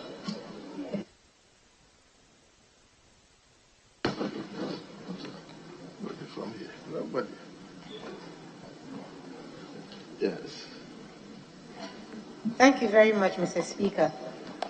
Mr. Speaker, I'm grateful for the opportunity. I'm the Member of Parliament for Ketu South, which shares a border with Togo. This morning, I had the opportunity to speak about the movement of, or part of the activities at the border in Aflao to Akami. Mr. Speaker, coming in here and listening to both statements, one by my brother Ache Roxon, Dafamapo, and Eves, sent my mind thinking, at what point is the Minister for Interior going to involve us who are in charge, so to speak, in the border communities? Mr. Speaker, if you see the evidence that is in this country, it says that in Cote d'Ivoire, we have 9,000 Ivorians as refugees. It goes on to say we have 3,500 Togolese as refugees. In most of our communities, when we see foreigners, we like to call the ones who we think are poor and are walking barefoot and look a certain way, we call all of them refugees. And yet, we have not been approached as members of communities where people use our communities as entry points into the country. When we see something, who should we talk to? As my colleague just said, when do we say it? Is anybody preparing some guidelines for us to share in our communities of the kinds of things to look out for, which should draw our attention to saying something to the appropriate authority? In the statement read by Eves, perhaps he did, but I don't recall, that he mentioned where and to whom the messages should be given to. who should we say it to in our various communities? It is important that the message is clear, the guidelines are clear, and we as stakeholders will embrace it and assist the state, because really, as he just said, we are all potential refugees of a sort. Mr. Speaker, the linkages for me are very clear. If someone is here as a refugee, it means something may have happened in their own communities. We are trying to protect ours from being a recipient of those kinds of terrorism or those kinds of activities that lead people to become refugees. But I don't think that I'm empowered enough by the Ministry of Interior to be able to be the voice in my community so that we can address this. I say this especially also because the Minister of Interior on many occasions have told me the reasons why we have many checkpoints and barriers in my constituency and from my constituency into Accra is because of the fear of terrorism. But it is only said in passing, and I don't believe that any concrete steps are being taken to help us assist the nation to protect all of us from being potential refugees. Mr. Speaker, I hope this will be taken into consideration and this House and its members will be approached properly so we can assist. I thank you for the opportunity. Thank you very much. Can I come to leadership? Thank you, Mr. Speaker. Okay, Mr. Speaker, I will just pass on to Honorable Black. You are yielding it to. Thank you very much, Mr. Speaker. Mr. Speaker, let me commend my Chief Whip for his magnanimity. Mr. Speaker, the two statements made by the Honorable Dafiam Beko and the Honorable Hansen are very important statements, and I must commend them highly for the very well-researched statements. Mr. Speaker, the first statement on World Refugee Day is a timely one. There is a current global refugee crisis. Honorable, hold on. I think the time is 2:05, so please indulge me to extend sitting beyond the normal hours.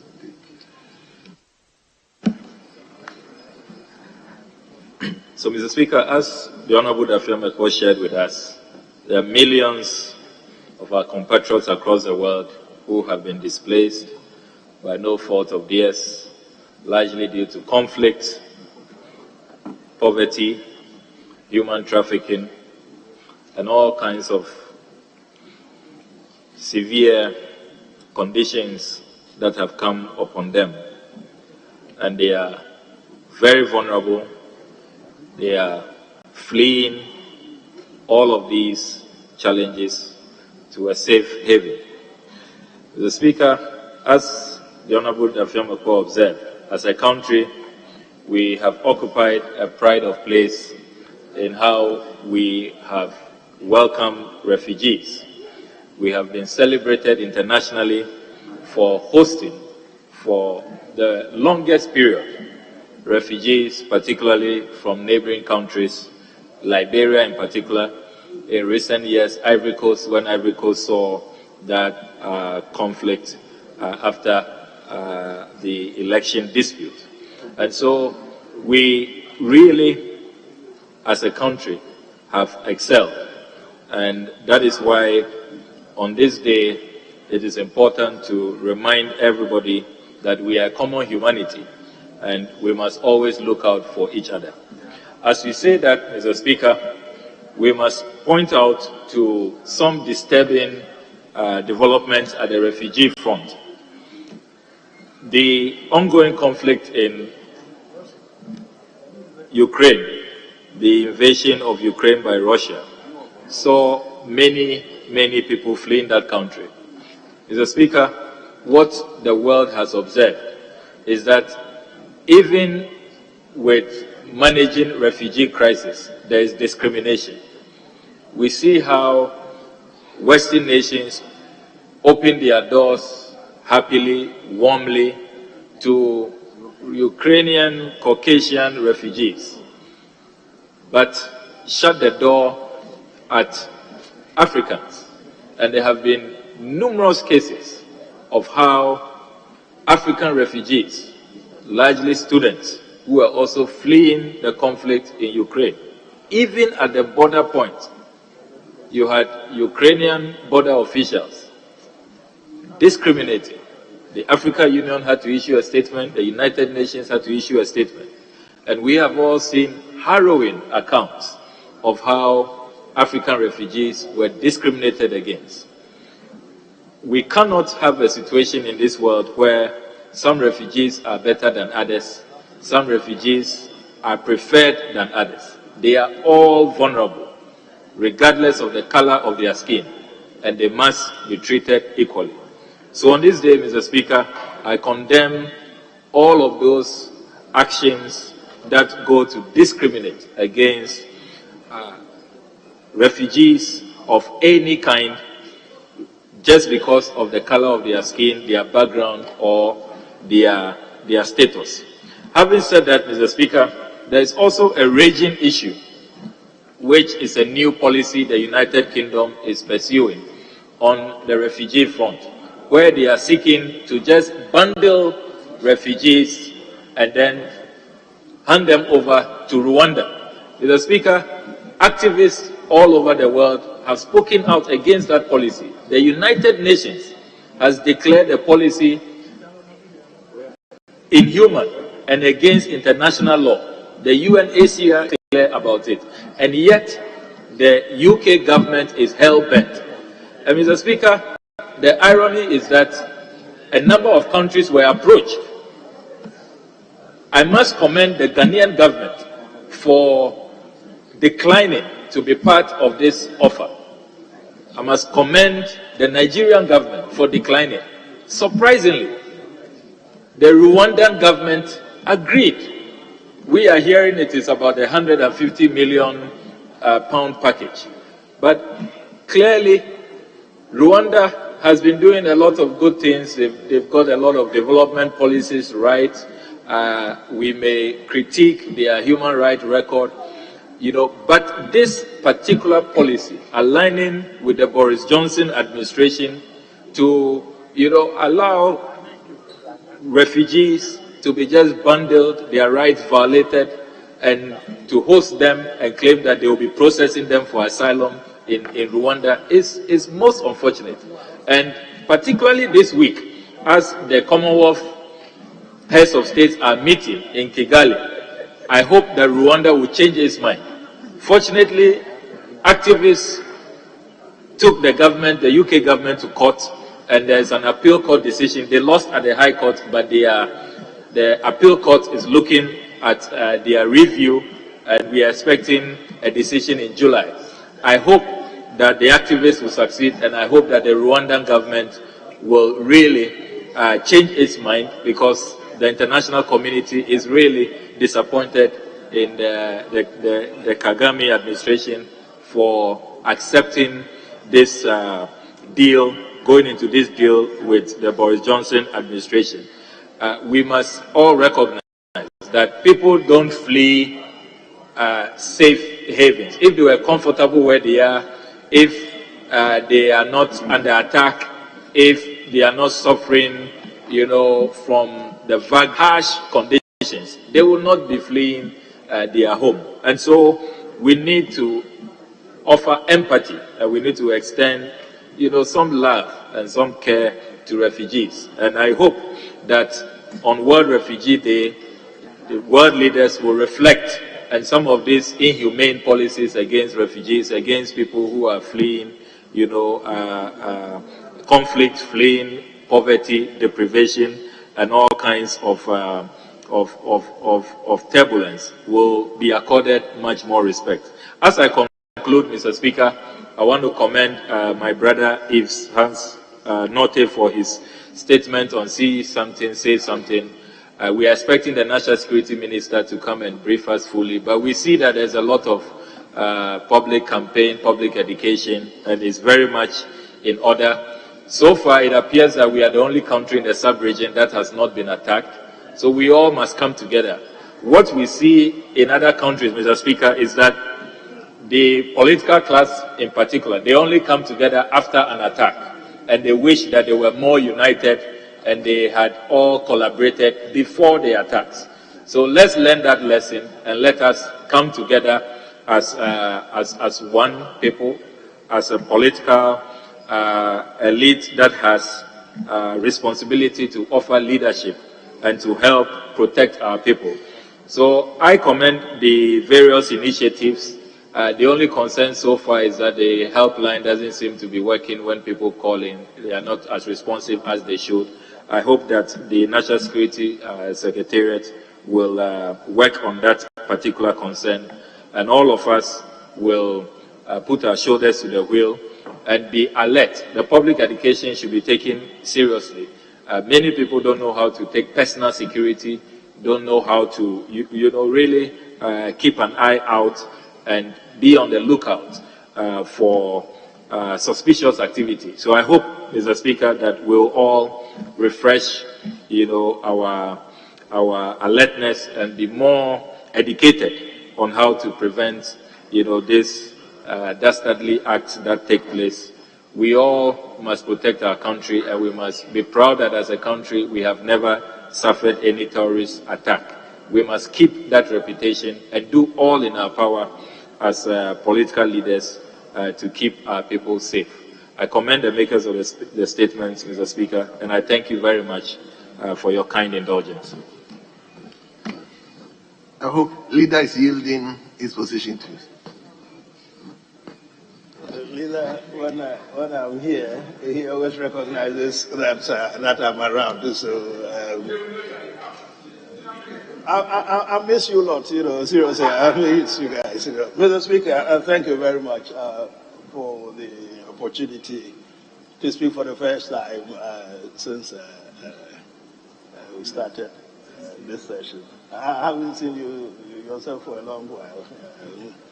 Mr. Speaker, two important statements have been made by our colleagues. I think they both were contributing to. Let me take the matter of refugees first, and then I'll come to national security. It is World Refugee Day. So I think the prayer is that respective governments should be careful the way they look after and the way they treat refugees. For many, many, many years, what I practiced at the bar of the England and Wales, I did quite a lot of work with respect to these refugees, particularly those who had come from areas of persecution, well, so-called persecution, sometimes so-called persecution. And so, Mr. Speaker, a matter of refugee issues are not alien to me. The whole concept seems to be getting slightly confused now.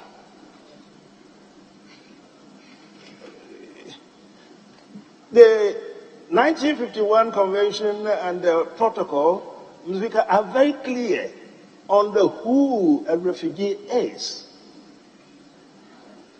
The legal system developed the concept to include many variants. It's not so much the case that because you feared persecution or prosecution, you just jumped onto the available vehicle and then you found yourself into some advanced countries. There has been a conflation between persecution, so speaking, and prosecution. A lot of people are complaining about prosecution as being equivalent of persecution. What is even worse, as we say it, is economic migration, which is now masquerading under the pseudonym of persecution. And for that matter, being in need of international protection. 3 days or so ago, I read something on the net, I think GhanaWeb or something. It's supposed to be this guy in Germany, who I think is a Ghanaian, who they said, and I'm quoting from what I read, had renounced his citizenship of Ghana to be a German.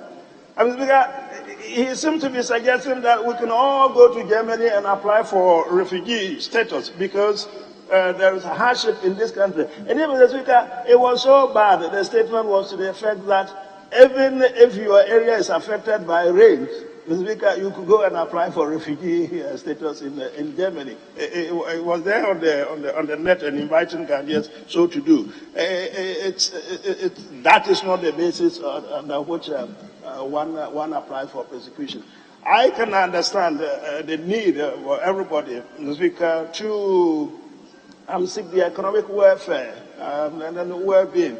Of course, yes, we all want to be comfortable, but if there's a reason why we go to the advanced country, we must find the appropriate and the legitimate means of going to the place. I don't think we should just go and tell all the kind of lies, and there have been so many of them. I recall in those days when Ghanaians would come to my office, and Mr. Speaker, I would ask them about why they applied for refugee status in the United Kingdom, and they talk to me like, I'm not a Ghanaian, When you're telling me the conditions in Ghana, you want to apply for whatever. Mr. It gets more complicated. Look at what is happening with the people who are now crossing from France to England, between Calais and across the Channel. Mr. Can you think about it? I mean, the British government is bereft of ideas what to do. I mean, the recent one, indeed, we did hear, it was rumored, eventually it was denied, that they were seeking to make Ghana a safe haven and to repatriate those people to Ghana. That was the original story that we had. It was eventually denied. But in the end, the law centered on Rwanda. So the British government has now decided that whoever takes the adult journey of crossing the Channel and reaching the United Kingdom through that way, will be returned to Rwanda to apply for refugee status in that country. It was so dead serious that I think 3-4 days ago, a flight was actually taken. But of course, it was about to take off. But at the last minute, indeed, the lawyers had challenged it in the High Court. They had failed. They had made unsuccessful attempts in the Court of Appeal. They had failed. The Supreme Court of England had given the go-ahead for the flight to take them to Rwanda. Very 11th hour, 59th minute, the European Court of Human Rights granted an injunction, grounding the flight. It didn't take off. These are the things. Much as we sympathize with people who want to seek economic welfare, look at the distinction between economic migration and real political refugee people in need of protection. Look at must be clearly dichotomized. Other than that, international refugee legal protection loses the essence of it. Everybody is crumbling under the pseudonym of protection. There are people who do not need protection. They simply do not need protection. They should stay in their respective countries. I mean, look at Ghana, for example. If everybody else were to come to Ghana because it's peaceful and whatever, claiming to be disabled, can we contain them? And there's also another aspect of it. When Ukraine fell, because of all the crisis, it hasn't completely fallen, but the crisis going on there, we had assumed that our students would come back home. What we had was that some of them have said that, well, since we're already in Europe, we will do all sorts of things, apply for other status. Home is home, home is home. People should be very careful. We don't have time to debate the whole issue of refugee protection. It would take us hours. The other bit about it is in the statement. It's about the security situation in our environment. That's our sub-region, and particularly lately in Ghana. It's a matter of very grave concern. It's a very grave concern of what's going on. I always suggest that we should pipe it down. When it comes to matters of this nature, I prefer that it is kept cool. It is kept on the quiet. There have been many discussions. There have been many variations of various permutations. I'm concerned that really is giving oxygen to whoever is planning to do us harm. Is it a case that we are actually telling them, giving them advice on what to do and what not to do? The national security, Mr. Speaker, I presume, is on top. It's on top of what is going on. You listen to radio and debate, and Mr. Speaker, also the pseudo, what do you call it, experts. You hear their names, they are experts in what that they are not doing the country any good. Mr. Speaker, we should calm down. Yes, it is.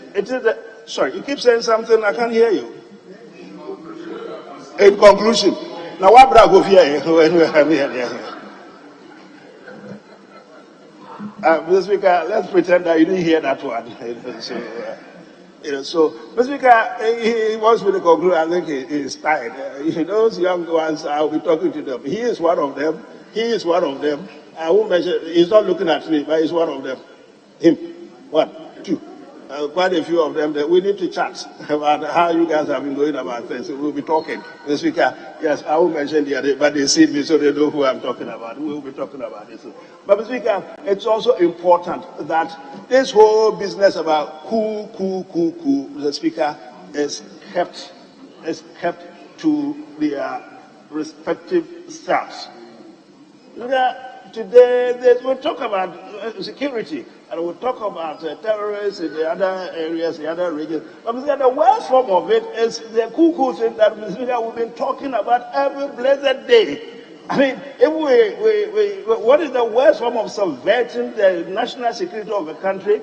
And then what the people have been preaching, what people have been talking about. And the last one was people who wanted to go on demonstration. They were seeking for permission to go with arms to go on demonstration. I heard I read yesterday, one of our colleagues, the young ones, suggesting that he sympathizes with the Bobo War bloc, but he shouldn't be talking about the foolishness of coup and those things. Well, don't sympathize with the Bobo man for what he's doing. There's nothing good about him. It's creating disunity, it's creating chaos. It's not helping the system. I mean, there was another statement, again, I'm quoting, if it is wrong, I read it from GhanaWeb, that the coup has started already. How does it manifest itself? We should be careful. This is the only country we have. We should be mindful the way we go about discussing these matters. I keep saying those who are old enough and have seen the June 4th revolution, Mr. Speaker, wouldn't forever be thinking about coup. But even the 31st December revolution too. Speaker, this is the best system we ever can have. 4 years, if the government is no good, the nation is sitting down there, the people are there, they will do what they have to do. They will go to the polls, change the government. But we shouldn't wish the country worse by imposing this sort of atrocities on the country. Looking at me, they are tired. I will spare you. You are enjoying it, aren't you? Conclusion. Thank you very much, Mr. Speaker. Well, honourable members, we've brought statement time to a close. We thank the makers of the statements and all the contributors. Leadership, may I come to you?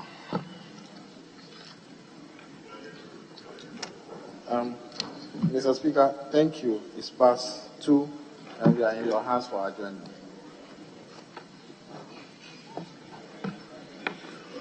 Speaker, we are not opposed. Honourable members, the time is already past 2 and therefore I will move on to adjourn the House to tomorrow, 10 o'clock in the forenoon. Tomorrow, 10 o'clock in the forenoon. I thank you very much. The House stands adjourned.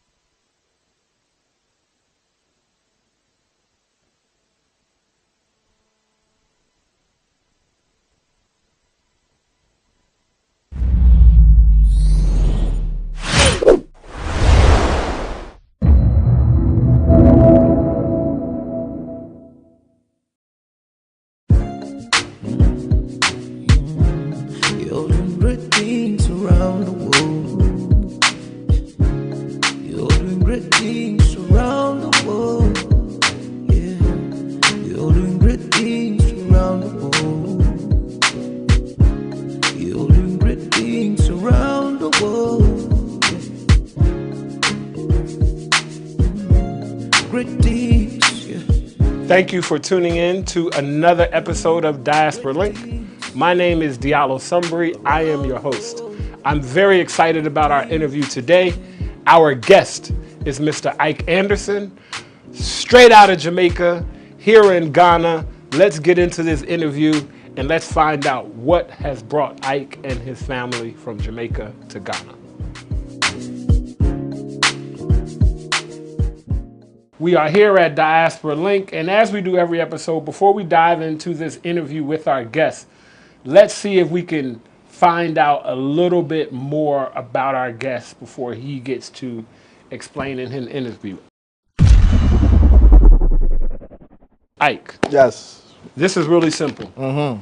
I'm going to give you some choices. Mm-hmm. You just have to choose one and say why. A. Simple, right? Simple. Very simple. Mm-hmm. Okay. You ready? What's the trick?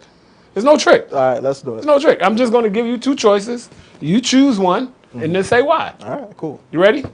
Okay. Reggae music versus Afrobeat. Hey, reggae music. Why? It's my culture. All right. How about this? Coming from Jamaica, I gotta do this one.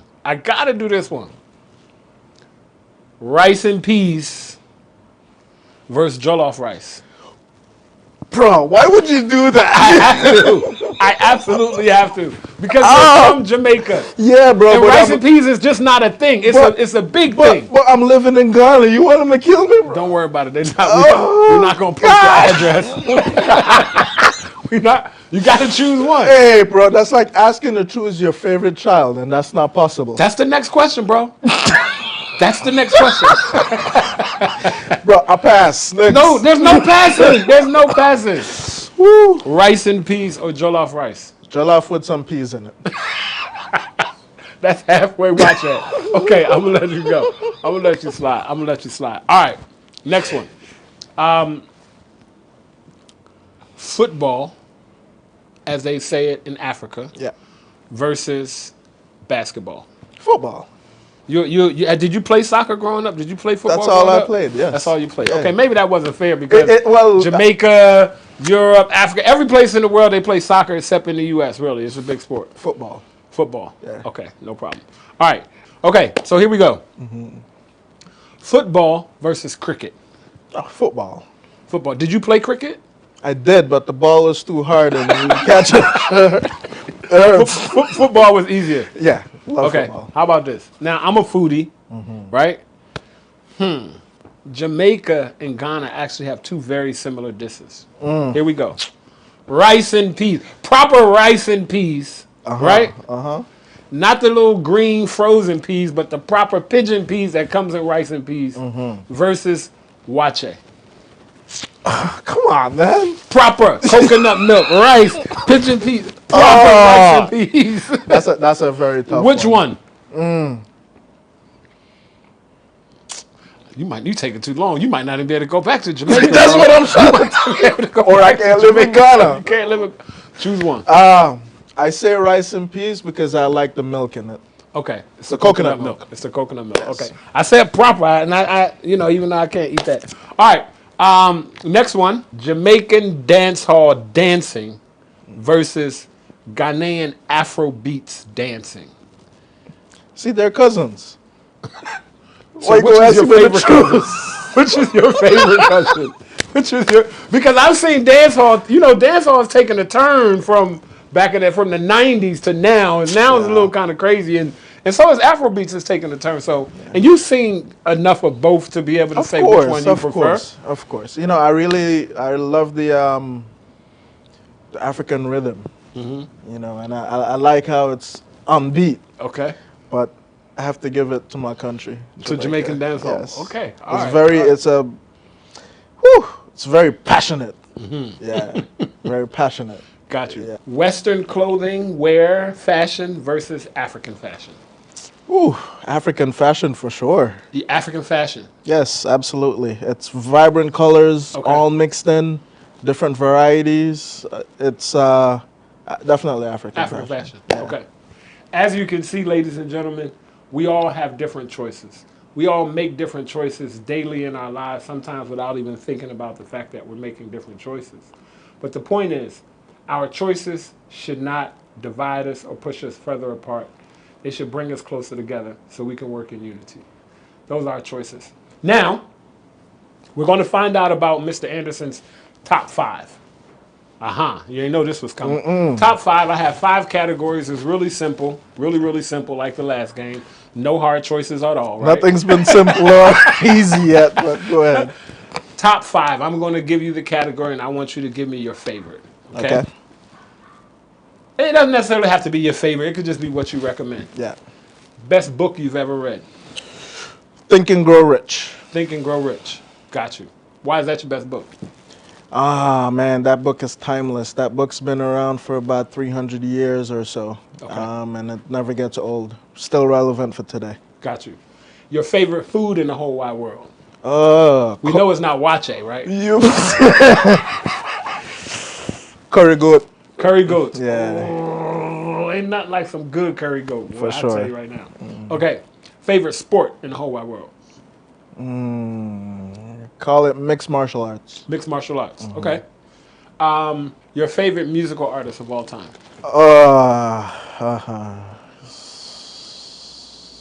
Peter Tosh. Peter Tosh. Okay. Last but not least, your favorite place to vacation of all time? Bali, Indonesia. Bali, Indonesia. Nice. So now that we found out a lot about some of the choices that Ike would make, and we found out his top 5, let's dive into this interview and see what has brought him from Jamaica to Ghana.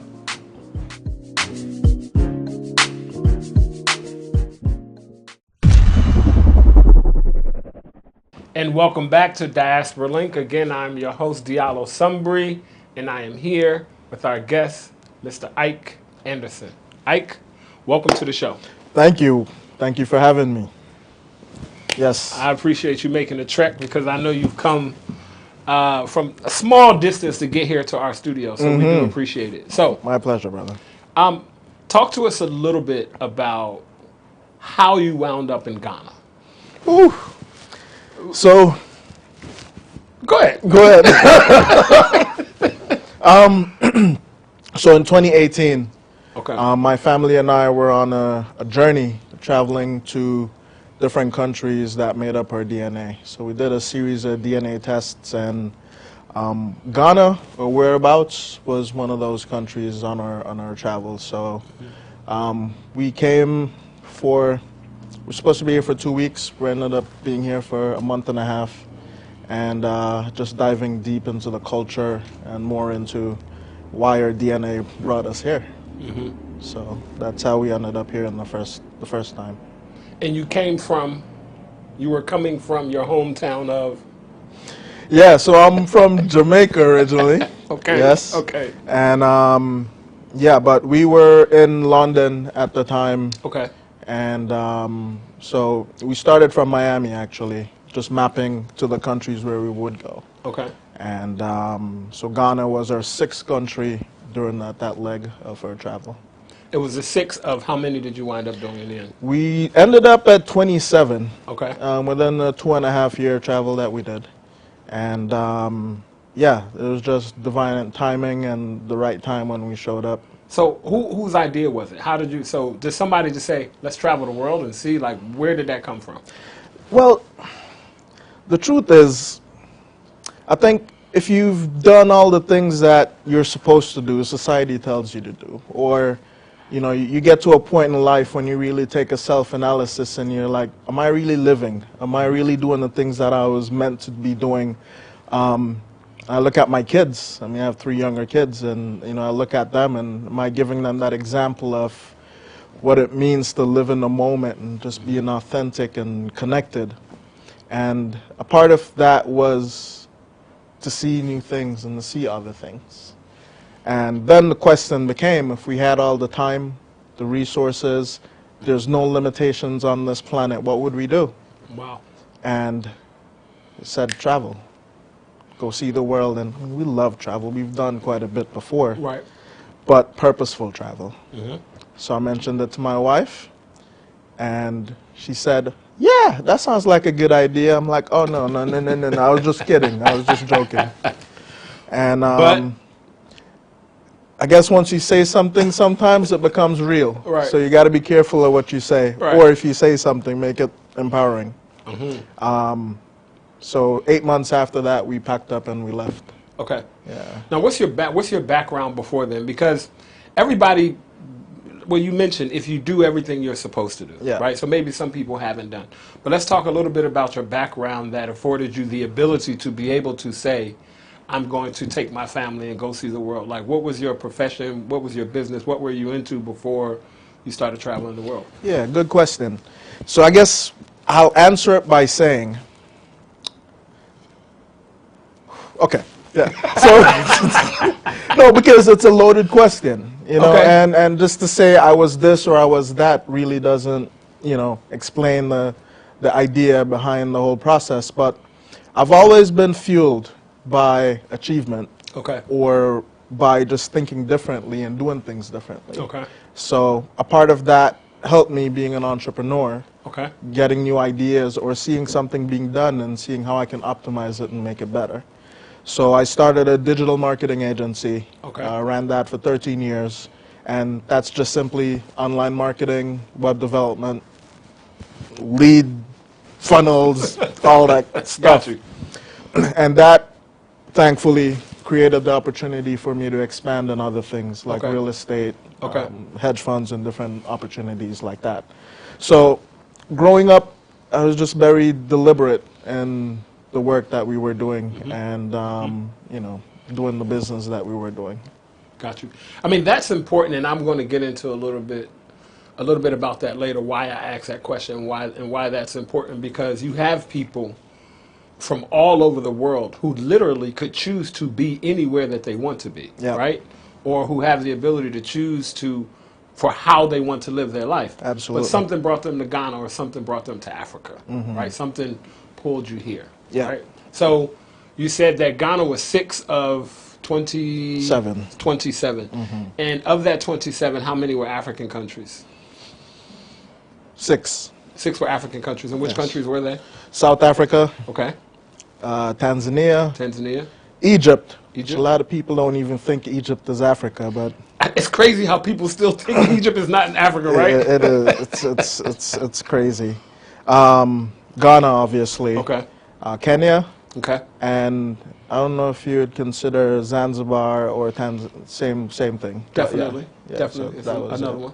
Okay, so what we're going to do right now, Ike, is play this game that we have called Africa in 60. Woo! It's not something that we've prepared you for because we want you to be on edge and we want to catch Why you you in the doing spot. this to me, man? So, as you all know, we do this every week with our episodes.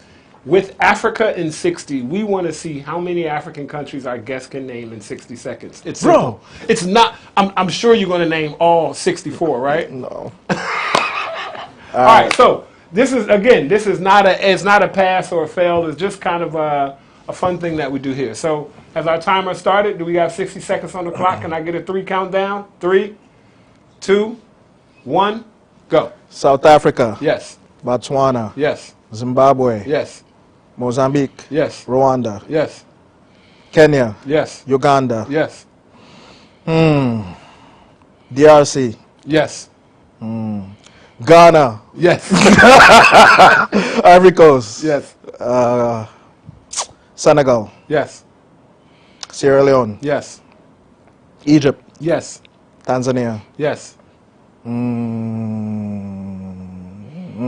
next to Tanzania. Ooh. Kenya. Yes. Congo. Yes. Did I say Congo? You said DRC, no problem. Cameroon. Yes. Nigeria. Oh Yes. my God, they would kill me. 10 seconds. Oh God, bro, don't do this, man. 5 seconds. Okay. Done. Good job. That's a good job. That's a good job. Don't do that to a perfectionist. I'm like, bro. So one of the reasons why we do that is there are people, believe it or not, in the world who still believe Africa is a country. Really? There are people who are not clear that Africa is a continent. Yeah. There are people who are not clear that Egypt is within the continent of Africa, or really how large and massive the continent is. Yeah. And because this is Diaspora Link, you know, we focus on Africa and its full diaspora. Yeah, So absolutely. Just a little small, fun again. So talk to us a little bit about you being in Ghana. You've been to 27 countries. You've already been to 6 other African countries, right? Yeah. You've been to Europe. So you and your family have traveled around. Something had to have happened for you to come and go. Because I heard you earlier say the first time, right? So you left. Yeah. Okay, so tell us a little bit about you coming, leaving, and then deciding to come back. That's what I want to hear about. Yeah, so when we left 2018, I was just in a state of, lack of a better term, my consciousness was like tearing open. Okay. Because of certain experiences here, going to certain places. And you get to understand that depending on where you are in your life, when you stand on certain places, it energetically will affect you. Say that one more time. Just say it one more time. Yes. Depending on where you are in your journey, when you stand in certain places, energetically it can affect you. Okay. That's what it was for me in Ghana. I was very sensitive to everything that was happening. Wow. So it wasn't an enjoyable experience. It wasn't fun. So when I left here, I said... So, hold on. I got to stop you. It wasn't fun. It wasn't enjoyable. Is that because of you not being able to manage these energy surges, or was there something else? So it's a mixture of everything. So it's really understanding the culture. First of all, Ghana is like a big Jamaica. Okay. So when I came, it was like your home. Automatically, I also felt that there's a lot of ancestral energy here for me. So I felt like even walking down the street, someone in my lineage somehow walked down that same street. Right. I felt when I went to some of the dungeons, not all, but some spoke to me, and it became very clear what was happening there for me. And it was just a little bit more than I wanted to take on at that time. Okay. And it was just a little bit more. So sometimes, again, you ask for things, and it starts showing up. You either confront it or you run away from it. Right. At that point, I'm like, It's it was too much. too much. It's too much. Yes. I get it. I get too much. Yeah. So so y'all left? Yeah, so we left, and then we went to India afterwards. Okay. And, you know, I think we landed in an amazing place where everything slowed down, and that was it. India is actually a part of my wife's ancestry, so that's where we went next. And India is slower than Ghana? You said you slowed down a little bit. Well, we went to South India. Okay. Which is much different Okay. than, oh gosh. Yeah. All right. So it's totally different. Okay. So I was able to slow down and really put things in perspective and get some spiritual alignment while I was there. Okay. That compartmentalized everything that was happening and created much clarity for me. Got you. Yeah. So, yeah, when I left Ghana, I was saying that was it. That was it. I'm done. I'm I done did with Ghana. Not coming back. Not coming back. I'm okay. I'm good. I'm I was good. really good. Okay. So a bunch of friends that were coming back for year return, and they're like, dude, you've been there before. You should come back with us. I'm like, nope. Good. And I've done my time. I'm good. And I don't know. I felt some form of, I won't say responsibility for them coming back, because I know there's a crack here, and if it's not navigated a certain way, people can fall into it. So I came. Okay. And you came with them to you wanted to protect them from the cracks. Well, that's what it apparently was. that's what happened. Okay. Yeah, but it wasn't consciously. That's why. Now, let's stop for a minute. I want to deal with this. I want to deal with the cracks, because there are a lot of people coming to Ghana. Yes. Right? And being someone who was involved in helping to create the year of return, my mind is always asking myself and wondering, are we doing a good job of preparing people to come here? Or what is it that people need to do so that they don't fall into those cracks. Talk a little bit about your experience with some of those cracks and give some examples, and more importantly, how you resolved it. Bro, I mean, so you see, that's the thing. And again, everyone's at a different place in their journey. When I travel, I have my wife and my 3 kids. It's 5 of us. Wherever we go, we're doing it together for the most part, right? So the way I look at things is a little bit different around safety, security, standard of living, you know, making sure that they're cared for. Very important when you're traveling with your family. Absolutely. Very important. So coming to Ghana, there's this mindset of we're going home. It's a feeling of we're going home.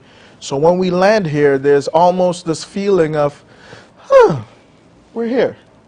And our brothers and sisters here are like open arms. Akwaba, we love you. We're glad you're here. You're doing your pilgrimage. You're doing your journey. Let's Akwaba. The big Akwaba. Yes, but you realize over time, not everyone's with the same integrity. Right. And doesn't matter how you look at it. You look at it as a dollar sign. And for a lot of people, and my disclaimer, not everyone, right, but for a lot of people, it's what can they get from the interaction, the engagement.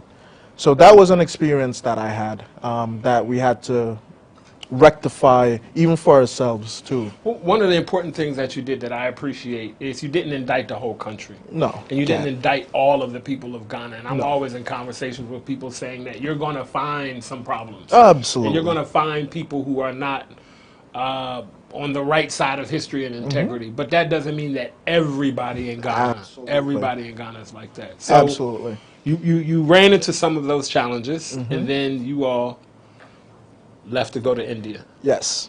Okay, so hold on. We're going to be right back. We're traveling with the Henderson family. We've gone from Jamaica to Ghana to India, and then now when we come back, we're going to talk about how they came back to Ghana.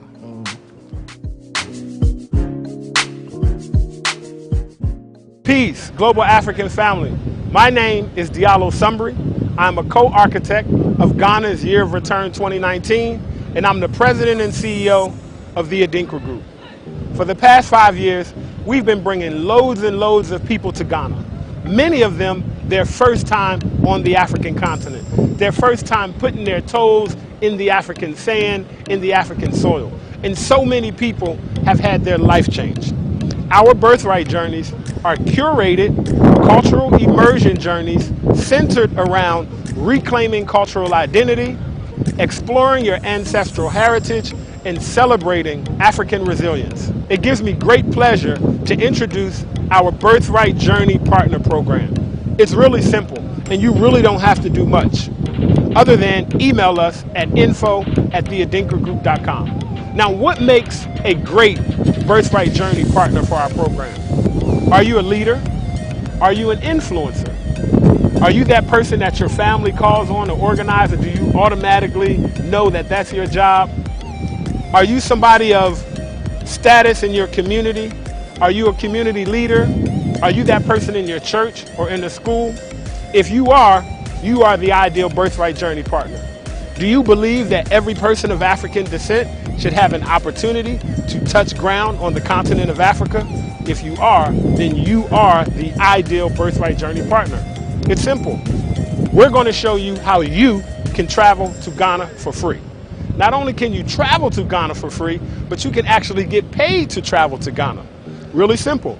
Just contact us at info@theadinkragroup.com and set up a discovery call. You'll get to travel with your family and friends, you'll get to travel with your community, and the best part of it is that it'll be free for you. Or you'll even earn money doing it. So again, info@theadinkragroup.com. We look forward to seeing you in Ghana. We look forward to dancing with you in Ghana. We look forward to eating fufu, eating jollof, eating wache. Make sure you contact us now, and we would love for you to become a Birthright Journey partner. Madasi.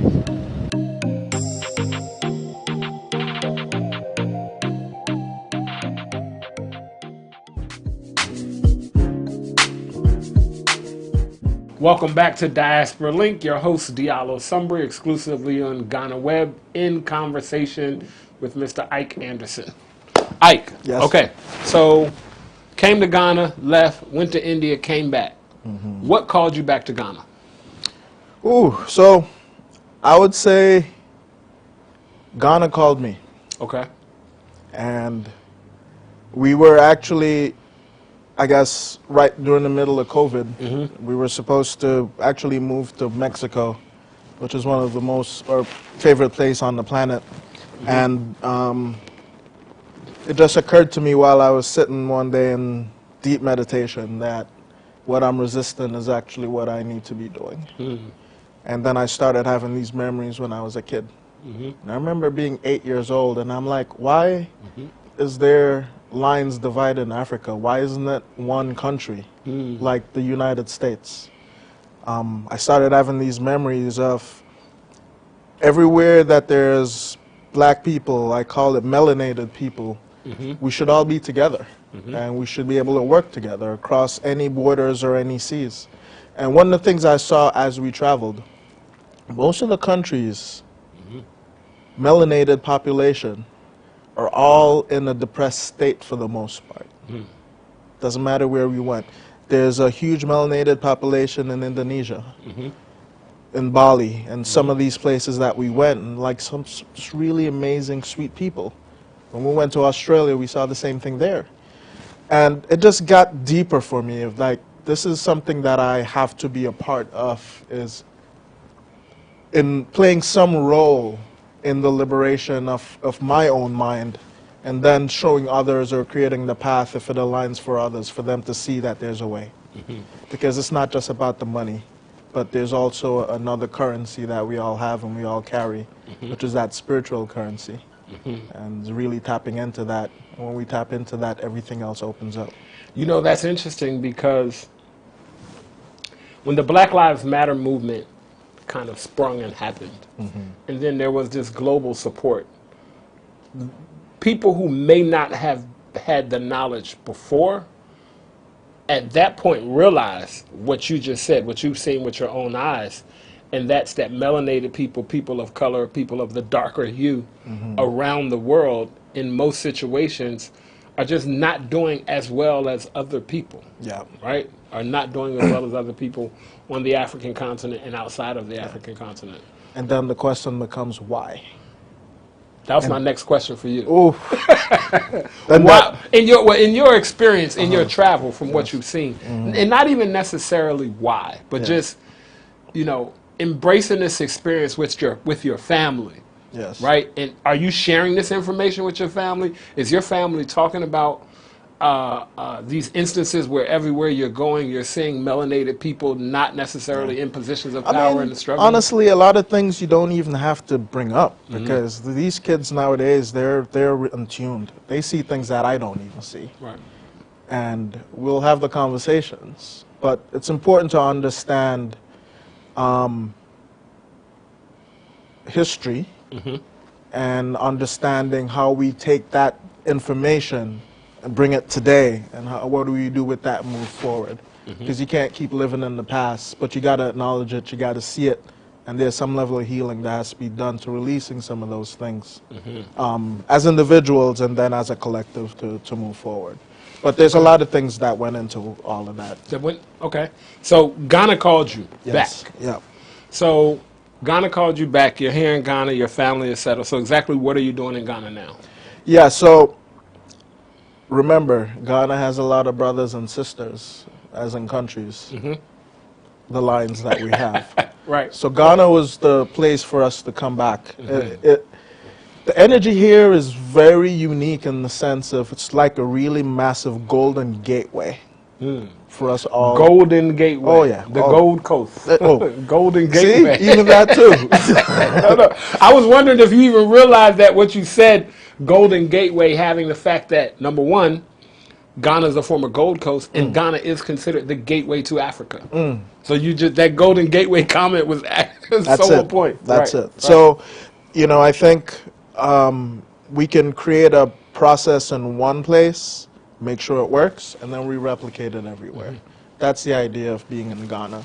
we're here for multiple purposes. The main one that really connects to our core is our Exploring Legacy Foundation. Okay.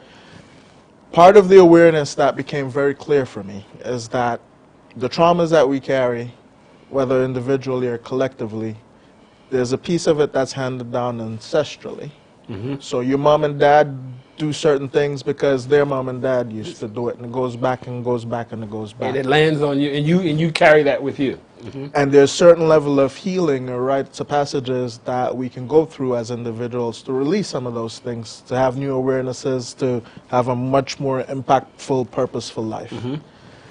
We're creating this foundation to basically allow 18 to 25-year-olds, which is a very unique age in the sense that they're still planting a lot of seeds. There's a lot of physiologically, physically, in a whole bunch of ways, very unique age. They need to physically touch this land.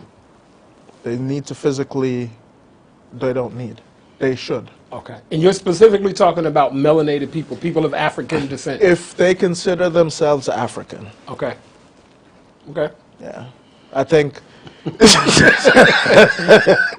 I mean, they're coming from Jamaica, and that's one of the benefits of, we don't have tribes or ethnicities there. If you're Jamaican, you're Jamaican. Right. So you're going to see Caucasians there that consider themselves Jamaican, and so brothers and sisters. So if someone blew my mind the first time I saw a Chinese person open his mouth and speak pure patois from the yes, mountains. bro. Yeah, blew my mind. I was like, hey, what is this? Yes. So in essence, we can say it's only for melanated people, but we're bigger than that in the sense. Exactly. And Okay. you know, so if they classify themselves as African American, African, whatever the case may be. If people identify with that experience and that, absolutely. and that trauma and that, yes, and that healing. Yes. Okay. So that's the idea. So we're bringing these individuals back for 10 days to go through a rite of passage, to have certain experiences, to stand in certain places, to connect with certain people and things, and to be able to integrate that powerfully and take it back wherever they go. Africa isn't for everyone. I don't think everyone should live here. Gotcha. I think it's a big world. We should be able to spread and go wherever we feel comfortable and confident.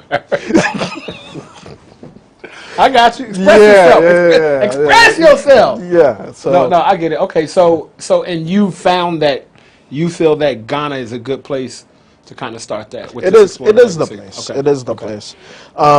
It is the place. So talk to me a little bit about how this works. People just apply. Once they apply, you approve them, and they get to come. Do they have to pay? Or how exactly?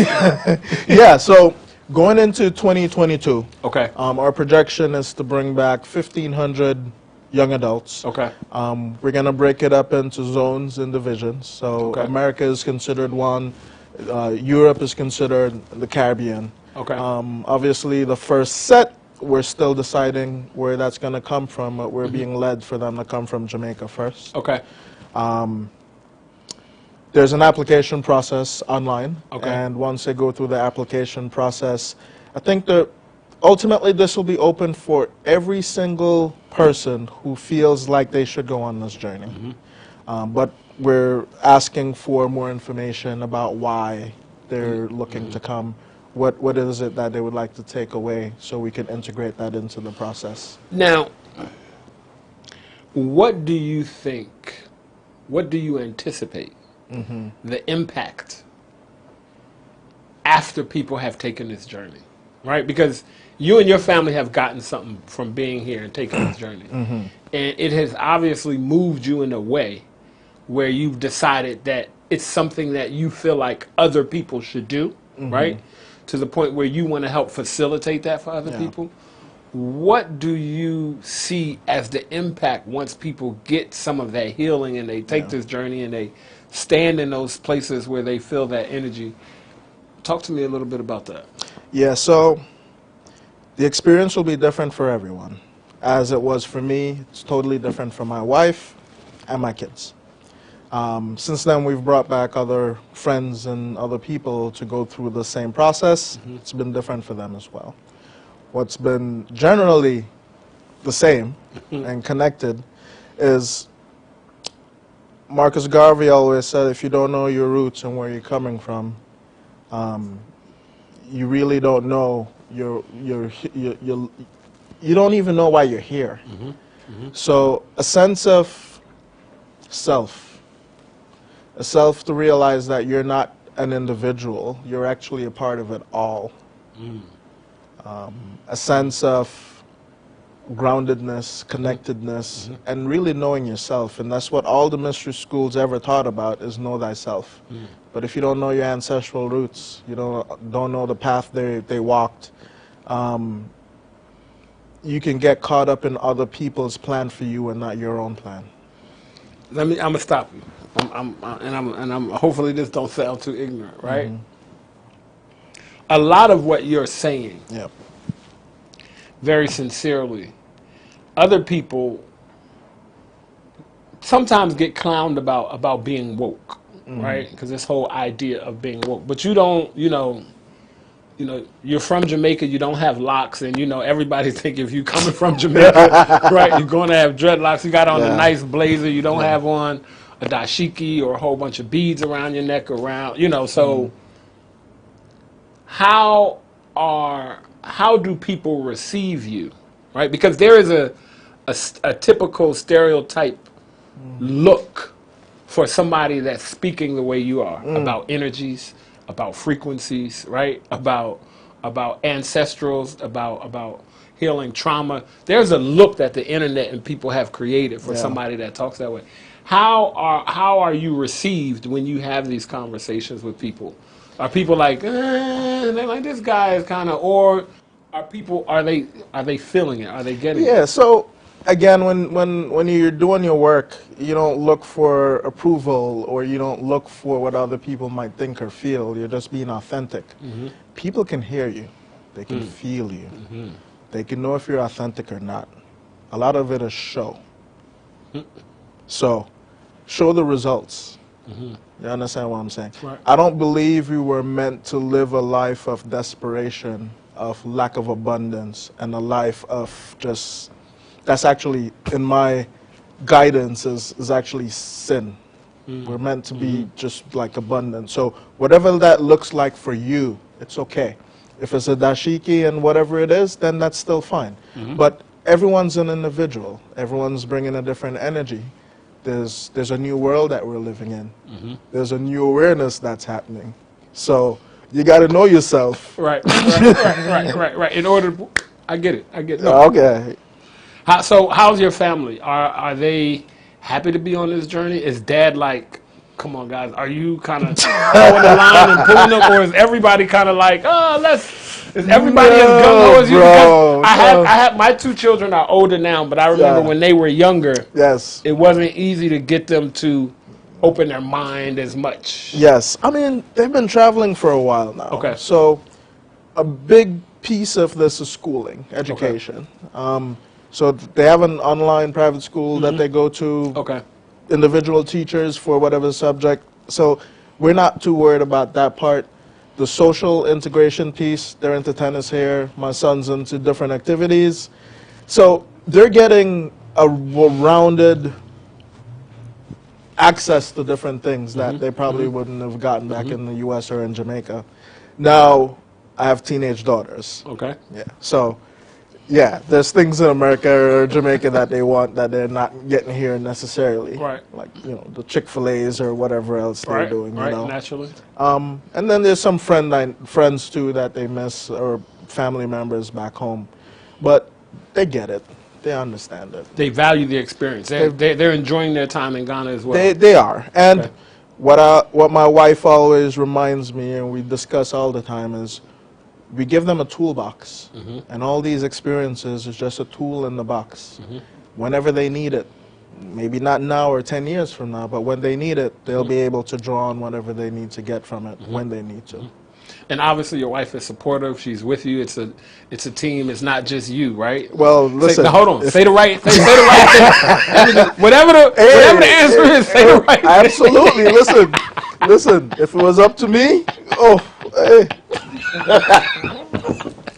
Listen, I couldn't do anything without that lady. Right. No, I understand. Natalie, she's actually effective. Yeah. I get it. And I get it. actually, she's loving Ghana more than everyone else. Wow. It's scary. Okay. So she's really enjoying herself enjoying and enjoying herself. Yeah. If you could give individuals who are coming to Ghana for whatever reason, because I realized that the reason that I thought I was coming here was different after I got here. So I've gone through kind of my own similar journey. What's one piece of advice that you would give people who see Ghana on the news and it's just like, I'm going to go back to Africa. I'm going to go get my akwaba, right? I'm going to go to get one solid piece of advice that you would offer individuals who are thinking, I want to live my life out and I want to live the rest of my years out in Ghana or any African country. It can't just be one, but I'll mix it. Okay. You got to come without any expectations. Okay. And you have to be very clear on your purpose and why you're coming. And to tie that all in, it's not an easy place. But when you get familiar with some of the situations, the settings, and stuff like that, it could be okay. And it depending on why you're coming. I don't know how much clearer I can go. No, that's it. I mean, it's I'm just asking for your piece of advice. So I think the people who needed to receive that will receive that, the people who are watching. As more diasporans come, as more people from Jamaica, as more people from the UK and from the US come here, what is one piece of advice that you would give local Ghanaians about how we relate or how they relate to us when we come here? Sure. So, and then just to finish what I was saying earlier. Okay. If you're going to come and try it out. Dip your foot in the water. See how it feels. One foot at a time. Yes, right? before you fully commit. Before you fully commit. That would be what I would say for those looking to come. For fellow brothers and sisters here, they have their own traumas they got to heal. They have their own journey that they went through that is very similar to ours, but different. And a lot of the history and a lot of certain things that they honestly do not know. Just give us that space to mourn where we need to mourn, connect where we need to connect, work with us with integrity. Because at the end of the day, when you trace it back, we're all brothers and sisters.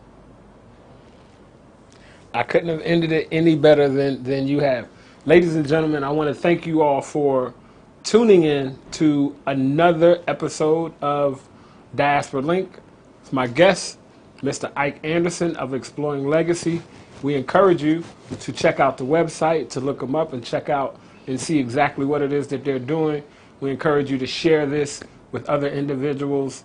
And as the brother said, remember, we all have our own personal traumas. Let's make sure that we can heal ourselves so then that way we can help heal the brother or sister next to us. Ike, appreciate you, brother. Thank you so much. Yeah, man. Respect. Yes, I. Yeah, peace out, y'all. Thanks so much for joining us. We want to thank you all so much for joining us again on Diaspora Link here exclusively on GhanaWeb TV. We want to thank our guest, Ike Anderson from Exploring Legacy, for sharing a part of his journey with us. And we'll end, as we do every episode, with some proverbial wisdom from our ancestors. However far a stream flows, it never forgets its origin. Thank you so much. We'll see you next episode on Diaspora Link. I'm your host, Diallo Sumbri.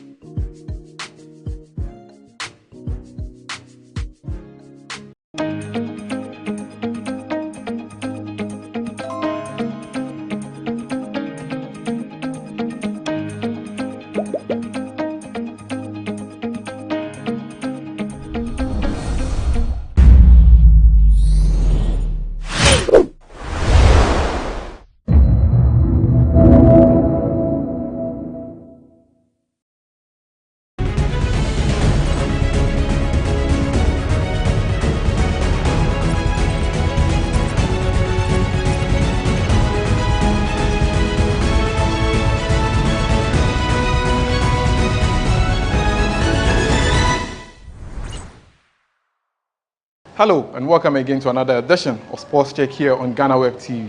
My name is Joseph Adamafiu and today we're coming to you from the Secretariat of the Ghana Football Association to speak to an executive board member who happens to be the manager of Asamoah Gyan. Well, we're taking a short breather and when we return, we'll delve into the conversation.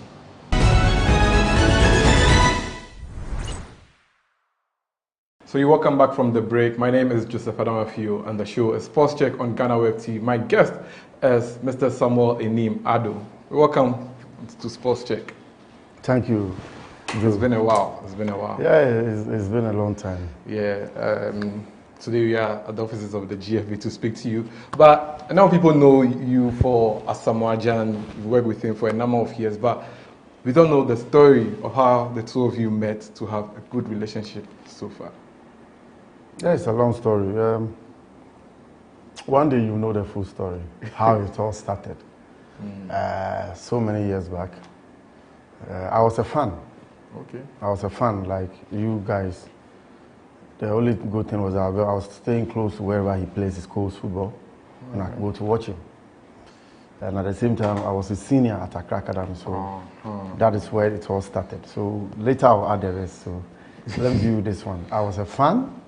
I was at Dansman last up. He played for Karkari at Karkari Park with great sit-ups, and I'll go and watch him like a fan. So when did That's how it started. So when did you decide that you manage him? That's what I'm saying. The rest will be told later. But it started from that time when he was playing for great sit-ups as a fan. And gradually, we got on 2006. He was at the World Cup, Liberty. I was just following like that. So 2007, 2008, then we started taking it up from there. But in all his 2 decades of being a footballer, at what moment did you really enjoy the most working with him? The greatest moment, because I was there, was in South Africa. When he scored that goal. I jumped, I nearly fell down. In South Africa, I was sitting at the other side. And those times, Charlie, for you to even get closer to the team, it was not easy. And I can tell you he was not well. He was given medicine, was injected and all that before he played in that Those game. stories, are they just stories that we hear, or it's something that we don't even really appreciate the fact that there were times that he was sick and had to play for the Blasters? Yeah, it was not easy. He suffered a lot playing for the national team. In Cantu, it's the same thing. He was injected. Or his body this side. In Cantu, when he was being insulted. If you remember, even at that time, Man City wanted to sign him. He signed for Rene when he was on the sick bed. So it tells you that the man that some people were chastising, the football people with the right eye has seen it. And Drogba even told him that he was the best player of the tournament when Drogba was here in Cantu. So Asamoah Gyan is a special player. In this world, there are special players, and he's one of them. There are some people God brings them into this world to just put them on the earth to impact. He's one of those people. Right. In so many years that you've worked with him, definitely in every human institution there are challenges and everything. Did you ever have any issue with Asamoah Gyan, and how did you really resolve it? If you remember any misunderstanding that you... There's been a lot of challenges, big ones. There are some that goes really into a very tight situation that you really need to have cooler heads to get it sorted. So it's not been easy. It's not been that rosy. What was it about? That was it about contract or? It's a lot, and maybe one day when I'm also writing my book, you also know about these challenges, and people can also learn from it. Being a manager of such a superstar, you don't need, it doesn't come that easy. And it's learning on the job. I think Sami Animado, you know, some years back, it's not the same Sami Animado. I've learned a lot, and there are so many things that I will have reacted in a way. These days, I will never react in that way. I have gone through a lot, especially being his manager. I've had enemies all over. And people always want to get at him. And when I decide to be the one who will not accept, I become a target, and I've been a target, and I'm still a target. But this job was given to me by the Almighty God, not him, not even Asamoah. His mother told him, I'm his manager because it is destined that I'll be his manager. I didn't do anything like lobby or something. It came because God has already prepared it, and that is why I'm still his manager, because the challenges that we've gone through, the ups and downs that we've gone through, is beyond human understanding. But one day God will reveal to all of us, and one day God will allow me to speak about it. And I'm so proud to be his manager, and I'm forever proud. And it is the biggest thing I've known, the biggest superstar that I think has happened to this continent. I don't know a single superstar who has the qualities of Asamoah. Yeah, you can have a footballer who may have scored more than him and all that. But there's not a single superstar who is a footballer, who is a dancer, who is a musician, who is a comedian, who is a boxer, who is a tennis player. I mean, and he does it well.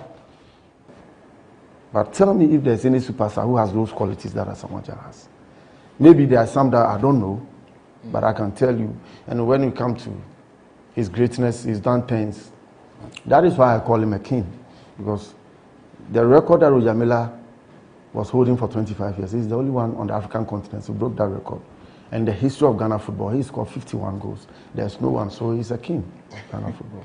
You say he's a king. You talk a lot about his achievements and all, but I still want to get that quiet moment that when you think about it, sometimes it draws tears from your eyes, that you know that Mafemu. There are a lot. One of them, I can't talk about some now because there are a lot. There are really moments that I really go down, that I really cry because I feel it's not proper. But there's nothing I can do about it. It's happened.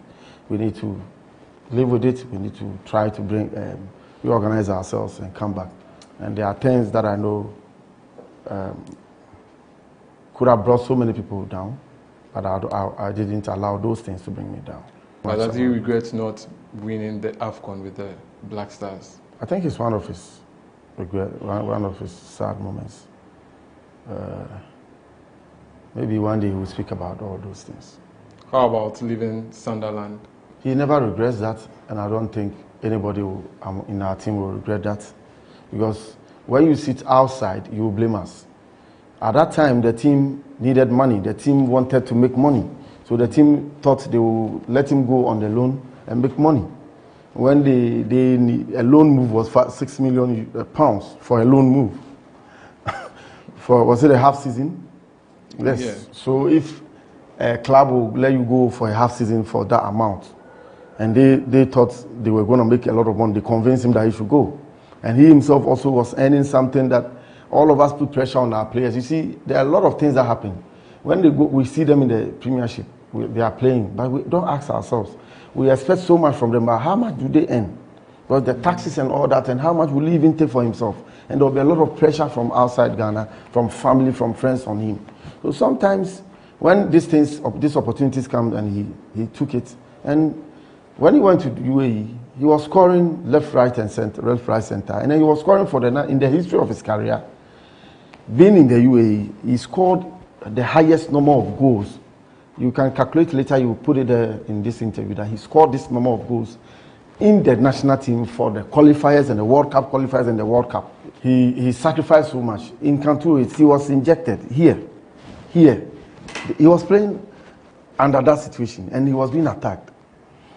In Algeria, when he had malaria, the game against Algeria, very crucial. He said the game was over. So when Wakasu decided to lob the ball ahead, he told himself that, let me go and die. That's what he told me. He said, Sammy, immediately after, he said, Sammy, I said, I'm going to die, because that's the only thing I can do. He saw the ball ahead, and he saw the Algerian guy. The Algerian guy was a younger, I've forgotten his name. He thought Jan was a bit older than him, so then he took off the jet. The guy realized he was overtaking him. And then the thing that he did that made me so proud and so happy. And I was on Joy FM with Tony Beverly, and I said that he will score before the end of the game. Like I did say in this World Cup qualifier that we are going to qualify against Nigeria. And I said that it was 1-1. I said it on so many platforms. So he said, so when you took over, you see the experience he did. The guy was trying to hit him, and when you are running and the defender hits you, it slows you down. He rather hit the guy first. So when he hit the guy, so the guy was rather reduced. Yeah. So he got an advantage to go ahead of the guy, and then he finished it with his technique. That when I get here, this is how I'll play it. He calls it technique. He calls it John. I'm done. If I finish it. Looking at the current Black Stars, do you think Jan should be included in the squad? If not for a player, maybe he should play a role around the Black Stars in terms of we being at the World Cup, because it looks like his spirit when he's around the Black Stars motivates the players, and now that he's no more, the national motivator is no more there. This is a very tight question because I'm an executive council member. It's difficult to speak about this because everybody will say that because I'm a Samoa Giants manager, I'll straight away say that he should be in the team. That's up to all of us. Let's look at what he can bring on board. If we think he can bring something special on board, and if we make it a national agenda that the nation needs him, I think if the nation says that, nobody can say no. We saw Closer playing at a very old age at the World Cup for Germany. He scored against us and he scored another goal. So, like I said, I won't say much. There's the example of Roger Miller too. There's the example of so many great players. Some were even older than him. So, why is he working to return to fitness?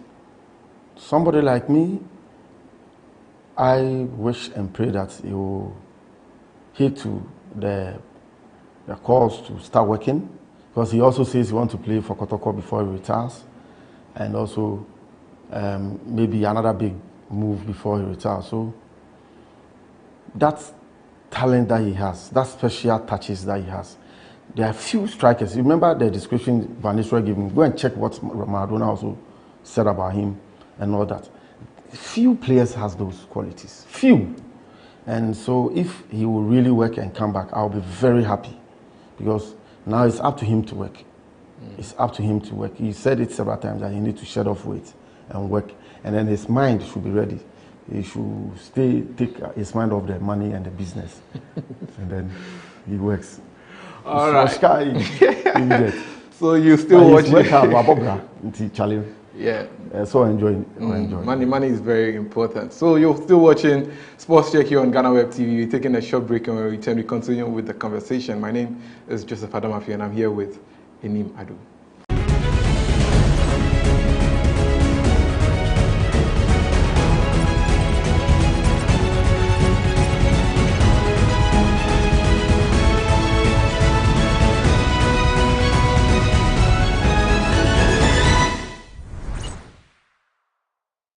So you welcome back to Sports Check here on GhanaWeb TV. I'm still here with Samuel Enim Adu.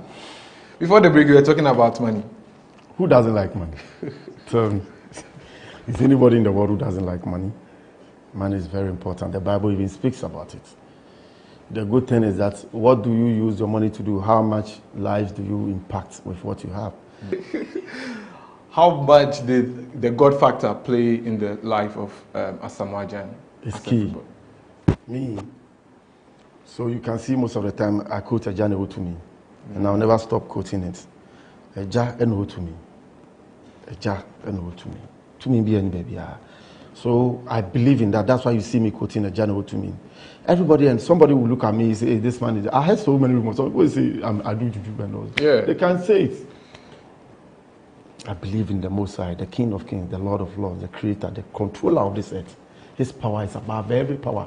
He's the only one I believe in. That is why I've gotten to where I am.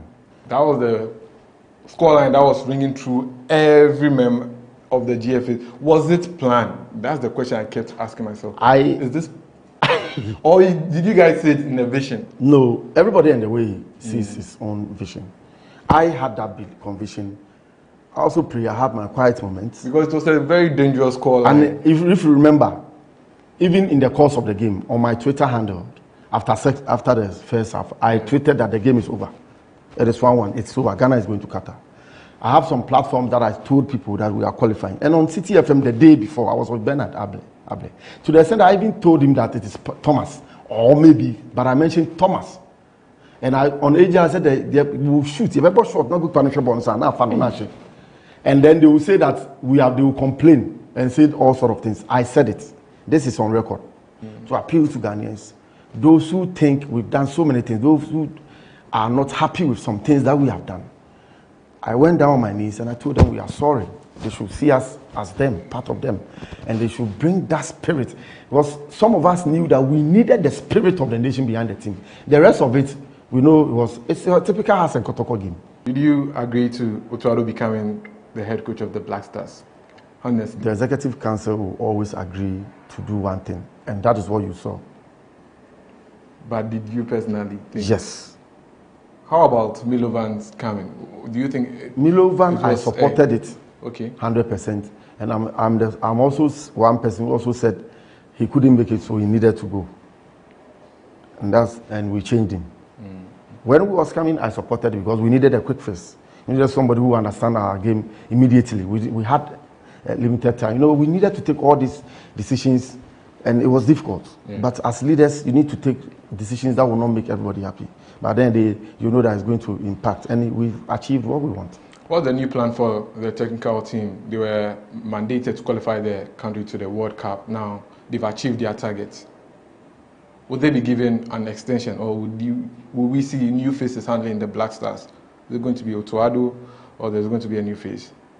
The Executive Council will meet, and the decisions that will come out will be something that will help Ghana football. We are not going to take decisions that will be for our interest, but for the Ghana football interest. So if you hear of us after our meeting, you know that this is for the interest of Ghana football, like we've done in the past. Chris Hughton's arrival, was it imposed, or the GFA agreed to work with him? Nobody will impose on us. The final decision will always come to us. You can suggest, you can also input, you can also try to tell us that, oh, try this and that. If we look at it and sporting wise, it makes sense. Why not? We'll take it. Are you impressed with what Coach Otuado has been able to do with the Black Stars in terms of tactics and the way he has been able to gel with the players and everything? Very impressed with Otuado and his technical team. They did the magic, they did it well. You can never say there weren't some times that you will not like some things, but in the final judgment and coming in with the conclusion, you give him full pass mark for a wonderful job. Then in Nigeria, super fantastic technical abilities, the subs, the game management, the keeping the cool, when the referee was trying to frustrate us, everything worked perfectly, and it tells you that they really did their job and they really improve on what they did in Kumasi also to make sure we qualify. So big ups to all of them, Otto, Chris, George, Didi, Olele, the technical team, the backroom staff, George, Dr. Baba and his crew, Kama and all the guys, Charlie, the equipment guys, Sula and all the guys. And then the Executive Council, my president, the president of Ghana Football Association, and the other members of the Executive Council, we all did our part to make sure Ghana will go to the World Cup. It's the biggest thing anybody needs. It's bigger than any other thing that you can imagine in Ghana.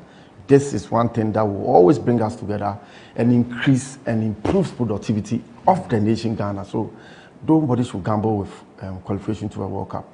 Looking at the group that we are in, Group H, we have Portugal, Korea Republic, and the sworn rivals or enemies, that's Uruguay. What do you make of the draw?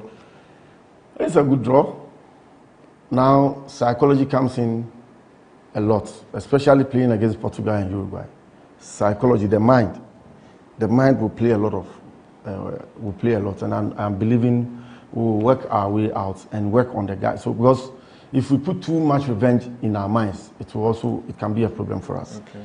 It's to also think we are beating somebody before, so we can beat him easily. That one too can be a problem, like Korea Republic. Yeah. They are a very dangerous side.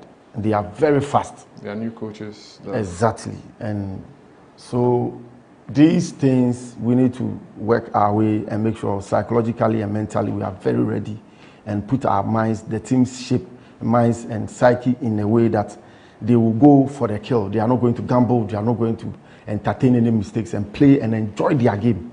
One thing is that so that's why you see sometimes they do Jama and all those things. Yeah. They don't need to put pressure on themselves.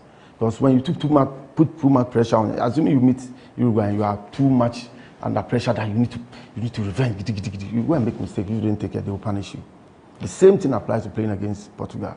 If you say you put too much pressure on yourself and you are not that going to enjoy it, like Ronaldo, he can easily punish you. So you need to be ready, and you need to be relaxed, you need to play the game and enjoy the game. And the psychologists and the other team members will all have to play their role and make sure the boys are focused and the boys are alert, and composure and concentration. 90 minutes is key. Concentration 90 minutes is key. With that, because if you look at African countries, the split seconds of losing concentration, then we are punished. Yeah, that's why a number of people think that having some Ghanaian players of Ghanaian descent in the team is very key. What do you make about we going for the likes of Hudson Odoi, Tariq Lamptey, Mohamed Salisu? In fact, recently they added Edin Ketia to joining the Black Stars for the World Cup. What do you make of them? Are they players that the GFA are making plans to swoop and join the Black Stars, and especially about Mohamed Salisu? In life, we say never say never. That is what I'll say. Anything and everything is possible. But as at now, until we get to that level, we can't say much. But everything is possible. If the technical team that comes in says we need Salisu, Odoi, Tariq Lamptey, whatever name again, and the players are ready to fight and die for the nation, why not? You can't say that because something happened in the past, you won't go back and do things that was something that you think it was wrong. If we say that all of us, nobody will even be at where we are. A lot of us have wronged in a way, but we all are forgiven and we move on. So if somebody has wronged and we think it was wrong and the person comes and is ready. Which player are you talking about? I'm saying everything about life. I'm not mentioning anybody's name. All of us. That's why I even said it and went down and begged Ghanaians that if all the wrongs we did, that has affected so many people, and their love for the team is down. Their spirit is not for the team. We are pleading with them that they should give their love for the team, and it paid off. So we are human. So like I said, if the person is ready and the technical team thinks is ready, technically, psychologically, mentally, why not? We need to take everybody. Okay, finally, as we bring the conversation to an end, let's talk about local football. Just went by was the big game, the Super Clash, Kotoko versus South of Folk. Prior to the match, you had issues about e-ticketing. What is your issue with the NSA? Are they not communicating with the GFA? I don't have any issue. It's unfortunate. Nobody is against e-ticketing. Nobody at the FA. But it is unfortunate that the NSA always want to use, I keep saying, the GFA is not from Afghanistan. The GFA are Ghanaians. Let's stop this thing making it look like this is ours. So when you come, who told you what the football stadium built for? What was the stadium built for? The major reason why the stadium was built. For football matches, sporting events. And who is going to play on it? The same clubs and athletes and players. Can you imagine AC Milan and Inter Milan playing at San Siro, which is for the states, and then the states says they are printing the tickets for AC Milan and San Siro match? Never happens. Let's stop that. And the fact that there was a practice that the NSA does some things. So they will still do it moving forward. It's wrong. When a fan jumped on the pitch in Cape Coast, do you know how much we were fined? You heard it. People reported about it. Was the state fined? No. Who was fined? It was the FA. So the management of the football match is for the GFA. The management of the football match is for the GFA. So let's stop this thing and let's stop making it look like GFA is from some other planet. GFA is Ghanaian. GFA is for Ghanaians. GFA are Ghanaians. But I think Hearts of Oak's first leg against Kotoko, they complained that they've not received revenues from gate proceeds. What is the agreement with NSC and the clubs and the FE? Who are supposed to take the proceeds from the gate? We've pleaded, we went to Parliament, Select Committee on Sports, that those taxes for football it should be reduced. I know some of the industries, they've had some special taxes. But for football, we still pay that high tax, that high value-added tax. And all these things are taken from our money. And we don't even get any money from the state for our domestic leagues. And these people we compete with, that we are complaining that they are better, they have monies from the state before we even add the corporate sponsorship in addition. So we need that support from the states. The NSA support to promote sports and manage the facilities. So when you are supposed to promote something, don't you even have to put money in. Rather, they want to frustrate us with their actions. It's not proper, and I know we are engaging them, and I hope that finally they will really agree that there's a standard cooperation or even agreement by FIFA for all MEs that every ME should comply, so that the protocols for the state and its involvement and the benefits the state should get, and the kind of protocols will be respected for the state and for the ME. That's the member association. But it shouldn't be an imposition. It is not right. If you check the letter from the NSA, it was an imposition. It's not proper. It's unacceptable. Finally, before we go, I have just two questions. One has to do with salary of players in the Ghana Premier League. Can we get to a point where we'll have the players earning the right amount of money that you yourself you've been saying that players should be paid that right amount of money, so that we can be able to sell players from the Ghana Premier League $10 million and stuff? Well, I have a great vision to do something like that, but it's not easy. The economy itself doesn't support us that much. The economy is so... Our economic situation, the country is even in a situation where people's purchasing power is down. You understand me? And we are competing with other brands that are well packaged, that has also had investments. Look at the UK. We watch the UK league, and go and check some years back how much money the states pumped in their league before they got in. Even just recently, they pumped another money again, and they go under 70 and under 20. You can go and research. I've forgotten how much. I think $20 billion pounds or something. And other states are doing it.